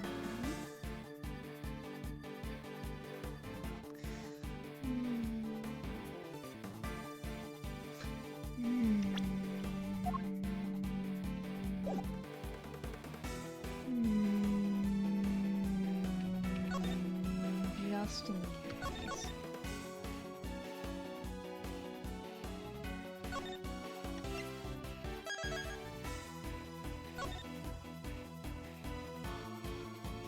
Hi, Crispy.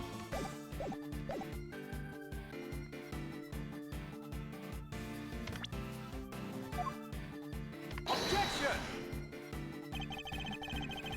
So my thinking is a little off. Or maybe I'm thinking too far ahead. So, what else could they want me to present into what?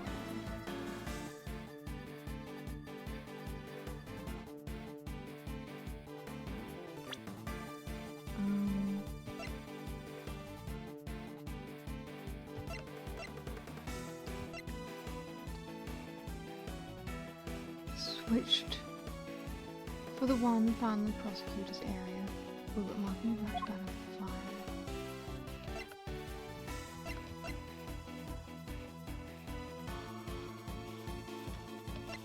Pop. Found a cybersecurity monitor. This seems to be the bullet that killed Brooke. Screen showing footage, one monitor is missing.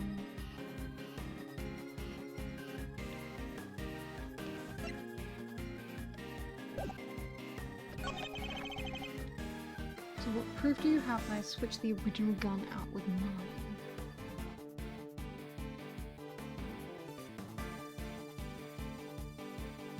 I presented the bullet to this already, didn't I? Did I present the gun to this too? I don't remember if I did.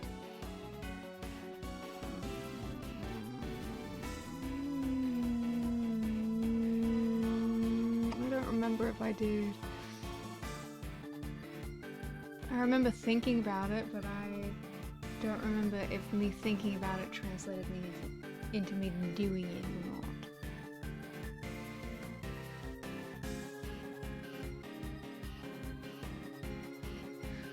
What else could it possibly be? Because they were talking about how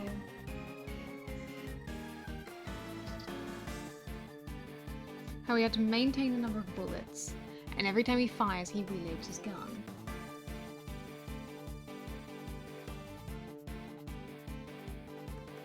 which is which is really fucking weird because most people wouldn't bother reloading their gun unless they're out of bullets completely. Well, they know that they're going to need more than they already have.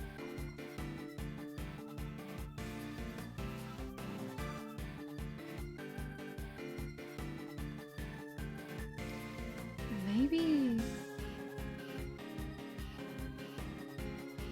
I think I'm right when I say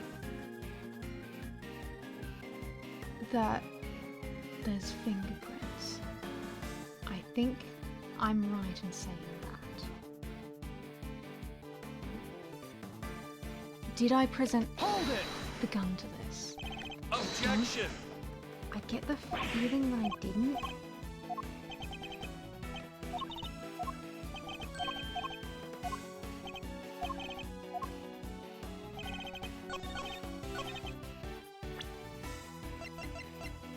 Objection!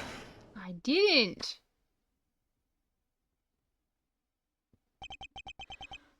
I have your proof right here. That's your proof. I think you've been working too hard, Edgeworth. Not the gun itself, the evidence it carries. Evidence that will prove once and for all that it does in fact belong to you. I'm looking forward to this. Go ahead, make your move. What about it comes into play? The rook, the bishop. Not a pawn, surely. The evidence the gun will provide takes the form of fingerprints! Namely, your fingerprints, Mr. Knight. Objection! My fingerprints? Of course my prints are on the gun. I handled it right. You handed it right to me when you gave it up. When you gave up the evidence. How could they not be on there? Objection! What if I told you there are prints on the part of the gun that you shouldn't have touched at any point? What? Where? You can't prove that. Oh, but I can. There is a place where your fingerprints could never have been lifted if things happened as you say. Allow me to present the final piece of evidence that will bring this game to its rightful conclusion.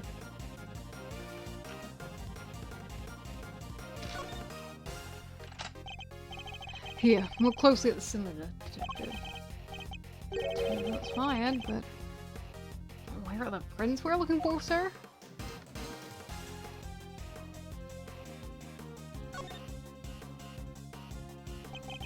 You did indeed switch the guns when I handed you the evidence, but if that were all you had done, your deception would have been easily detected.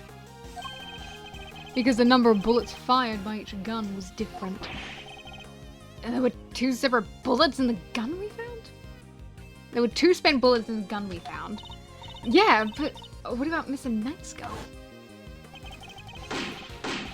We know that he fired 2 bullets from the stage onto the balloon. And he fired another bullet into Mr. Rook ending his life.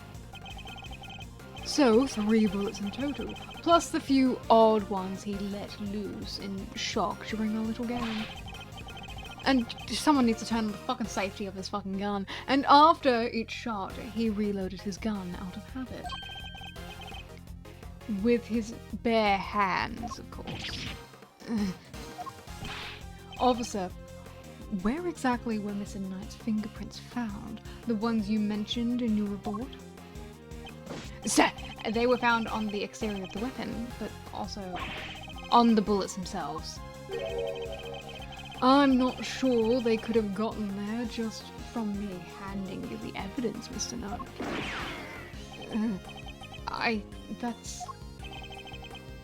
And there we have it. Proof that you did indeed switch the guns. This gun, the one which fired the bullet that killed Mr. Rook, is yours. And in taking his life, you are the true assassin.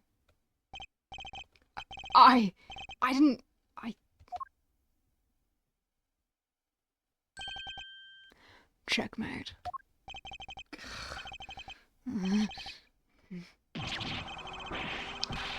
Wow, showing off at a time like this, I say.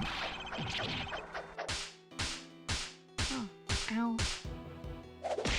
Aww, they're all things from the last 2 cases in the last week. That was great.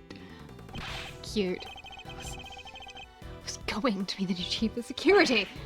Blasted rook, if it hadn't been for him. I would have been in charge by now. I would have been in control of this whole team.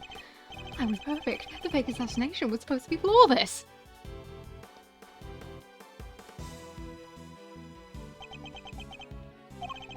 Detective Gumshoe. Right away, sir.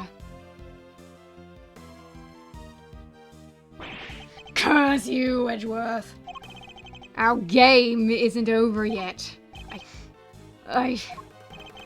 I'm afraid this is as far as we go for today.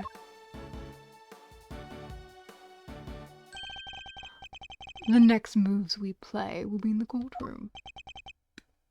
But it's not fair! It's not fair.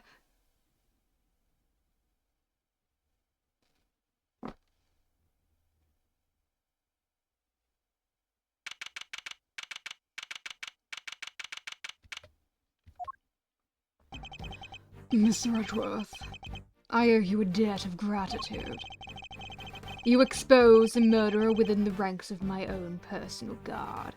I will not soon forget that. You're suddenly very presidential again. Now that we're back outside the plane. I saw it, you know, when I first proposed the fake assassination to him. Want me to handle it, not Rook? Rook refused, but I can rely on you, can't I? Of course, sir. You can count on me. I'll put together a plan that can't possibly fail. And he'll play his part like the pawn that he is. Hatred in his eyes was plain to see. He despised poor Rook. I was not entirely comfortable about moving forward with Knight in charge of our little deception. And looking back, I think he sensed my discomfort. I can't help thinking I played a part in his decision to end Rook's life. Mr. President, none of this would have happened if you hadn't plotted to fake an attempt on your life. That was your crime, and it is a crime you will have to live with. You are right. I can only apologize for the part I played. And I will no doubt be made to pay for my actions in one way or another. But I thank you, nonetheless. You solved the riddle of Rook's demise, and for that, I shall be eternally grateful. I will be here in your country for a little while longer yet. And when I have returned home, perhaps you will visit us in Zhengfa. You will always be welcome.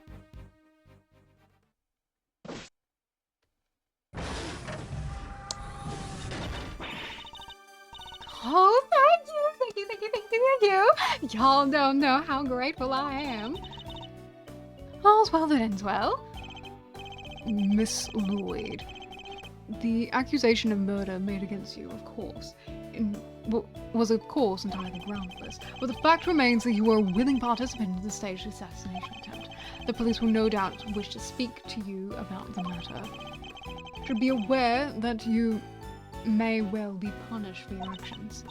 I know, and I'm awful sorry about everything, truly I am. I understand your desire for a scoop, but there are limits. They sure are. I got me some serious thinking to do. You did it, Mr. Edgeworth! That was something else. Look who prosecuted a self-assassination conundrum earns eternal gratitude of President. Now how's the bad for a headline? Hey, that there's my department. Miss Prosecutor, how does it feel to solve such an important case? You must be over the moon. She certainly doesn't stay down for long. No comment. Dang. You're one tight lips on my gun.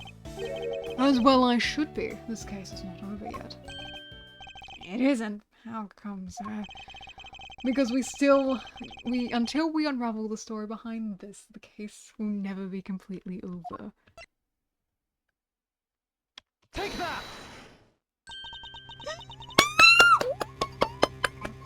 Really? Really? Really? Really? Really? Is that you telling me that I get to see him again? Please! Please, please, I'm ready, I'm so ready, Edgeworth. I'm so ready. I've never been more excited in my entire life.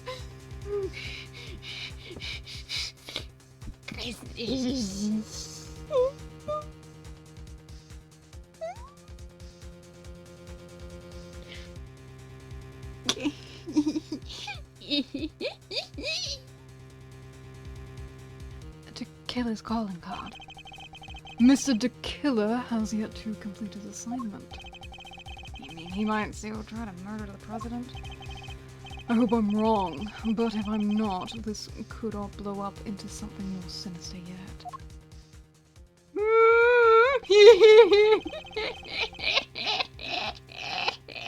One would expect, with the attempted assassination of the president, the case was all over the news, and my preparations for Mr. Knight's trial were constantly interrupted by requests from the press. There wasn't a person in the land who didn't know about the case. Everybody was talking about it. Hi, Mubai! But in the midst of the frenzy that followed, nobody noticed that this was only the first move in the game, far bigger than any of us could have imagined. Oh my god, it's another overarching plot!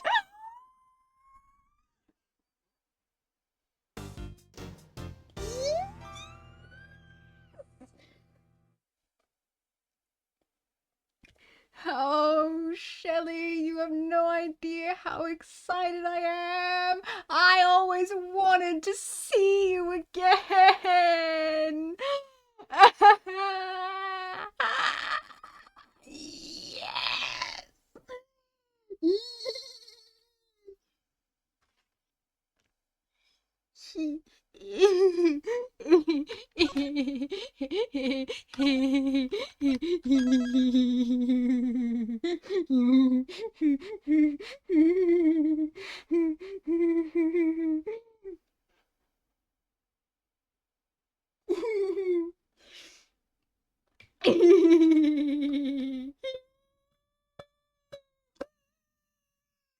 Oh, I was expecting that first case to be so much shorter, but it wasn't, but I'm happy.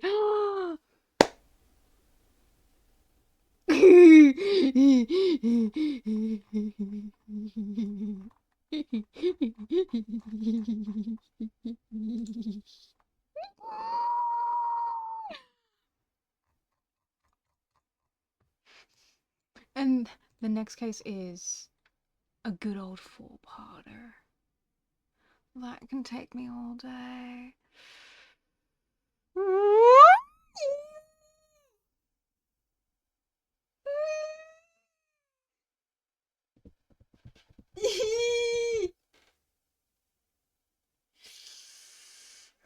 I want this to be nice and smooth, so I'm gonna leave it off there. Because, you know how I am. Like we reached the 5-hour mark. I don't want to, like, start the next case and then have to, and then either have to play for another 6 hours, making this 12 hours, meaning that I can't upload it to YouTube, or, cut it off at some point and then have to finish the case before starting the next one, considering the next one is super long and will have to be split into 2 parts. So what I think my schedule is going to be is Wednesday stream. We are going to Wednesday stream, Christmas Eve, we will be doing this next case. Friday stream, Boxing Day, we'll be doing part 1 of that long case. Next week, Monday, part 2. Wednesday, the next case. Friday, final case. How's that sound? Sound good to everyone? I'm so excited! I love you, Shelly!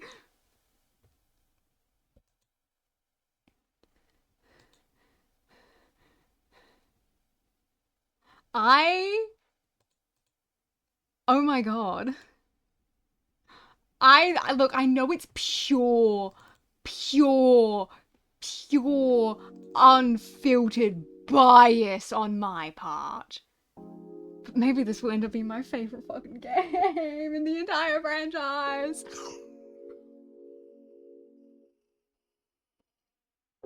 I'm so excited.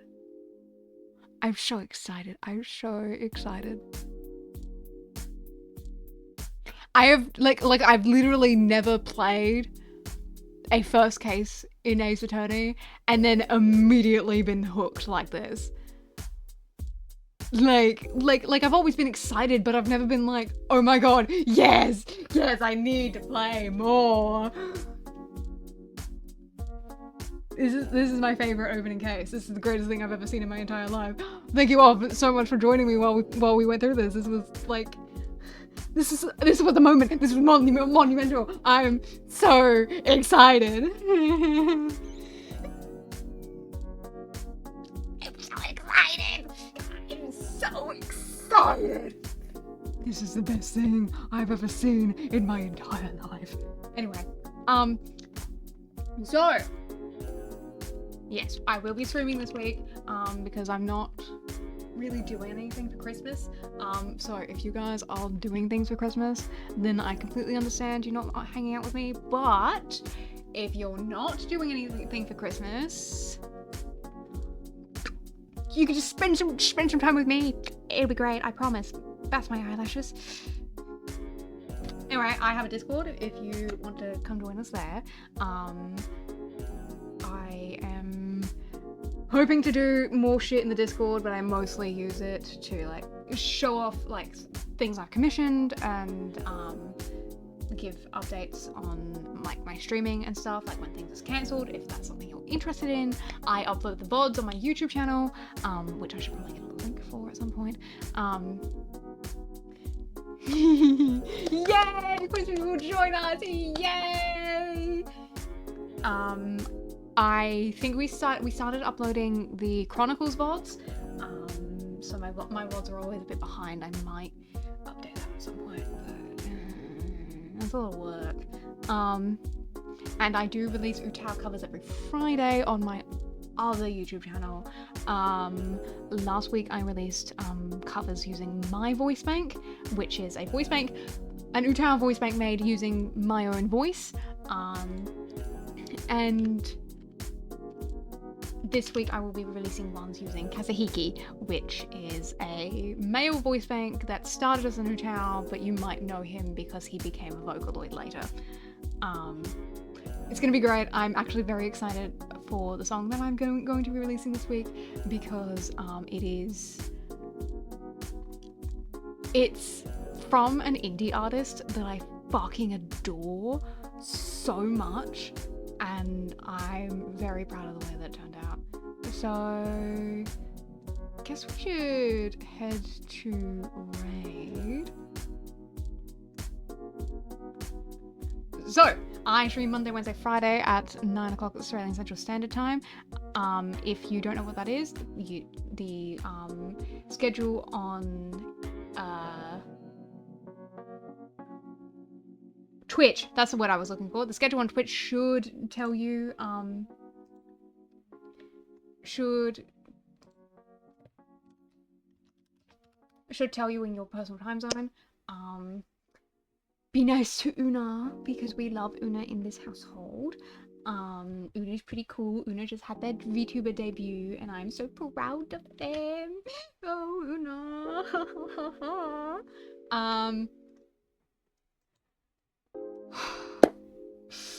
Oh, I'm so happy. I'm so excited. I'm so excited for you all to join me on this journey as we discover more about one of my favorite side characters in this entire franchise. I knew I had reason to be intrigued by him. I am amazing. Anyway, oh, I should get an ending screen or figure out a way to end these things. Really, I should. But, yeah, I'm just gonna, like, hang out, have some water. In Una's channel, I'm gonna be watching a movie tonight, so, you know, that'd be great. But, bye-bye, guys! Bye-bye, I love you all. Bye-bye, bye-bye.